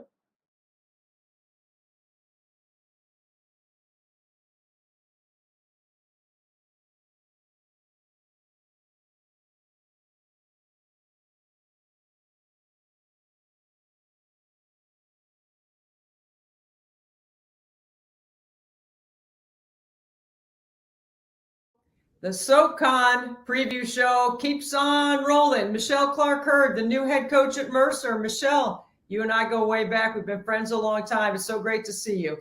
Thank you, Debbie. It's great to see you. I'm just excited to be here. Listen, I've watched you and your teams for a long time. Your teams at Western Kentucky, your teams at Cincinnati. I know what you bring. Tell us a little bit about what the SoCon will be in store for with your team and your club when you roll it out. I think the biggest thing is just a high energy team that loves to change up defenses, loves to get up and down the floor, put the ball in the hole. Been very fortunate. All the places I've been, we've scored 70 points or more a game. So going to try to keep that rolling. And yeah, just having fun and just getting them in a position where they can be able to control the offensive end, and I control the defensive end. I know you love that because you love offense. I don't want to talk about defense with you. Are you kidding? Nothing's changed over the decades when it comes to that. The history of Mercer, last time they were in the NCAA was 2022. They have been to the NCAA tournament 4 times in the history of their program. You didn't just take over a program in the SoCon. You took over a program that's had a lot of success. You are a builder. Why do I feel so strongly about the word build and Michelle Clark-Hurd? Yeah, I think it's you can go back and you look at the resume of all the places that I've been. And I think you hit it on the nail. That's why I wanted to be able to be here and a part of the SoCon and here at Mercer, because Susie did a phenomenal job of putting this program on the map. I think when you say builder, you say someone that loves to build relationships. I still believe in that. To get your players to be able to play hard for you, compete at the highest level. And I think that's just something that I pride myself on. Michelle, you've been at some great places. You've been with some good people. You've already mentioned that. I want to take you all the way back to Paul Sandiford, the Basketball Hall of Famer, to Jeff Walls, a future Hall of Famer, Sam Purcell, who's doing a great job in the SEC at Mississippi State. Define a little bit about some of the people that have been around you that you have been able to pull from that have allowed you to put together the kind of culture and identity that you want to play with. Yeah, I think that's a great question. I think, going back to Paul Sandiford, man, it was just, he helped me understand and realize what it looks like to be great, to be able to be a part of a program. He's a Hall of Fame coach. I was able to play in a program that we was top 10, top 15 my whole career. So to be able to see that and be around it, and then to be able to translate it and go over and be an assistant coach with him at Nebraska and being in an amazing conference like the Big 12, it just taught me and showed me a lot. And then, Jeff and I was both there at Nebraska together. And so to build that relationship with Jeff and just be able to go to Louisville with him and be a part of like all the amazing first, right? First Final Four, first a lot of different things. And it was special because that's my hometown. So Jeff taught me so much because he's one of the those coaches that see the game before it happens. And I love that about him. I love being on that bench and being able to see how he thought, how he operated in pressure situations. As we say, it's not pressure, it's always a privilege, right? So it was a privilege for me to be there and witness how he coached Angel McCoughtry, Candace, all the ones that came through to get us to our first Final Four. Then you fast forward, man, to Sam Purcell and being in the SEC. I'm just so grateful. I talked to him the other day and just thanked him and just being a part of that. I always, of course, have a ton of friends in the SEC as head coaches. Was always watching the SEC. And so to be there and be a part of it on his staff and just coach against the best was, man, it was amazing. And especially in the role that I was in, I was able to be there for him, have that relationship with those players and still be able to coach. So it was awesome. Michelle, I want to talk about the word brand with you because build's one word, brand is the other one I want to talk to you about. And I say that because you just rattled off a bunch of schools and programs from Power Fives, ACC, FCC, the Big Ten, the Conference USA, which would be not one of the Power Four, but the next level. The SoCon has prided itself over the history of its league of being a great basketball conference. And here you are, the head coach at Mercer and one of the brands of the league. It's got to be an incredible opportunity for you, as you said, privilege, to be able to coach in this environment. What is it about the brand of the SoCon that was so attractive to you? Because you know how I feel about your work. You could have been a head coach in a lot of different places, had a lot of different opportunities, but you chose this one. Why the SoCon? Yeah, I think you said a lot.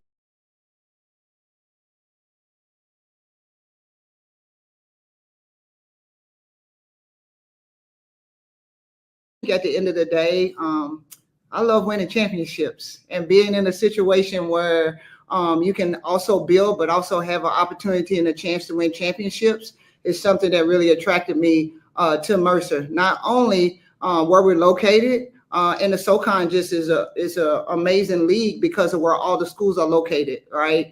And I think that's something that I really loved. And right now in my career and where I'm at, I wanted to be able to go into a situation where I would be able to be impactful right away. And I think one of the questions that they asked me when I came here to talk with them about the job was about, could you put a team together and be able to get them ready? And I think I'm grateful for that opportunity that I know so many people that has allowed me to be able to put this amazing group together. Well, like you said, it's about relationships. And I have no doubt you're going to put a team on the floor that's going to play hard and play connected. So no one better be sleeping on Mercer this year in the SoCon. Head coach Michelle Clark-Hurd, thank you so much for being with us. Thank you for having me.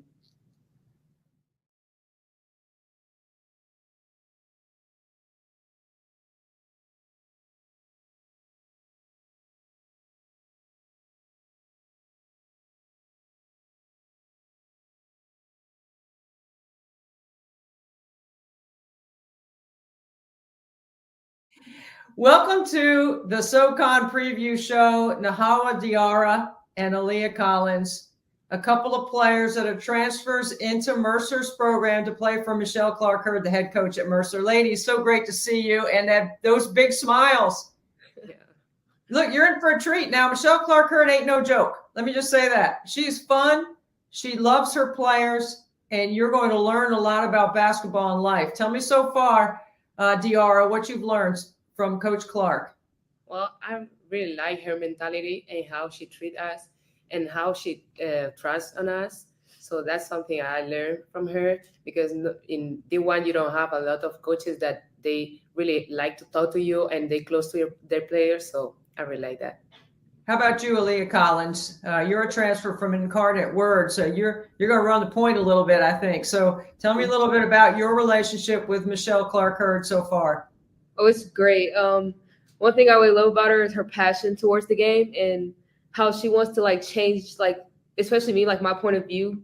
She kind of teaches me how to think the game and not just play it. So that's one of the things that I really like about Coach. Tell me a little bit about some of the methods that Coach Clark has used to help you see the game differently.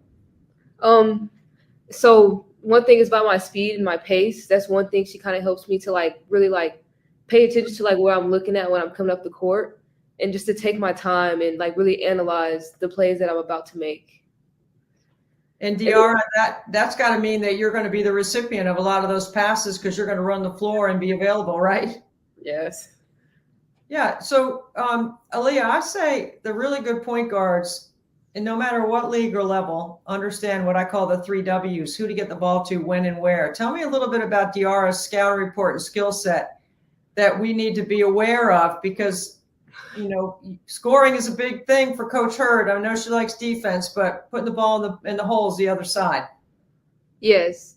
With Nahawa, she's really good at off the ball. She makes the right reads and like knows when to like, you know, cut or, you know, make this pass or make this play when she's driving. And I say that's like really like, I like that Nahawa has that like in her bag about how to read the floor. Okay, Nahawa, tell me a little bit about your competitive nature, because I'm sure you're not looking at any preseason polls and you guys aren't paying attention to all the noise around the league about who's going to win, who isn't, who's going to finish where. When you think about the competitiveness with which you have to play with to compete at this level, tell me a little bit about your game. Well, I would say I'm a defensive player. That's my skill.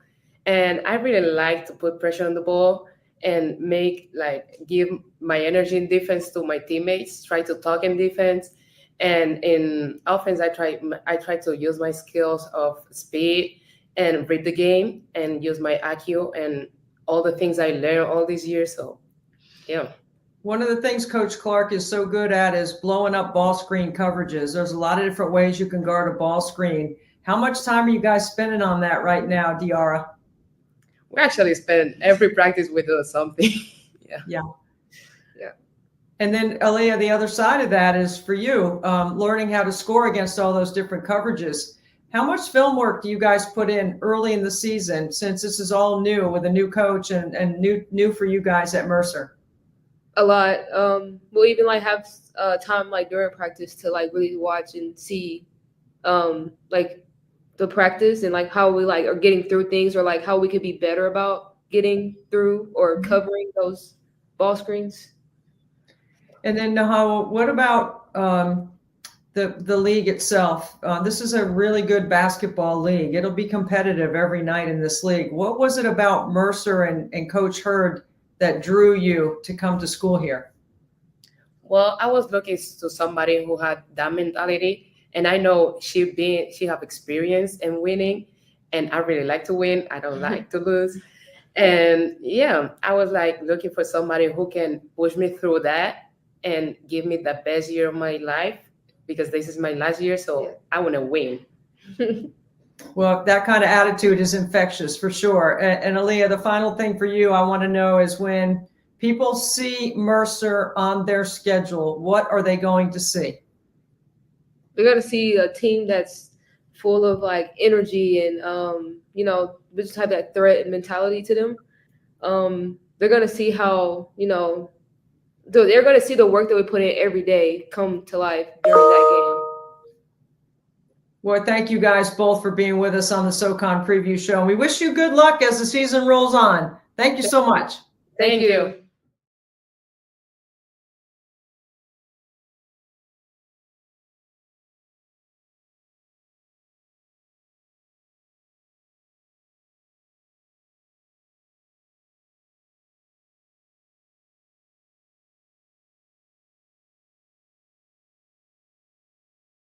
The SoCon preview show, head coach Carly Coons, coach, 6th year. It's got to feel good. You got things rolling. Tell us a little bit about what you're excited about this season. Yeah, it's kind of strange. I mean, I can't use the excuse at Samford anymore that I'm new. I'm like, I've passed that 5-year plan, and so I can't really use that excuse that I'm new anymore. But I feel like we've got a really good gauge and feel for now, kind of how we want to move this program forward, the type of players that we want to have in here. The type of people, first of all, and then players. And I'm really, really excited about this group this year. I think we've got the right people first, people who are kind of bought into what we're doing here, bought into the culture, bought into the kind of the vision that we have here. And then obviously talented players too. We're returning a really solid core, returning the freshman of the year, Kennedy Langham. I think one of the best defensive players in our league, Emily Bowman. She was, most of the season spent in the top 10 in block shots. And then steady sets and a really good shooter. So three of those that started for us last year. And I think we did a pretty good job of sprinkling in different. I think we did a really good job of balancing our roster this year and adding what we were really lacking last year. And yeah, I'm just excited about this group. So I love the SoCon because it's a basketball league, right? And we're basketball people. So we get what that means. When I say that to you, what does it mean to you when I say SoCon's all basketball? Yeah, I mean, obviously, what I appreciate of us, we haven't had any change. We have teams that want to be in this league. We have schools that want to be in this league, and people are excited about basketball. I love our conference tournament. I think the Asheville supports the tournament. It just is it's a really good basketball feel, and the men obviously drive that and have incredible traction with that. And then I think we're following behind. And like you said, people love basketball in the SoCon. Tell us a little bit about style of play. Like, what will we see with a veteran group coming back? You've got a lot of upperclassmen. I think it's 8 seniors, if I counted right, or 8 upperclassmen, juniors and seniors. That makes you an older team in today's climate. How does that benefit what you want to do? I think we're trying to give more freedom to our team this year. We really want to play a little bit faster. We have played the ball in transition heavily in the past, but really giving our team more freedom to play and not so structured in transition. So really get out and running. Can we score within the first 12 seconds of the shot clock? And if not, we run a very heavy motion ball screen offense with lots of options, which I think is really beneficial to an older team because you give them the freedom. They're not so robotic. They know how to play. They've watched basketball for 4 or 5. We've got players that have played for 6 years. We even we brought back a player that played for us and has sat for 2 years. And so she's really old.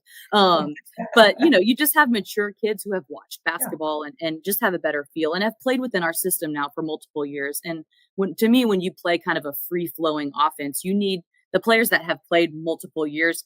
By year 3 is when they really get it. And so, I just think it'll allow us to just let them not have to sit there and call sets every single time down the floor, but just to get to play basketball. And as a basketball player, I think that's fun because you just get the freedom to just play. I mean, you hit it fast, free, upperclassmen that know what you want to do. You don't have to script everything. Most of offense is unscripted today anyway because of the positionless way the game is played. When you start looking at preparing a team, a veteran team that has been through all your drills, that has done everything the way you wanted to do them, how do you keep this group focused and engaged so that you can take it to the next level? I think this group honestly does that a lot on their own. One, they are motivated. I think we had kind of a down year last year. And anytime that happens, you just are, you should be internally motivated. We've got kids who have never won championships and want to win a championship before they leave. And so I think a lot of that is driven with our senior leadership and people that just are here and they want to win. And obviously, the preseason is long and it can be kind of a grind when you don't have a game to look forward to, when you don't have a game to prepare for. But I think my staff does a really good job of trying to keep practice fresh, doing different things, doing new drills, doing things that you just, we even change our warm up every day, doing something different, so just it feels fresh every day and it's not stale and you're not doing the same thing over and over and over again. Try to keep practice fairly competitive. So you have just something to compete. You get that out every single day. And, but like I said, I think a lot of it is driven by those seniors who want an opportunity to win. Carly, you've had so much success in this league. You've won a couple of titles. You won the tournament the year that we did not have an NCAA. That has got to feel like in some ways not getting a chance to put your product out on the highest level and stage, a little bit of a disappointment, but certainly not a setback because it's another building block for what you want to do and where you want to take these young women. Tell me what's so special about this group and some that haven't won championships, but you do have some on your roster that have won. Yeah, I think that is what is special is that we have players that have done it, that know what it looks like. And that makes it easier because they know what it takes to get there. It's not just this, light at the end of the tunnel that they don't know how to really get there. And so I think that is one thing. I think this team really gets along really well, which in the years that I've had success, and it's not that they are all best friends and just spend, 24/7 together, but I think they have a common respect for each other and they like being around each other. And that just makes everything easier. It makes it, because adversity is going to hit, we're going to lose games. we're going to face injury, we're going to face things. And to me, if you like each other, that it just makes everything easier to kind of to maneuver. Well, that's the big white elephant in the room, right? For teams that play, there's always going to be some sort of adversity at some point, and then it's a matter of how you handle it moving forward. You got a big smile on your face. I know you love your team. And yeah, I do. It's early, right? Everybody loves their team. You're going to still have this smile on your face in March if what happens? Well, one, I want to stay healthy. We've gone a couple years where we've been, faced some significant injury, and sometimes it's just hard to overcome. And obviously you want to put yourself in contention to win and put yourself in a position. That's our goal. Can we put ourselves in position at the end of the season to be fighting for a championship? I'm not going to sit here and say we want to win every game we play. But I want our team to continue to get better. We do have we have some veterans, but we have a lot of new faces too. While they are seniors, they are new to our program. So it is going to be a learning curve. And we're really challenging this team in the non-conference. We've got a pretty difficult gauntlet ahead of us. And so to be able to stay together and know what our goal at the end of this is. And it's really to be in contention in March to be playing, on Sunday in Asheville. This is a great coaches league, and one of the bright young coaches in this league is Carly Kuhns from Samford. Coach, good luck the rest of the year, and thanks for being on the preview show. Thanks, Debbie. Appreciate your time with us.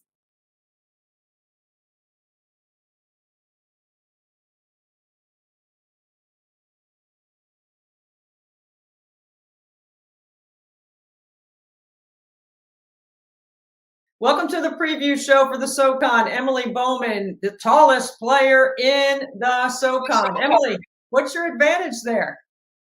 Yeah, a lot of advantages there. My bread and butter is kind of blocking shots and defense. That's where I like to get my confidence from. So just using my wingspan and, just trying to do what I can, using my advantages for my team.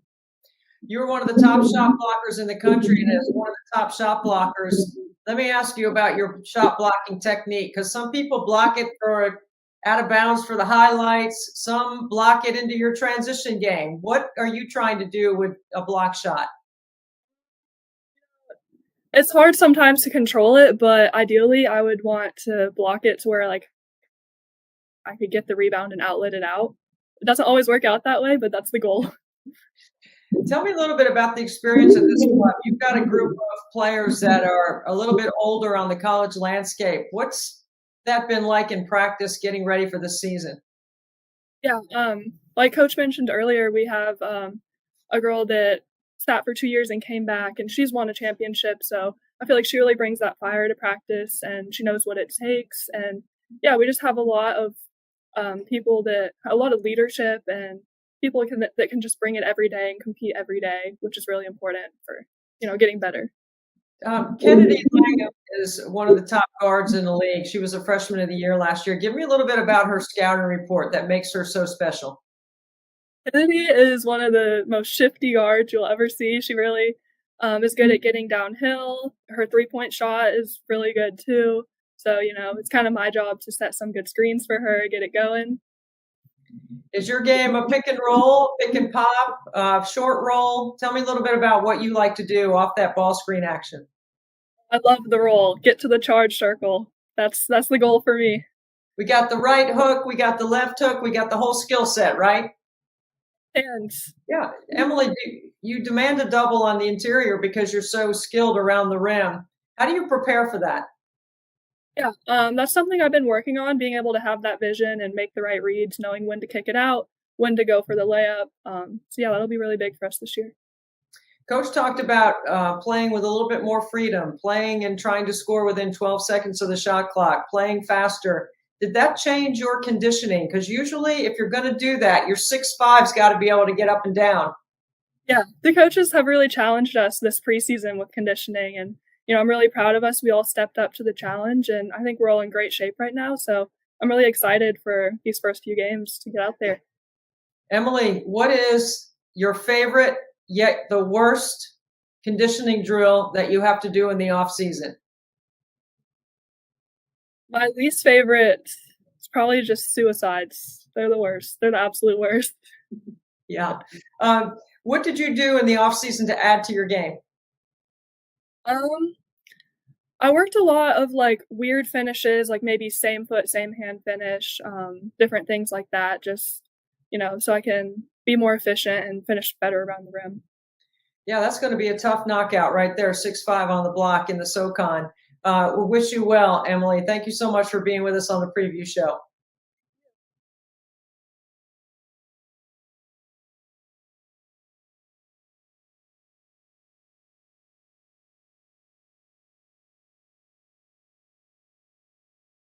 Welcome to the preview show. Last year's Freshman of the Year in the SoCon, Kennedy Langham. Kennedy, thanks for being with us.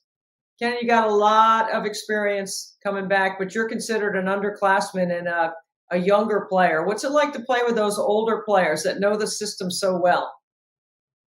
I think it's amazing playing with them. They help me grow in different ways that I probably wouldn't have expected, but because they've played here for so long or they've played college basketball, they can give me input or give me tips on like anything that I could do better or, just instill confidence in me throughout the games and stuff, practices and all that. Kennedy, you are a player with a target on your back because everyone knows at the top of the scouting report they got to deal with you and they got to deal with Emily Bowman. What are a couple of things that you've added to your game so that you stay unguardable? I think the biggest thing for me this offseason was my 3-point percentages. So I've been in the gym, just going back to the basics, going back to my form and working my way out just so I can be as consistent as possible from the three. One of the things that jumps out at me about your team is having Emily in the middle at 6'5" as the tallest player in the league. That is a legitimate 6'5" around the rim. How does that benefit you as a point guard? It's amazing having Bo by my side. On defense, if I get beat, I know that she's going to be there to help me out. Offensively, it's an easy bucket every time we get the ball in there to her. So Bo's great and the best teammate to have, really. The Samford women's basketball program has been a program that has had a lot of success. They've won championships. Coach Kuhns has been a successful former coach of the year. What are some of the things about her system that you enjoy the most about playing in that system with this group of players? I think the number one thing from Coach Carly is that she really loves her players, and she, if she sees like you struggling, she'll come out and just give you a hand to like, or an encouragement to let you know that everything's all right, and to keep your head held high. Don't be frustrated. Don't stress out about it. But I feel like that goes with our team so well because as the season goes on, that's eventually how we'll start to play. Like, we'll play free basketball. We won't stress about making a mistake and then having it carry over to the next play, but we can just move on and understand that it's just a basketball game. What's it like to be on a team when everyone cares about the same thing, and that is trying to win a championship? Yeah, I think that's the biggest thing with playing here, that everyone just wants to win and everyone is going to do whatever it takes to win, whether that's get in the gym extra or encourage your teammate. It's a really good environment to be around, and I feel like that's the stepping stone in order to win championships. A lot of times the leadership of a team falls naturally on the point guard, but you're a sophomore playing with 8 upperclassmen. Does that necessarily mean that you have to lead, or is that a part of what you do and you're expected to do other things?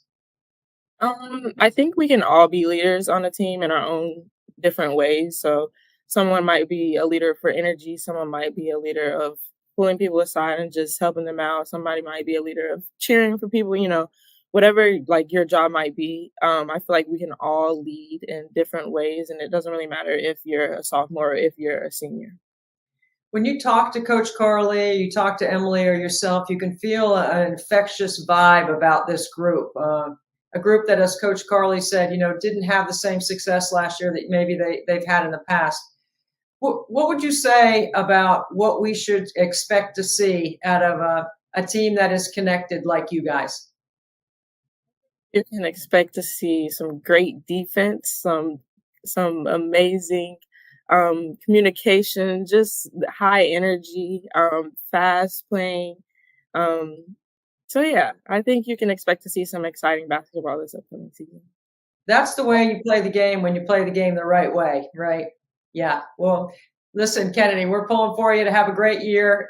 Thanks to you and Emily and Coach Carly for being with us on the preview show. Thank you.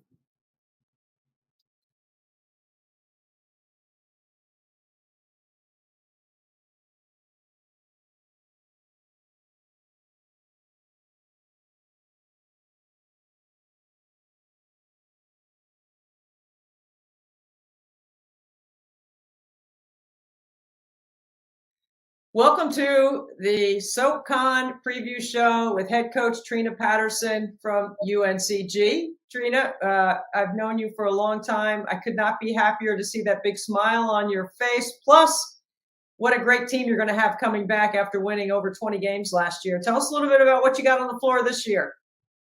Well, it's good to see you, Debbie. You know, you're a superstar. No. Everyone loves you. You do a great job. Thank you. I'm looking forward to this team. This team is dynamic. We're very athletic, high skill. We can do many things. But you know, we're going to have very efficient shooters, a great defensive team, and a great rebounding team. The team chemistry is really good right now. That's important when we have these days of new players and new transfers. Mm-hmm. But very exciting. I love going to practice every day. We've been going to practice for about 2 weeks, but I absolutely love practicing with them every day. And we're having a great time. This is your 8th year. You've had 3 20-win seasons, and I think it's fair to say you're the most experienced head coach in the league because of the other places that you've been at. The landscape has changed significantly, yet here you are with a really good team that's going to compete for a championship again. What keeps you going? What keeps me going are my players. Their love and passion, enthusiasm, their work ethic. We keep reloading. We keep getting better. And then as a staff, I have one of the best staffs in the country. And we all just keep growing. And we just strive to be better, and we live. But what we do is we really are where our feet are. Like, we take advantage of the minute and the moments that we're in. You mentioned your staff, and you're the only coach in the league that I was actually going to bring up the staff, because Fred Applin, Alex Miller, and then Satara DeGraffenreid, that's a loaded group right there. Absolutely. Alex and Satara are going to be really good head coaches one day. Fred has been a head coach for a long time. What is it about this particular group for you? Because you've had a lot of different staffs in the past that blend so well with what you like to do. Absolutely. We have the same belief system. Satara's been with me the longest. She's our associate head coach. She's going to be a head coach one day. We know that Alex, they both played at Carolina. Mm-hmm. So they both have great experiences. And Fred's been all over the United States at Washington and Texas, and he was a head coach. And so the chemistry with us is that we're all growing and we learn together. We know that we're here for the student athlete. We're not here for personal gain. And of course, the fact that I had a chance to, work with Tara, mm-hmm. and it's just a great time. It's a really good time to be where we are right now. You start mentioning all of that experience, and you're talking about the best in the business, Hall of Famers, from Tara to Jody Conrad to Sylvia Hatchell, even Debbie Ryan for you, Kay Yao for me. We can get past that Carolina blue on your staff a little bit, right? We can get past it because they're good people. They come from good stock. They understand what's important. And how do you transfer that every day to the floor with your players? So we do that with our core values. What happens is we just have these expectations, and when they meet them, and when they don't, we just hold them accountable. But we're coming from a place from love. We're not coming from any other spot. The thing is, we want them to be better, and we want their best daily. When you look at this group in the preseason, pick number 2, you finished second last year in the conference championship. There's so many slim margins in the SoCon to be able to make it all the way to a title. And you know this league better or as well than anyone else because you've been in it the longest.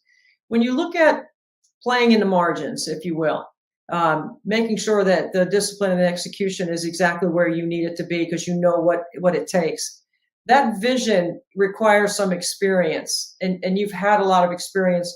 When you think about drilling down to how that manifests itself as you get ready to play in games, what are some of the things that you're working on to make sure that your kids are excelling at the highest level? Yes, just to be in the position, Debbie, where we were 2 possessions of a championship in one of the championship games, and probably 5 possessions when we played Sanford in that championship game. What we are doing is we're trying to laser in on the things that we know that we're going to have to work on. Some defensive schemes, middle ball screens. That is one of the toughest things to teach. The ball screens out of the slot. Getting better with that those defensive rotations, and then fundamentals like the little things count. 2 or 3 possessions count. Mm-hmm. And so we focus in on those things daily in practice, where we keep track of everything, of the things that are important to us. The things that are important to us are the type of shots. Are you efficient? We like spot threes, and we like rims, and we like frees. So free throws, we try to play paint the great in 8 seconds. We're going to try to get something quickly in 8 seconds. And then we'll flow into some other things. Chance points, second chance points, offensive rebounds. We have Khalees Kane, who is an elite offensive rebounder, and we're going to have some others who are really, really good offensive rebounds. So we get our chances. And then taking care of the ball. Of course, just being very disciplined and taking care of the ball is very important to us. Trina, and I mean this as a compliment, some of the most boring practices I've ever watched have been Tara Vanderveer practices, right? Because it's repetition. And you just outlined so eloquently why all that repetition is important, because you know what you need to win. In today's climate with kids that are, visual learners, they needed it to know why. They got to have it instantly. It can't be taking so long. How do you balance the two? Because I'm not saying that's an old school approach. I think it's actually the approach. But how do you get it to make sense to these guys? Yeah, that's a good question. We got to stay relevant. We got to bring music to practice some, right before practice. We gotta do some shaking and grooving sometimes in practice to make it fun, right? And so we do things in practice. We can't have really, really long practices. That's kind of antiquated.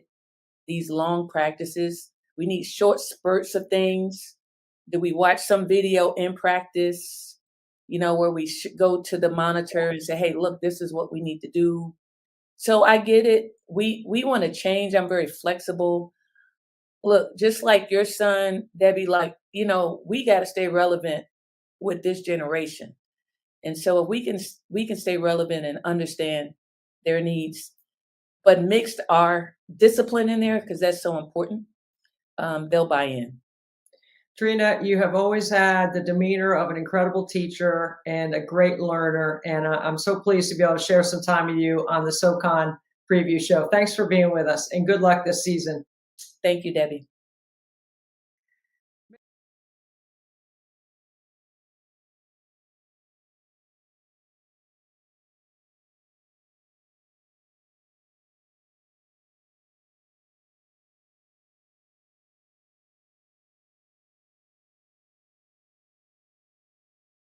Jade Gamble and Jayla Lee. Great to see you ladies representing UNCG here on the preview show. Thanks for being with us.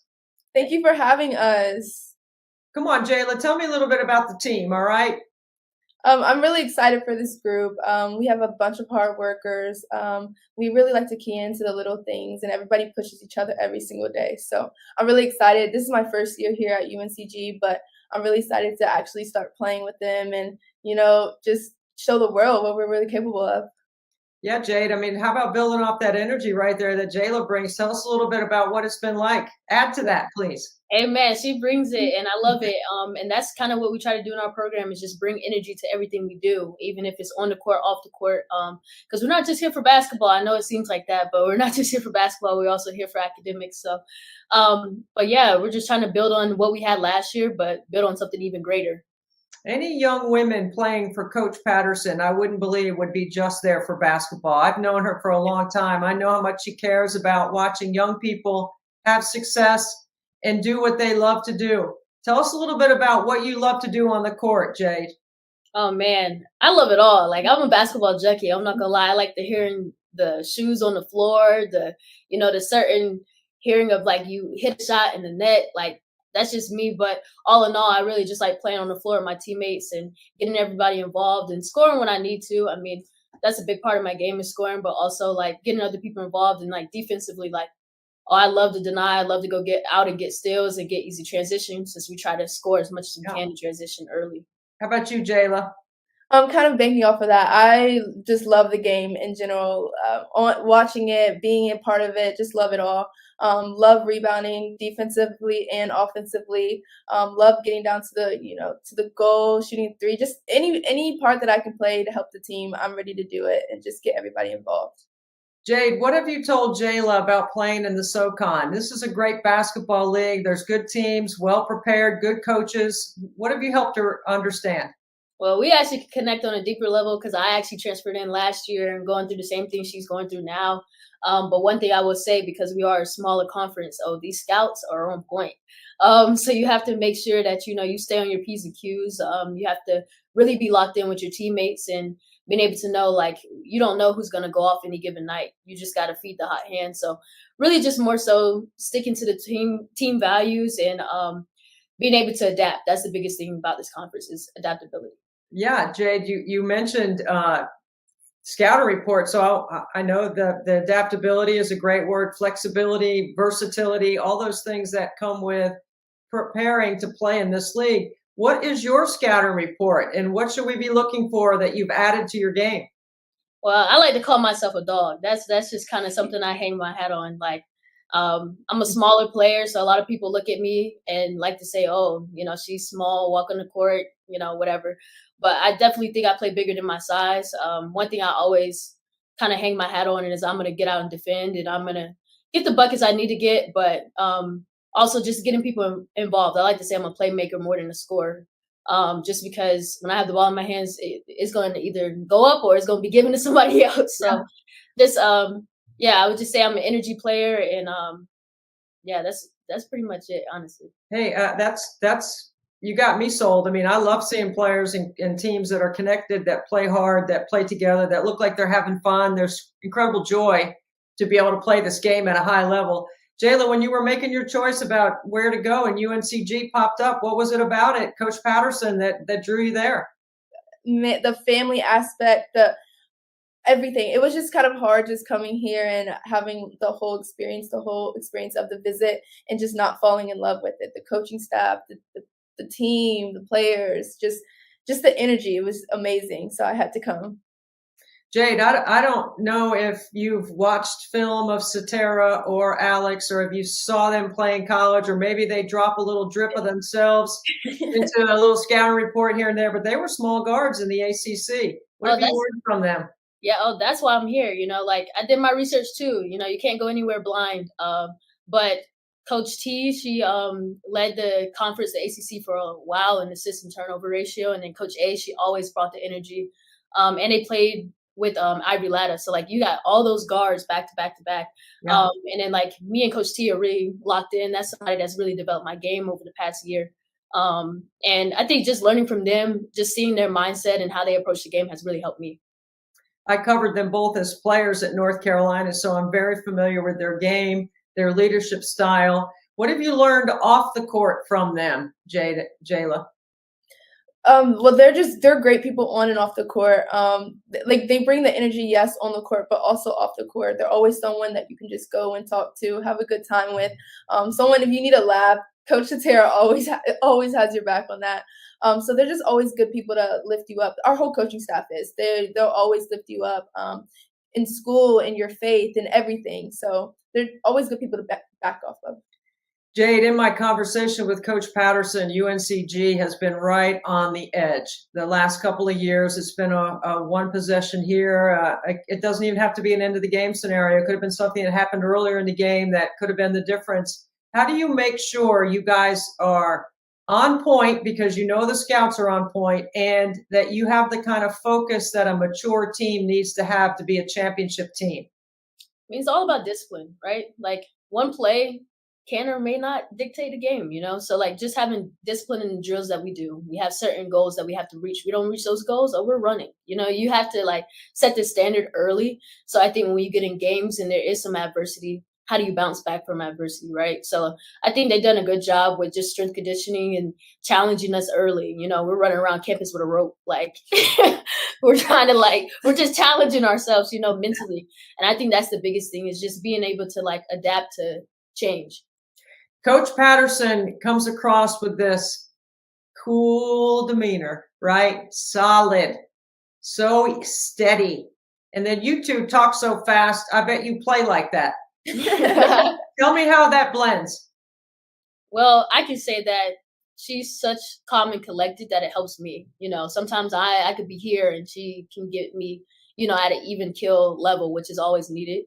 You don't need your coach to be too high, you know, especially with the flow of the game, people go on runs and everything. So just her calm nature and never getting too high or too low helps us. And then just the coaching staff being on the same page all the time really helps, because as a player, you know, you're trying your best to do what you're supposed to do. But when they're on the same page, it's hard not to, as a team, follow suit. Jayla, I'm a basketball junkie. Why am I going to want to come see UNCG play this year? We're all about basketball here too. We're gonna work hard on and off the court. We share the ball. We do the little things. We hustle. We like what we said. Coach Pat said that we try to score the ball in 8 seconds. So we really try to key into the little things and just work hard every single possession. Well, I'm looking forward to watching you both this year, and I'm looking forward to following your success. I wish you well, and I thank you so much for being with us on the preview show. Thank you. Thank you. The devastating effects of Hurricane Helene continue to cause challenges for many communities within the SoCon footprint. The Southern Conference has joined with the World Central Kitchen to help in recovery.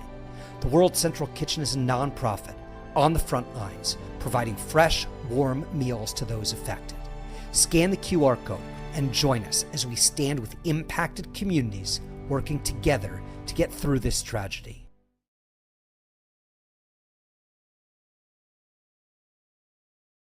Welcome to the SoCon preview show. My guy, Pierre Curtis, he's in his second year of Furman, and he's got a heck of a team this year. Coach, thank you so much for being with us. No problem. Thank you for having me.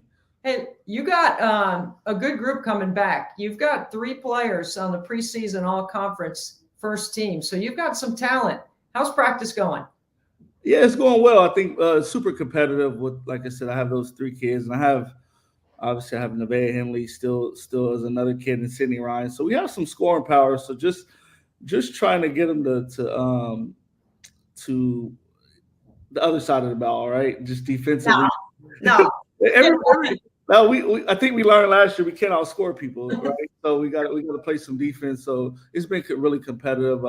Obviously, we've been off for almost a week now, just with everything going on. But we'll get them back tomorrow. We'll try to get it going a little bit more.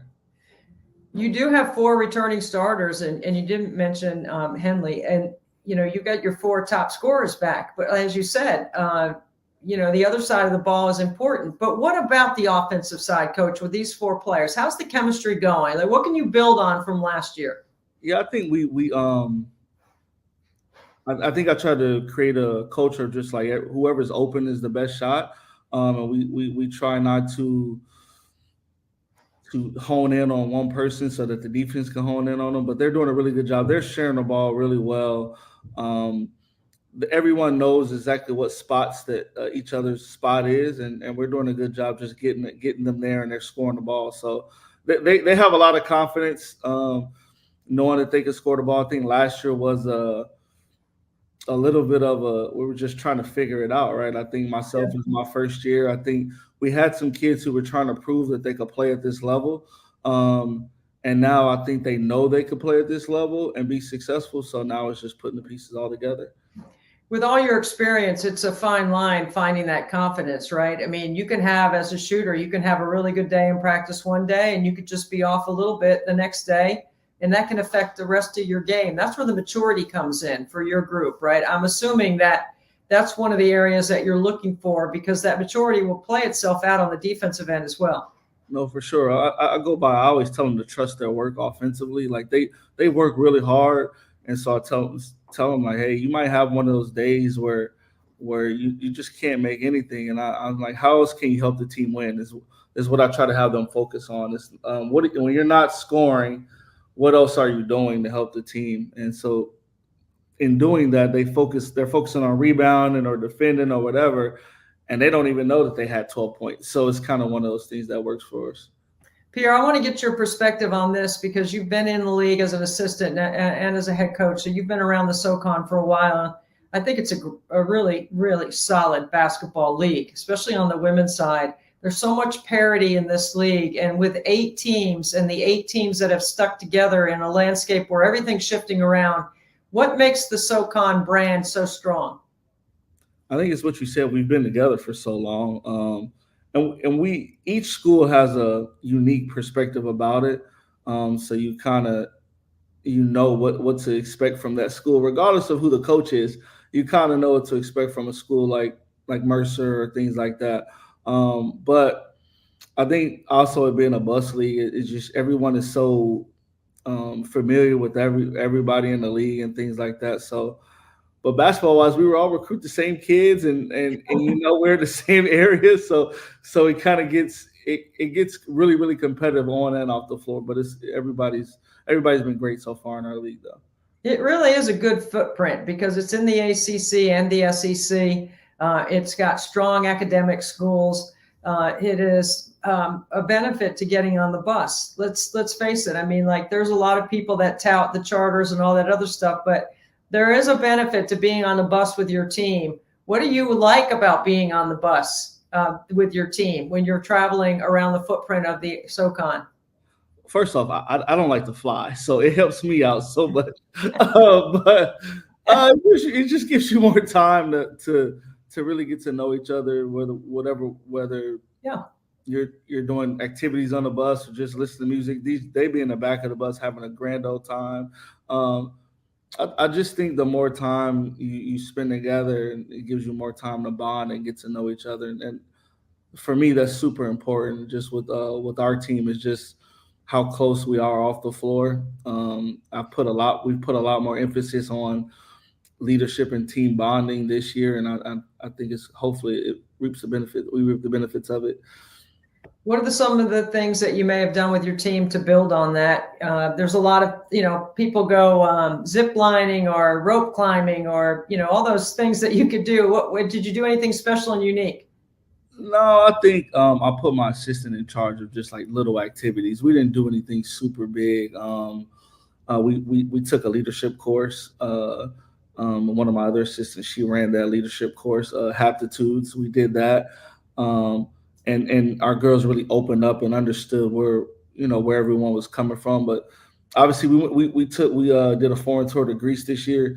That was the real big part of it. Is we have 6 newcomers, and it gave them a time to really get to bond together as a group. We split them up in different groups and on whatever tours we were going on and things like that. And so I think Greece was huge for us and just that aspect of it. When you take a foreign tour, you get the benefit of practice. And when you get the benefit of practice, there's some connectivity that can come with it. So there's obviously an education component to it. What do you think you gained the most from your trip to Greece? Well, I think just a little bit more of the chemistry on the floor with some of our freshmen. But then also, I think when we played those games in Greece, people realized they didn't have to they could be really efficient and get the job done. They didn't have to take 20 shots, which nobody on my team is going to take 20 shots to get to their 18. And I also think it's helping us now because, especially with the time we've had off, we're not teaching things as much. We're just like it's a refresher. We've already done it. Now it's just a refresher and getting reps in it instead of having to teach a whole new defense all over. Well, you're one of the teams that returns 4 starters. I think the only team that returns 4 starters. So we'll look forward to watching Furman this year in the SoCon competing for a title. Thanks so much, Coach Curtis, for being with us. Thank you. We're excited. I appreciate it.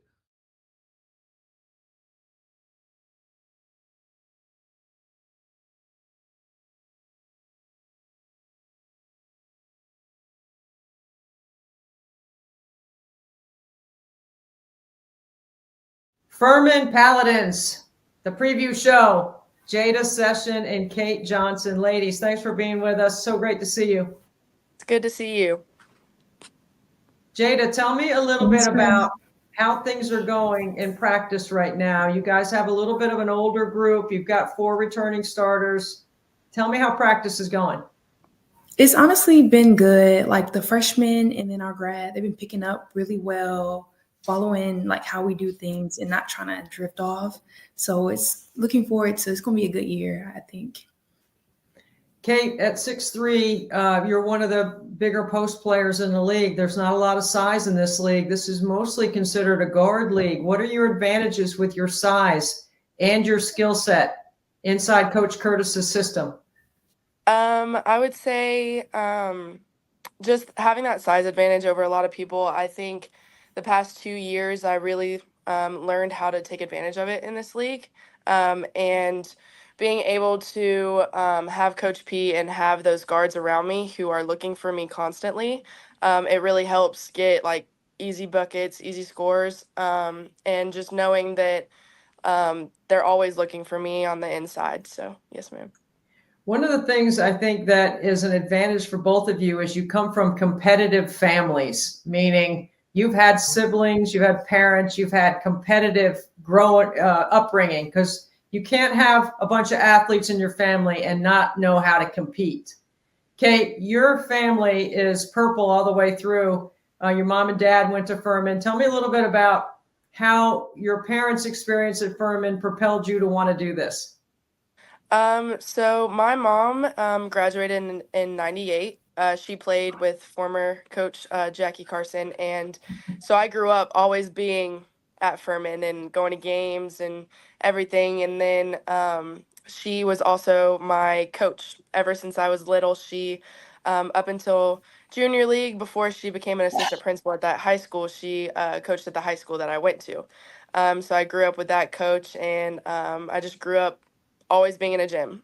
Like she said, I slept through buzzers when I was younger because I was just always there. So I think just always being there and having that mindset of wanting to win all the time, because I saw it in my mom as a coach. So I think that's what really made me the player I am today, and the athlete and the competitive mindset I have today. Yeah. How about you, Jada? I can see that all written all over Kate. I can see the same thing about you. I would say my dad really helped me for basketball. Like he was my AU coach since I was probably in 6th grade. And so he really like laid out the foundation for me, made me fall in love, because when my brother played, I didn't want anything to do with basketball. It was anything else but basketball. And then I had like a shift around middle school, and he helped me like make it to this level. You guys took a trip to Greece this summer. And when teams take a trip, usually there's a bonding experience that takes place. Jada, tell us a little bit about your bonding experience with your teammates and how that's going to help make this a really solid season for you guys. I think it was good because a lot of the adventures we did, so bike riding and tours, we really got to see each other like in different elements, especially the new people who basically got thrown in this summer, and we probably had like a Zoom call with them, or a few of them came on visits. So it was just nice to get to know them, build the bond. And it's really been helping us lately because before this storm, we hang out every other day, every weekend, like we're doing something different together, and it's translating on the court so well. So, Kate, Jada pretty much outlined some of the intangibles that come with a trip. Now tell me about the basketball side of it. You guys have 4 returning starters, including yourself. Tell me a little bit about how that experience in Greece is going to manifest itself this year in the season? I would say all summer we practiced and we worked together and we did all that, but it's never the same as playing a game together. You never know like how someone's gonna react to things, how someone plays or anything like that until you really get on the court and play other people together. So I would say just having the opportunity to do that and play with these new people and see their skill set and what they have to offer and also the energy that they bring. I think it gave me a lot of it made me happy because it was so exciting to see how good everybody worked together, how excited and how enthusiastic everybody was on and off the floor. So I would say that's just really going to carry over into our season is just how much energy everybody had on and off the floor. Jaden, you guys returned the top 4 scorers on your team from last year. So both you and Kate were double-figure scorers, and there's good balance in what you like to do offensively. Coach Curtis is talking about defense. Are we going to see a different defensive team this year? Because we know you can score. Absolutely. Like defense has been what we've been harping on all summer, all preseason. And it's just like we need to get the job done. Like everybody knows we're more than capable on the offensive side. I think SoCon is going to be really shocked to see us defensively. Kate, at your dinner table, I'm sure you guys were moving salt and pepper shakers and the ketchup around like you're running plays. And I know you've been around it your whole life. What is unique and special about this team? Because you've played on championship teams. You've been in a culture of a championship mindset, as you said. What is going to be different about this year? I feel like the bond that we have on the floor and off the floor is just something that I haven't seen in a long time. And so I'm just really excited to be able to go out there and play not just for myself, but for my sisters on that floor as well. So that's something we really harp on is doing things for your girls around you. Like if you can't do something for yourself, you're going to do it for the people who you love and who you care about. And that's something that we've really implemented on this team. And so I feel like it's already helped us get through some of those hard days. And we just say, like, when things get hard, you do it for the person standing next to you. You don't do it for yourself. That's And right. so I think that has helped us a lot this year already. And I can see that taking us really far. So I think that's something that's going to make a real impact on this season. That's servant leadership at its best when you do the things that don't show up on the stat sheet and impact and influence winning. Jade, with the veteran group that you have and the 6 new freshmen that you have coming in, I'm sure you have some sort of leadership responsibility with these young players. What is one of the things that you enjoy about being that leader and that role model for these young freshmen? I will say they make it easy. Like once we show them how to do something, once we tell them how to do it, they're good on like making sure the job is done, making sure that they don't do it astray and lead off to a different direction, a different route, what we're not known for. So I think that's the best part. They make it so easy to be a good teammate, to be a good leader. Kate, Coach Pierre is such a likable guy, right? He's got an infectious smile and attitude about him. He loves to play and compete. He's got great joy. You mentioned the word happiness earlier when you were mentioning, how happy you are to be a part of the team and to see what's coming down the road. With all of your experience, what do you think will be the difference this year between this team having ultimate success? Like you said, like it all goes back to being happy to play. There's obviously times when things get hard and it's hard to go out there on that court and give it everything you have. But I will say like that happiness part is key to it. And Coach P does a very good job of trying to keep all of his girls happy is what he says. So being happy and playing on the court, when you get those two things together, it's amazing what things can happen and the wins you can get. So I think just playing with that happy energy and that positive energy just brings out a whole nother side of different teams. So that's what I think is really going to be key is that happiness and playing with that joy and knowing that this opportunity we have is a great one. So Yes, ma'am. It's great. It's special, and it'll be unique if you guys continue to have that kind of incredible attitude about being good teammates and finding ways to win. Kate Johnson, Jada Session, thank you so much for being with us on the SoCon Preview Show. Thank you. Thank you.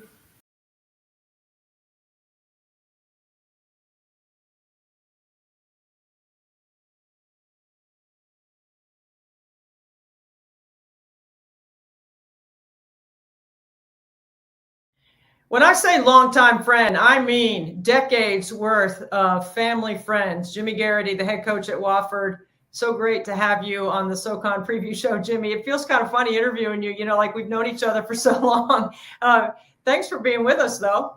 Yeah, absolutely, Debbie. And it's been a real pleasure and treat to watch you and your profession grow. You've just been fantastic.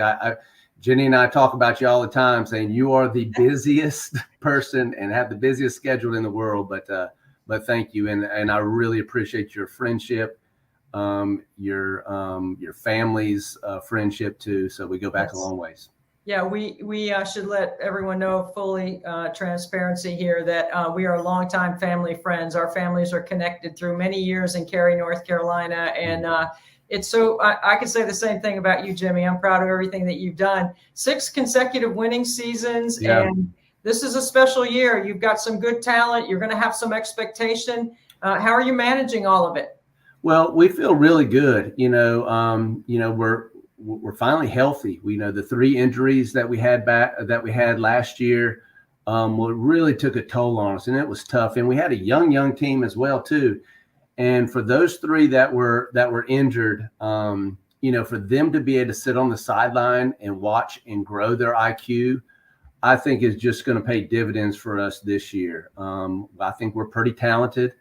We're pretty deep. Our young players are good, and of course, led by senior Rachel Rose and senior Helen Matthews.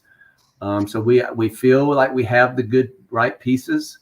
And practices, I can tell you, Debbie, they're competitive. And I tell my assistant coaches each time, we got like a 3-hour practice schedule.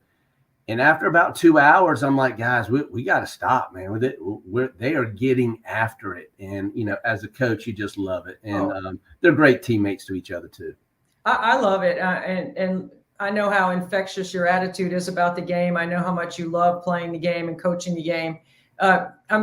I want to go back to the injuries because, you were right at the precipice of winning the 23 championship, and then you have your group coming back and then the injuries. And there was some adversity that you had to face. Usually that sharpens a coach and makes them look at the game a little bit differently. How did you approach that with this year's team, knowing what you learned last year? And last year, we took some steps back, and we kept saying at the end of the day, hey, let's keep the main thing. And that's what we did all season long. No one's feeling sorry for us. Injuries happen. And, as long as we play extremely hard and be extremely competitive, share the basketball, and then be fantastic teammates to each other, things will fall into place. And so I think we've grown from that. And those 3 that were injured and now they're back, they are hungry. They're really, really hungry. And our, I think their teammates watched them sit out and they led from the sideline, and just the things that they bring to everyday life and everyday practice have just been tremendous. And our young kids, they're talented now, and they're learning from the veterans. And I think when you have a senior, especially like Rachel Rose and all the accolades that she has received, she is competitive as anybody I've ever coached. And she plays to win every drill, every single day. And I think she is infectious and contagious, and all that energy flows to her teammates. Jimmy, let's just call it what it is. Like you said, you do have Rachel Rose. She has been the last couple of years a top player in your league. And this is a climate in college basketball now where people like Rachel get plucked out to go to other places. There's a loyalty factor. There's a culture factor there. Tell me what it is about Rachel through your eyes that makes her such an incredible competitor and such a loyal competitor and want to be a Wofford Terrier. Hey, it starts with the parents. Her family is fantastic. And, she was raised with character, integrity, loyalty is a big part of their family. And you know what? She loves her teammates. She loves going to Wofford.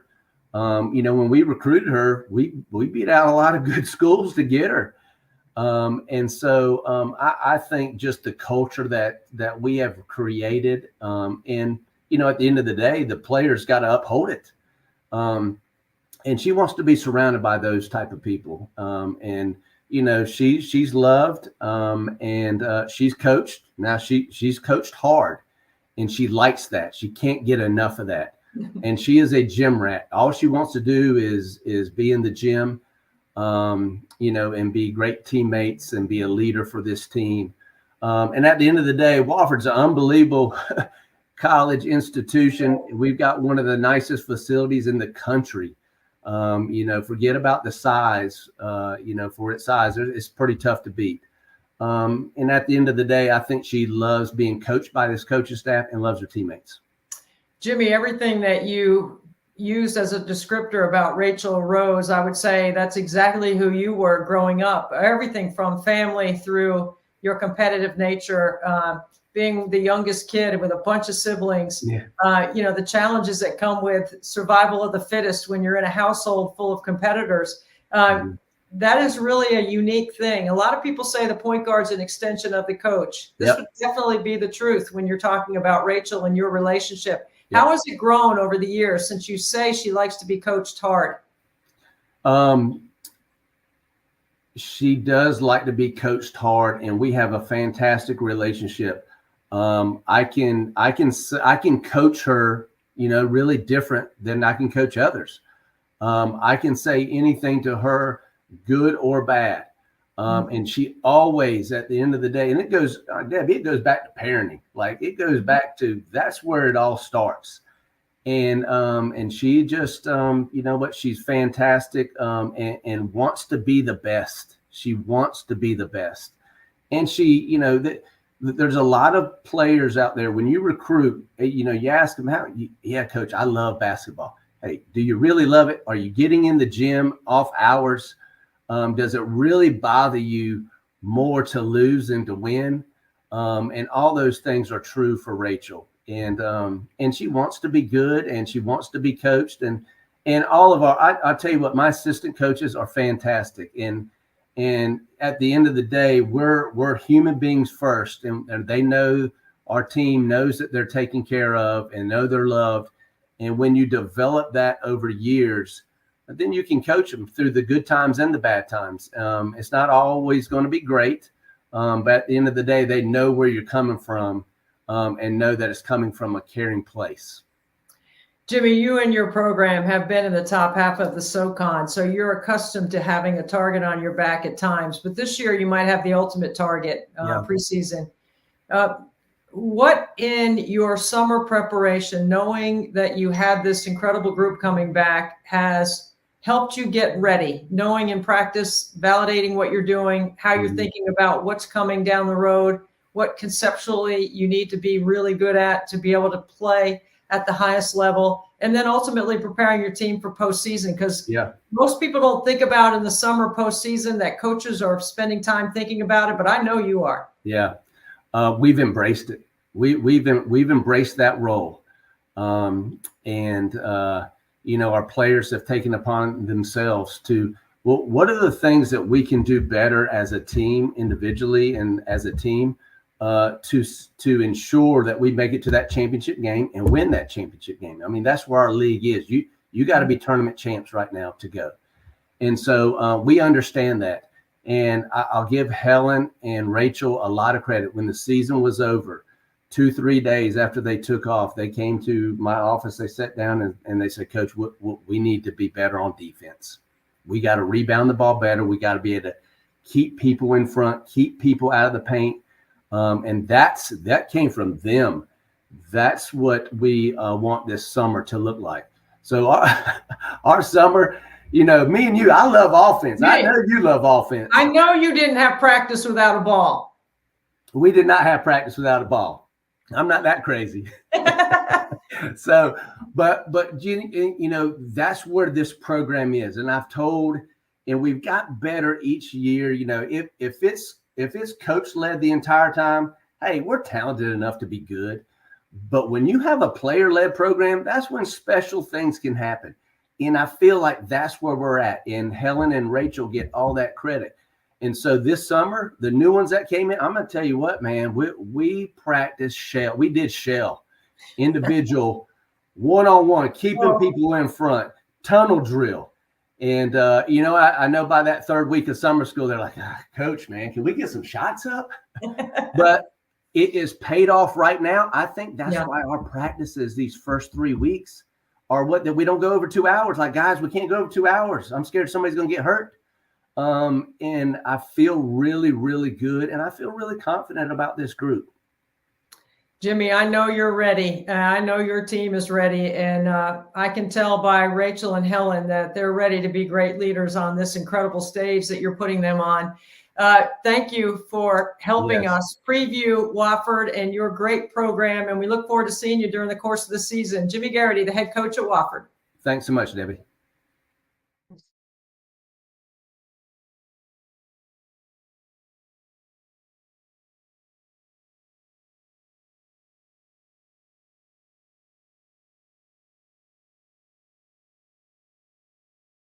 Welcome to the preview show. Helen Matthews and Rachel Rose, the back-to-back SoCon Player of the Year. Ladies, so great to have you. Thank you for having us. Good to be here. Listen, both of you have had some adversity and have had some incredible success. Which one you want to talk about first? Sure, we can go for the adversity first. Yeah, so last year losing a teammate who I was so close with, specifically on the court, and Helen was really tough. And then, you know, at a time we had three freshmen starting with me, so I really had to grow as a leader in a leadership position. So it was tough, but I thought we handled ourselves well. We didn't finish the season the way my goal was, but we've grown a lot since then, and I can see a lot of success in the future. And you know what, I know what it takes to lose now, so let's win now. Well, Helen, you're coming off an injury, and that required an awful lot for you to get back. Let's talk about the success of overcoming your injury and what you're looking forward to this year. Yeah, well, it was kind of a lot like a hit, losing the 2023 championship and then getting hit with the injury. But I think, honestly, it was a bit of a blessing in disguise. You know, I got to sit on the sidelines and grow a lot of myself, my leadership, my IQ for the game. And I got to watch our other injured girls grow beside me. So then I think, honestly, it set us up to have such a great year this year. I think we're super competitive. Everyone wants to win. We trust each other. We believe in each other. And so I think, you know, I'm just really excited to see how this season goes. Helen, you have the luxury of this year playing next to Rachel, who has 22 points a game last year. She's on the top of the top target on everybody's scouting report. What is it uniquely special about her game and that makes her such a great teammate? I think she's just so smart. You know, she sees the court so well. She makes it easy for us. She sets us up to have great shots. But then also within that, she believes in us a lot. She tells us all the time. So, you know, she's going to tell us to keep shooting. She's going to tell us exactly what we need to do, where we need to be. And, you know, it just gets the team rolling. And I think last off, she just loves to win. And that really trickles down through everyone in the team. Rachel, not everyone naturally comes by the competitive edge that you bring in every drill, every practice, every game. Where does that come from? Yeah, I think it starts growing up in my family. I have 4 siblings who I've competed with ever since I can remember. So just growing up wanting to be the best and having parents who support me in that way. And then getting to a team and at a school like Wofford where I'm being set up for success here.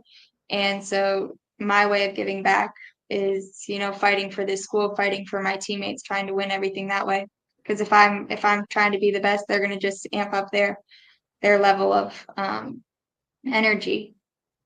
you are responsible for a rising tide yourself, because you can do that. You have the power to do that because you work so hard, and it's infectious what you do. If you listen to Jimmy Garrity describe your relationship with you, Rachel, and your skill set, it's almost a mirror image of who Jimmy was as a player and a young player himself.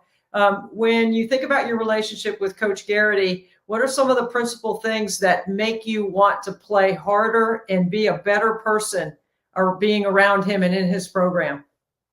Yeah, just the trust that he has in me to control the game and control our team on the court. You know, he doesn't call much during the games because he trusts me to make the right call, and we talk about it and we watch film together through that. And just off the court, like, he's my academic coach as well, so he gets on me for school, and I could see that he wants me to be the best as well in school and in basketball. So, you know, this is his livelihood. This is his dream of being a coach and winning championships, and it's our dreams align, our goals align. So fighting for myself, fighting for my teammates, and fighting for him, it's really easy. It's a pretty selfless group. I mean, Helen, I'm listening to Rachel and knowing all the accolades that she's received, and you've received some as well, that this is a group that's very well connected, and it's game above self. How does that manifest itself on the court when you're playing? Yeah, it just goes down to, we all believe, like, we all just want to win in the end, and we all want to do whatever we can to win. And we all have our individual roles, our individual things that we're great at. And we know if we do that, we're going to get the win. And when it comes to individual awards, you know, those might come, but they're a result of us doing all the little things, everything we need to do, and ultimately achieving our main goal, which is winning. Helen, while you were on the sideline last year, you said you helped raise your IQ, and I'm sure film and scouting reports and maybe suggestions or diving in a little deeper on certain actions, you were probably able to contribute in other ways that maybe you didn't think you could contribute. What do you think you learned the most that's raised your IQ so much? Well, I think I've always been kind of a defensive-minded player, and so that was great, being really able to go in depth and focus in on the scout a little more, all the intricacies in that. Then also, I think I had time to sit back and watch the offensive game, specifically watching Rachel, listening to Rachel, and then like rewatching the games, watching film. And so I think that's grown a lot, which I'm really excited to bring back on the court and see how I can help the team out. Rachel, this is a one bid league, and there can be some pressure that comes with that. It can be heavy some days for you. Other days it can look like incredible opportunity because you've worked so hard. What's your attitude and your mindset around all of that as you gear up for this year? Yeah, what's great about this team is that we all have one common goal. Before and after every single practice, when we bring it in, we make sure we say tournament champions on 3. And because we're all fighting for the same goal. I've never really cared about the personal accolades, and while I'm honored to receive them, that's not my goal. It's not our team goal. And so if I can keep my mind on winning this tournament championship, winning the regular season, I think that's going to have me work harder. I'm hungry for it. Our team is ready. We're prepared, and we're working hard every single day. Rachel, how do you prepare yourself to play 36 minutes a game at a high level? Yeah, conditioning is huge, making sure, specifically in the summer, I conditioned really hard. And right now, just playing, getting up and down is the easiest way for me to stay in basketball shape. So in practice, we're doing a really good job of getting up and down, and our coaches are on us that way. And then just mentally making sure I'm ready to, it's really, Helen's a great defender. She's our best team defender. So having her guard me in practice makes me that much better. Guarding me full court gets me in much better shape. Well, I can't tell you how excited we are to watch you guys this year, and we wish you well. And this could be a really special year for Wofford basketball. And we're looking forward to watching your success. And thank you both for being with us on the SoCon preview show. Thank you very much.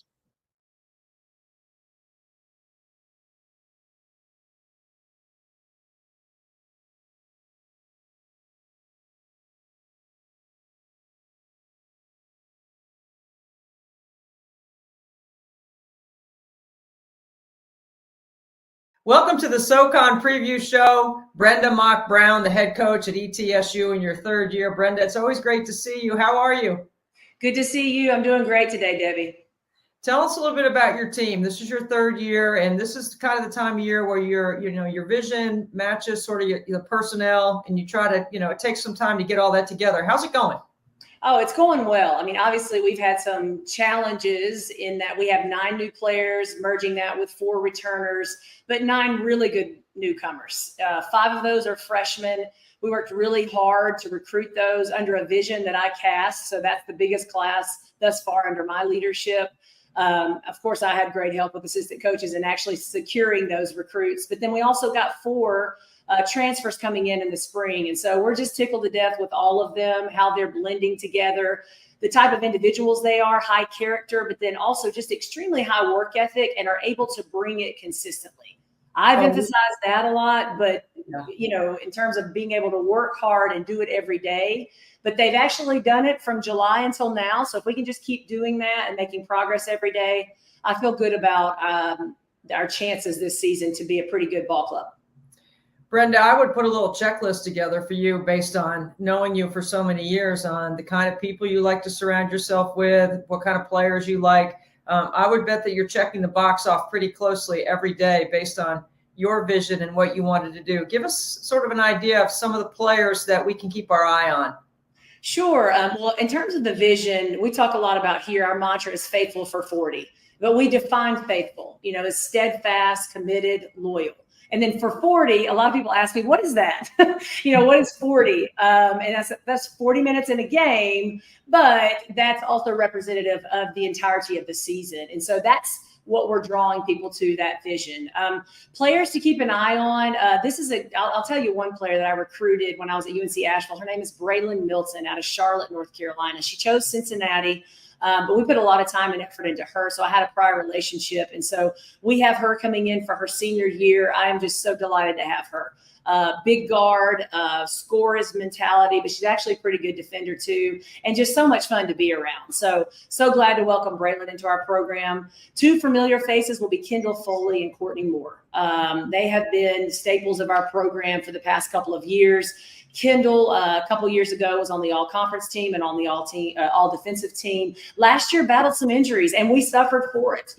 Obviously, good teams overcome that, but that's a big void to fill when your point guard goes down, and she struggled with that during the entirety of the conference season. Courtney Moore, a 5th-year veteran. She's been at ETSU, I say, since 1985 because she's been here 5 years, and the girls get tickled by corny jokes. But, Courtney's been somebody that she is so consistent. You know what you're going to get out of her every day. She loves ETSU. So not only does that translate to her performance on the court and her passion, but she's able to help us recruit kids here because she's seen it. She knows the community. She knows the draw of Johnson City. She knows really that this is the best town, in my opinion, in the Southern Conference to play women's basketball. And so, those 2 are going to be pivotal. And we've got others, Megan Downing, who people overlooked last year, scored 18 points in our conference tournament game against Mercer. She's one of our returners. She had a great summer. She's performing right now. And again, just a consistent worker. So I'm hoping there'll be some other people too that emerge. And I think that's happening in practice. So I'm really excited about the potential of this team. Brenda, you grew up in Waynesville, North Carolina. You went to Wake Forest. You spent a good portion of your career at UNC Asheville. You've sort of been in the footprint of the SoCon for a long time. So you know as well as anybody how good the basketball has been in this league. Break it down for us a little bit on how good this is as a coaches league, the kind of preparation that's required, and what it's like to get ready to get your team to compete for a title in this league. Sure. Well, Debbie, I'll tell you this. Coaching here in the Big South, obviously we had great coaches and great relationships there, but being here the past couple of years has made me a better coach. We've had some great matchups against some friends in Susie Gardner, who is now not at Mercer anymore. So she's down as an assistant at Florida, but, going up against her, Sean Poppy, who's now coaching at Clemson, Jimmy Garrett, who's done a phenomenal job at Wofford. I mean, hands down, because I was coaching against him at UNC Asheville, and to see what he's done with that program, and them being picked to win the league this year. I picked them to win the league this year. He's done a great job there. Trina Peterson, at UNCG, I just love her, high character, great friend. And that's the cool thing, Debbie, and that's just, I'm very relational. So of course, when we're competing against each other, we want to win. There's no bones about that, no question about that. But we've got great people, in our league, and the new coaches are no exception to that. Wonderful people. I think we'll work well together to advance our league. That's already been happening, in some of the Zooms that we've had. And then, I think last year, looking at the net score of the league, it was a great year for Southern Conference. I think it was one of our historic years in terms of our non-conference record collectively. I would expect the same this year. It's going to be another good year for us, and we're going to continue to get better. I think one of the things about the SoCon that's exciting for me is that you might not have 6'5", 6'8", 6'6" in the post, but you have versatility, you have adaptability, you've got great guard play, which is always exciting. And you have to be able to change the rhythm of the game. You can't just play the same way all the time. With your added depth and your newcomers, what do you envision for 40 minutes with this club? What style of play will we see? Something similar to last year, or is it going to be a little bit different? Yeah, we need to generate a few more possessions per game. So if you look at us versus the 361, I think that's how many Division I teams there are. We weren't high in our possessions per game. Why is that? Well, we're not completely slow on offense, but what we are doing is playing conservatives, somewhat like a pack line, similar to a pack line man-to-man defense. And when we're grinding people out, so it takes people longer to score on us, and our transition defense is pretty good as well. So we want to keep that, Debbie.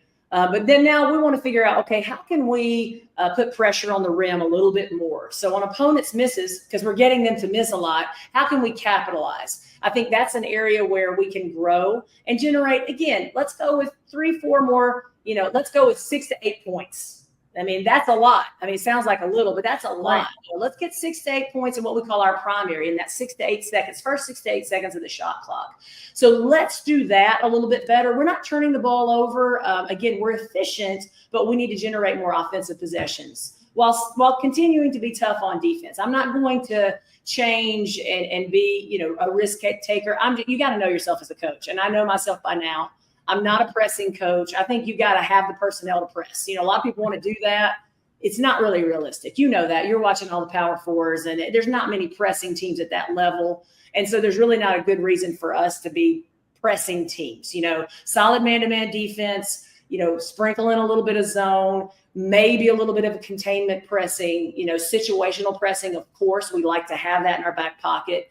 But nothing's changing really defensively, but we do want to generate more possessions on offense.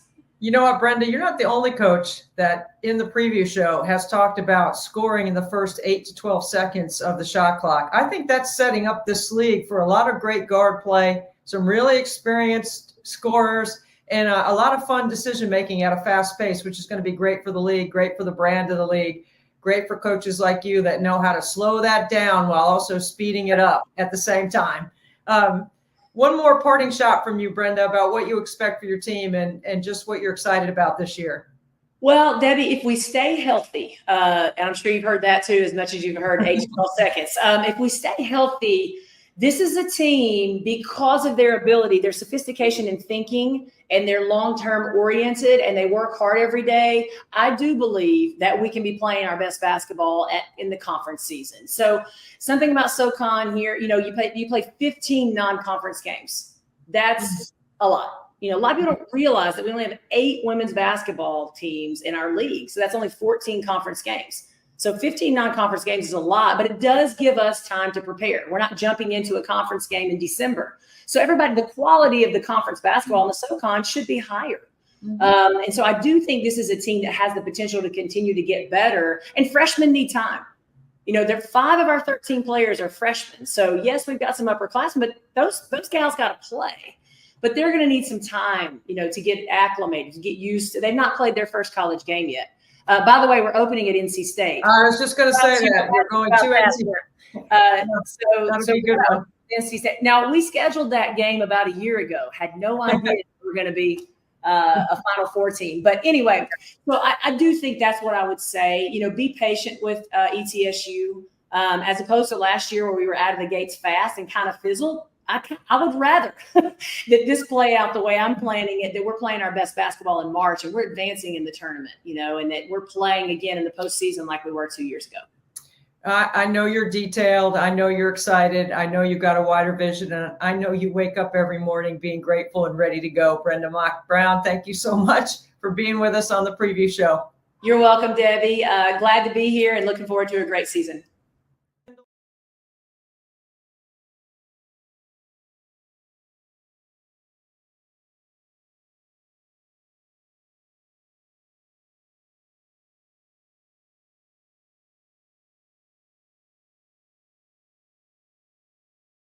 Welcome to the preview show from ETSU, coming to you live from Johnson City, Tennessee. Courtney Moore and Kendall Foley. Ladies, thank you for being with us on the show. Yeah, thank you for having us. If you guys are an extension of Coach Mock, which everyone says their players are, you must be having a ball. How much fun has it practice been? Has it been entertaining all these new players? Tell us what's going on. Give us a little breakdown, Courtney. Yeah, it's been fun. A lot of learning, a lot of new players, but it's been exciting. Everybody's just working hard. It's real competitive, so I'm excited for the season. Kendall, you're one of the leaders. You two are one of the better players on the team. You've got the most experience. How have you been able to lead in practice every day? I'm just trying to be vocal, trying to help. We have a lot of young players, so just trying to help them learn the system, be there for them to answer questions, and just encourage them to the best of my ability. Just really trying to be there to serve them right now. One of the things that people like to say about freshmen is you don't know what you don't know yet, right? What are some of the things that you guys have been able to do? Courtney, we'll start with you, to help the freshmen along inside Brenda's system, which can be complicated at times. Yeah, just encouraging them. It's obviously new to them, and we've gone through that for 2 years with Coach Mock. And so just kind of helping them, walking them through everything and answering any questions they have. Like I said, staying on top of them, encouraging them, and they're catching on really well. They're great learners and hard workers, so it's pretty easy. Kendall, you have seen every defense in the league. There are a lot of top of the scouting report defensive efforts on you. Tell us a little bit about what you've added to your game that you will be able to counter and make the defense wrong.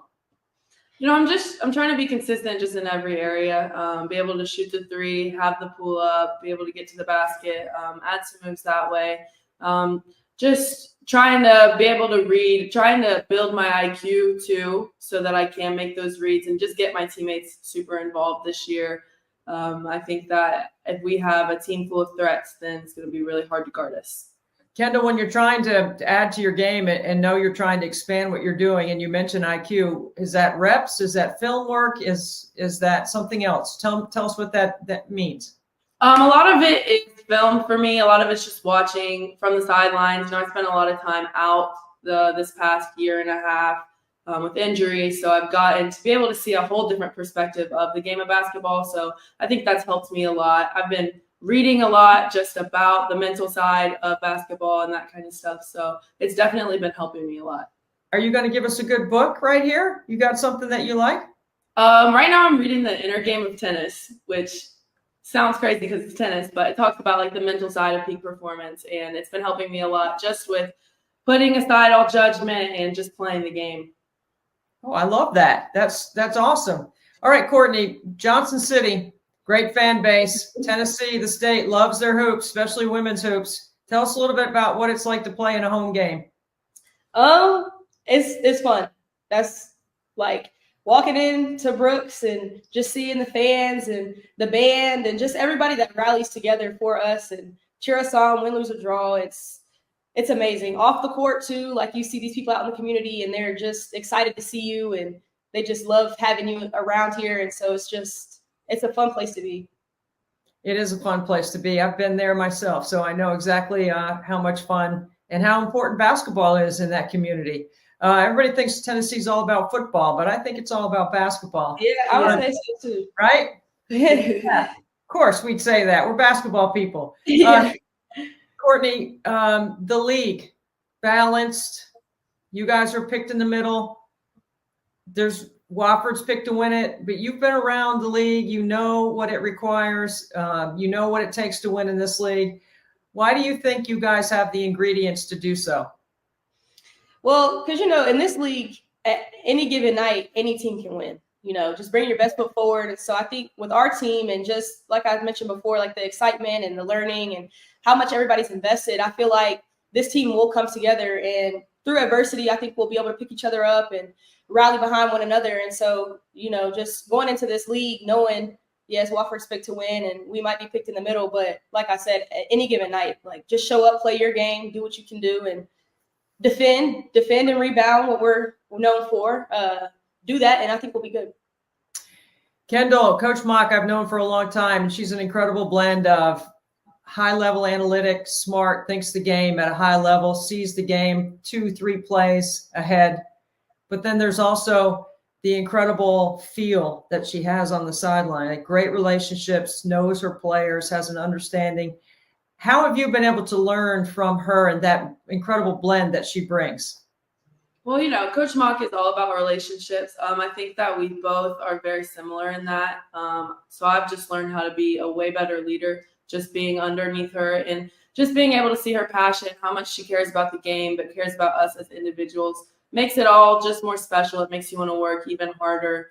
You don't want to disappoint her. You want to just perform to the best of your abilities for her. So, I think it just has challenged me, and I think I can speak for our entire team just to play at our best and work as hard as we can every single day to just get better. Kendall Foley and Courtney Moore. Part of the reason why we do the preview show is to introduce everyone to who's on the floor and get people interested. You two did a great job letting everyone know why ETSU is going to be a team to keep an eye on this year. Thanks for being with us on the preview show. Thank you.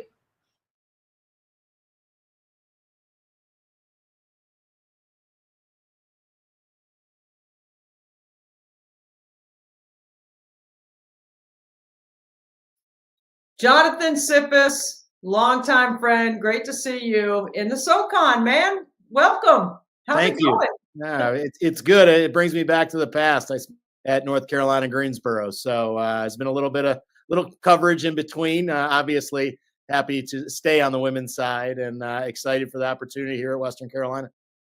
Well, you've been a longtime head coach at multiple places. You've had success in other places that you've been. You've been a longtime assistant coach. You've filled every role you could possibly fill. You mentioned UNCG as a beginning part of your career. What is special to you about the SoCon? Yeah, it's just I think people don't realize the history of the Southern Conference. At one point, obviously way before you played, Debbie, it was the precursor to the Atlantic Coast Conference. Sure. And, I think, it's changed as far as some of the teams, but that doesn't take away from the history of so many great players, both on the men's side and on the women's side. And, we had a great one here on the men's side, and Kevin Martin, that was the leading scorer in the SoCon when there was another guy who could shoot it pretty well named Steph Curry in the league at the same time at Davidson. So, it's always been a place where so many coaches have gotten their start. And I'm really honored to have the opportunity to lead a program in the Southern Conference. Well, you mentioned it. I think this is an excellent coaches league. You're going to get a lot of players that are maybe not the tallest or the longest or the fastest, but you're going to get very skilled, very athletic players that just play the game at a little bit of a smaller level in terms of size, not in small in game. That's not what I mean. You've experienced so many different power leagues. You've been around the best. You've been around championship culture. What is it about this league that makes it such a good coaches league? Well, I think you have coaches from a lot of different backgrounds. You have coaches that have been successful, as you talked about as assistants. You've had coaches that have been here a little bit longer period of time. You have newer coaches who are taking over programs for the first time. So you just see a lot of different styles. You see, people bringing players over. Obviously just go and see the job Coach Poppy did at Chattanooga the last 2 years on a program that's obviously been very, very good in the Southern Conference. So I think that's the exciting, part to me is you get to see, and even being in the Big East the last 2 years was so different from my first run in the Big East from having a Creighton in there full time to see, Denise Dillon take over Villanova and play in a different way than Coach Beretta played. So, I think that is exciting. On the women's side, I don't have as much experience of going head to head against programs from the Southern Conference, but you've just always had that eye on seeing how the different teams have done so well and what those coaches have gone on to, not necessarily just going on to become head coaches at bigger conferences, but somebody like Jackie Smith Carson, who's gone on to a leadership position in the ACC. So again, it's the biggest thing for me is we're trying to grow young women in this game to be successful no matter what they do when they leave here. And definitely you see that in the Southern Conference. Jonathan, I've known you for a long time. I've watched you as a part of several different journeys. This is a significant rebuild at Western Carolina, and you knew it when you took it. How's it going? It's good. I think in the spring you wanted to try to make sure you have the right people that were going to stay on board for our vision. And, our roster went down a few and then gained a couple. I've been blessed with, having a roster that has, players from a lot of different backgrounds, and so I think the willingness of the ones that wanted to be here to do things in a different way, I've been really, really encouraged with. The administrative support we've had from Alex Gary and his whole senior staff to have our whole group here the entire summer to try to build that, culture we're talking about in chemistry. So I think they understand it. We take it day by day and, a lot of coaches speak, but, I love the fact that they've wanted to learn a different way. I think especially with some people who this is their last opportunity, whether it's, somebody like Chelsea Wooten, who's in her 4th year, or somebody's like Zoe Cruz, who's a 5th-year senior. They very much could look at it and say, hey, we're just going to do it, or I can go in a different direction. And when you have that leadership, from your experienced players, and you have some younger players that have some success that have bought in, I think that's helped us continue to move things in the right direction. Jonathan, this is a preview show, and because we're doing this before the season starts, there could be some significant challenges due to the weather and the situation in the western part of North Carolina and what you've had to experience with your team. Not to make it timely as for today, but just your vision for what you think is coming down the road the next couple of weeks, the next couple of months with your school, with the school being closed, with you trying to, you already had a challenge to rebuild. Now you're going to have some challenges that are really life-threatening challenges. What is the mindset there for you and your family?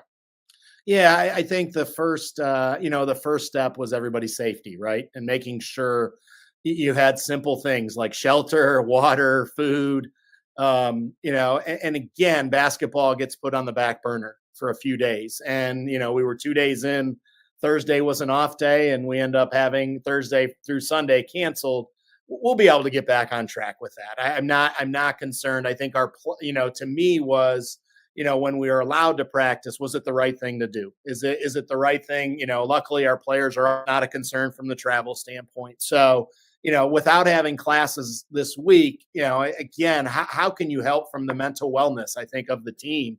And to me it was, I'd love to practice. I want to make sure they want to practice and they want to be there and help that. So they're just not, I think that they got a little bit of stir crazy over the weekend. So I think that was the nice part of having them over to the house was, they didn't just stay at our house. They went across the street to the clubhouse where there's a pool, and our men's coach lives 2 houses down, and they went and checked in on him and saw checked to see how he and his family were doing. So I think it's just what I've seen in the community here at Western. That's how it's been even way before we ever had this, this challenge. It's a close-knit community that wants to help each other. So I think from the basketball perspective, we're trying to just get through this phase of practice now till we get to when our first game is supposed to be. I think we're really lucky when we see the devastation in Asheville and even some of the smaller schools, in Western North Carolina. We're pretty lucky. We didn't have any damage with our facilities, in the dormitories or dining halls or even the places that our players lived, that they can't get out from certain places. There was a little bit of touch and go on a couple of the places, just not being able to get to one of our players for a day or so, but we were able to stay in contact with her and able to get her there. So, for us, I think we still look at that plan of trying to be in preparation that it could change based on some of our opponents, but they have access to the gym. We have access to be together.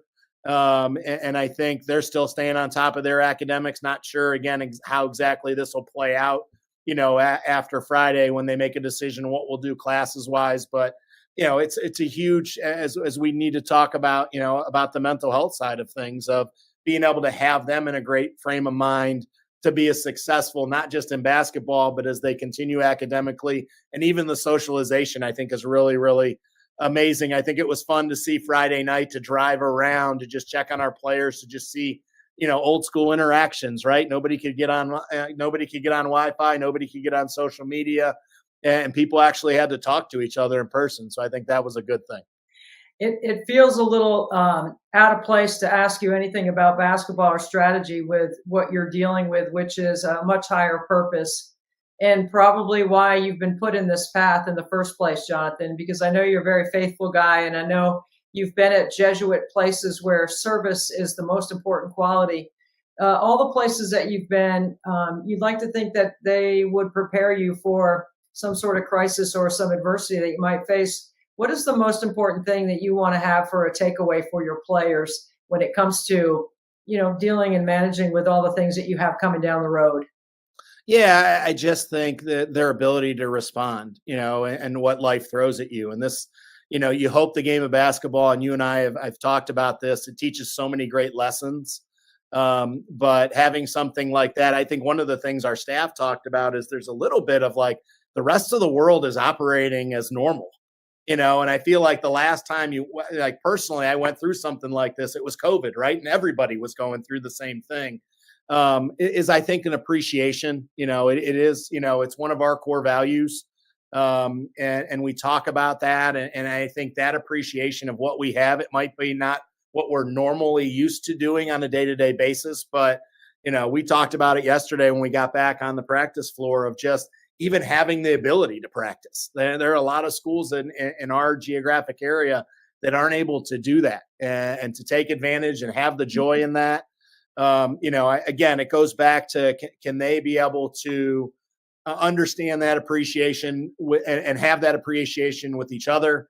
They've done a great job. We've tried to connect with parents to make sure, again, I think that's a huge part of our, vision here is it's a partnership, and we're here trying to be, in that partnership with parents to help their daughter get to that. And sometimes just that text or that phone call to make any of that they've asked us to do, to just reassure them. We had people that wanted to rush here.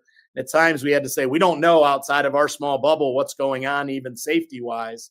But I think I think for this week, it's just been, hey, can we get in a routine? Can you make sure that you're doing the things that you normally, are you sleeping okay? Do you have, you have a concern of what might happen next?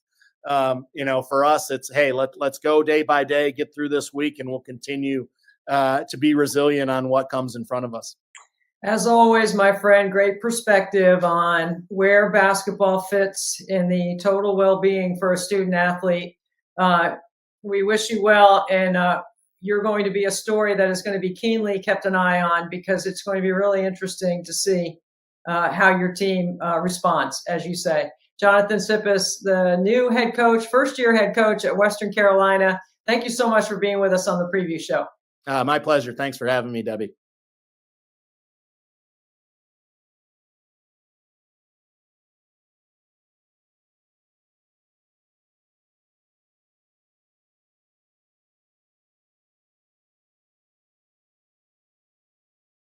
Tyja Beans and Chelsea Wooten from Western Carolina. Ladies, how's it going? It's going good so far. Yeah, it's going. Yeah. It's going, especially after this weekend. Yes, it's going good now. It's going good. Yeah, it's going good now. Yes. Yeah. I know you're referencing Hien, the storm that rocked the western part of North Carolina.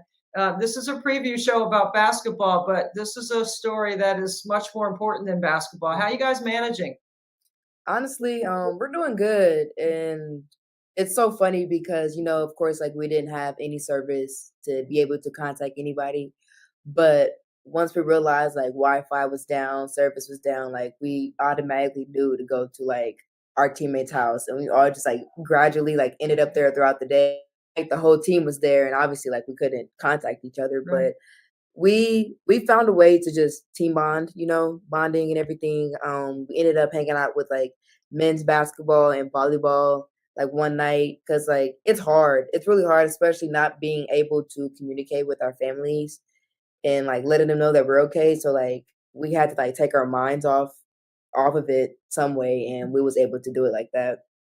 Taja, are you feeling the same way about that? Yes, honestly, we played a lot of board games. We cooked together. We had fun together. Honestly, we watched a little bit of the movies that we could download while we were on Wi-Fi, and just from there, we just team bonded. That's all we could really do.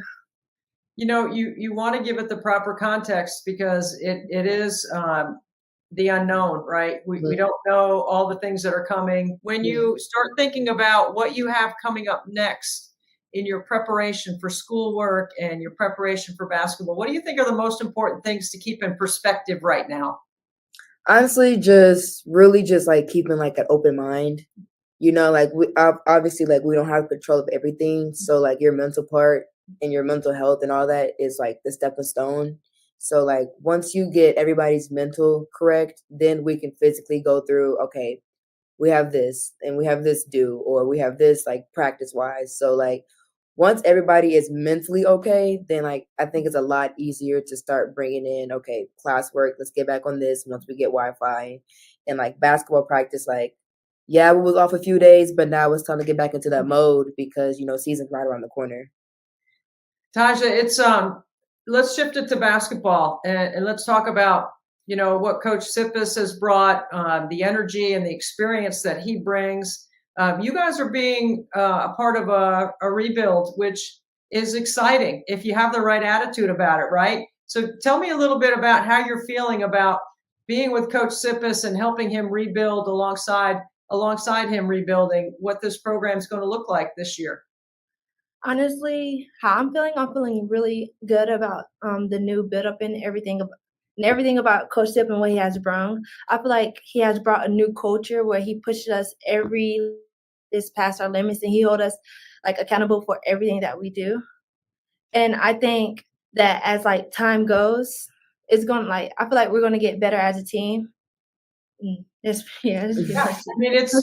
repetition, it's execution, it's discipline. It's what you've been doing your whole life from a basketball standpoint, right? What makes it so much fun to be with this group, Chelsea? I think what makes it more fun and everything, because for one, this is my last year of eligibility. And for two, like being on the call with Coach Sipp back in like April and just listening to like his plans and everything, it was real easy to buy in literally over the phone. Like it was literally that easy. And for him to bring in like Coach Danny, Coach C, and, you know, Coach Sid, like bringing in those type of coaches who pushing you more than Coach Sipp is at times, it makes you want to buy in, you know? And then also like we have like a few returners and then few like newcomers, and everybody wants to win, you know? Like of course like we wasn't able to like see that in like recent years, but like now we have the formula to be great. It's all about us using it and just being great, you know? Taja, what does that look like? What is Chelsea describing about what looks great about what you're doing on the floor? Do you explain it to us so we know it when we see it? Honestly, just running in transition and just like passing the ball, playing at a faster speed, a better speed, and just like being very like, I would say, I don't know the word for it. I'm sorry. It's just like being very smart with the ball and just like focusing on the little things. Yes, he's very like particular about little things, which I really like. So I know Coach Sippis for a long time, and I know how good he is. I know how he thinks the game. I know how much he loves to coach. And I also know how much he loves seeing his jersey hanging on the back wall with the one on it. How about that detail right there? What do you got to say about that? It looks good. It looks good. It looks good. Purple looks really good, honestly. What do you think you guys can bargain Coach Sippis for to be able to get your jerseys in a frame hanging on his wall? Probably a foam ball because he definitely needs. I think some shoes, honestly. Yes, shoes. I think some shoes. Definitely. I was thinking about maybe a double-double or maybe a positive assist turnover ratio like 3-to-1, maybe something like that you could wheel and deal with. Mm-hmm. Yes. That would work too. Yes. That would work. Chelsea, if you're going to describe your game, tell me what it looks like when you're playing at your best. Playing at my best is honestly just getting my teammates going. Obviously, like my teammates helping me get going. I've always been able to like shoot the ball and stuff like that, and my teammates really helped me get to my spots. The best is when like I'm smiling, I'm happy, like kind of turned up a little bit, but communicating over like, because we always give high fives. Like Coach Tripp is really big on touches, but like I give touches. Like I'd be like, "Let's go!" Like and they'd be like, "Whoa!" I'm like, "Sorry, my fault. I'm a little happy," but honestly, like just keep just going, making the right reads, even if it's like small details of like making an extra pass, like that gets me going. To be honest with you, based on everything that you guys have been through recently, you look like two really happy kids, and for that, that is kind of infectious attitude that people enjoy watching about our game, right? When people look like they're having fun doing what they love doing. How about for you, Taja? Chelsea's got an infectious attitude. She's got a big smile. She's the top returning scorer. How are you going to help her put some points on the board this year? Getting open center screens, just cheering on my teammates when I can, and just uplifting them to just keep them going and just keep them like running the floor and just like having a winning spirit. Well, you both definitely have a winning spirit about you, and we're so glad that you could join us on the SoCon preview show. Thank you so much for being with us. Thank you. All right. The devastating effects of Hurricane Helene continue to cause challenges for many communities within the SoCon footprint.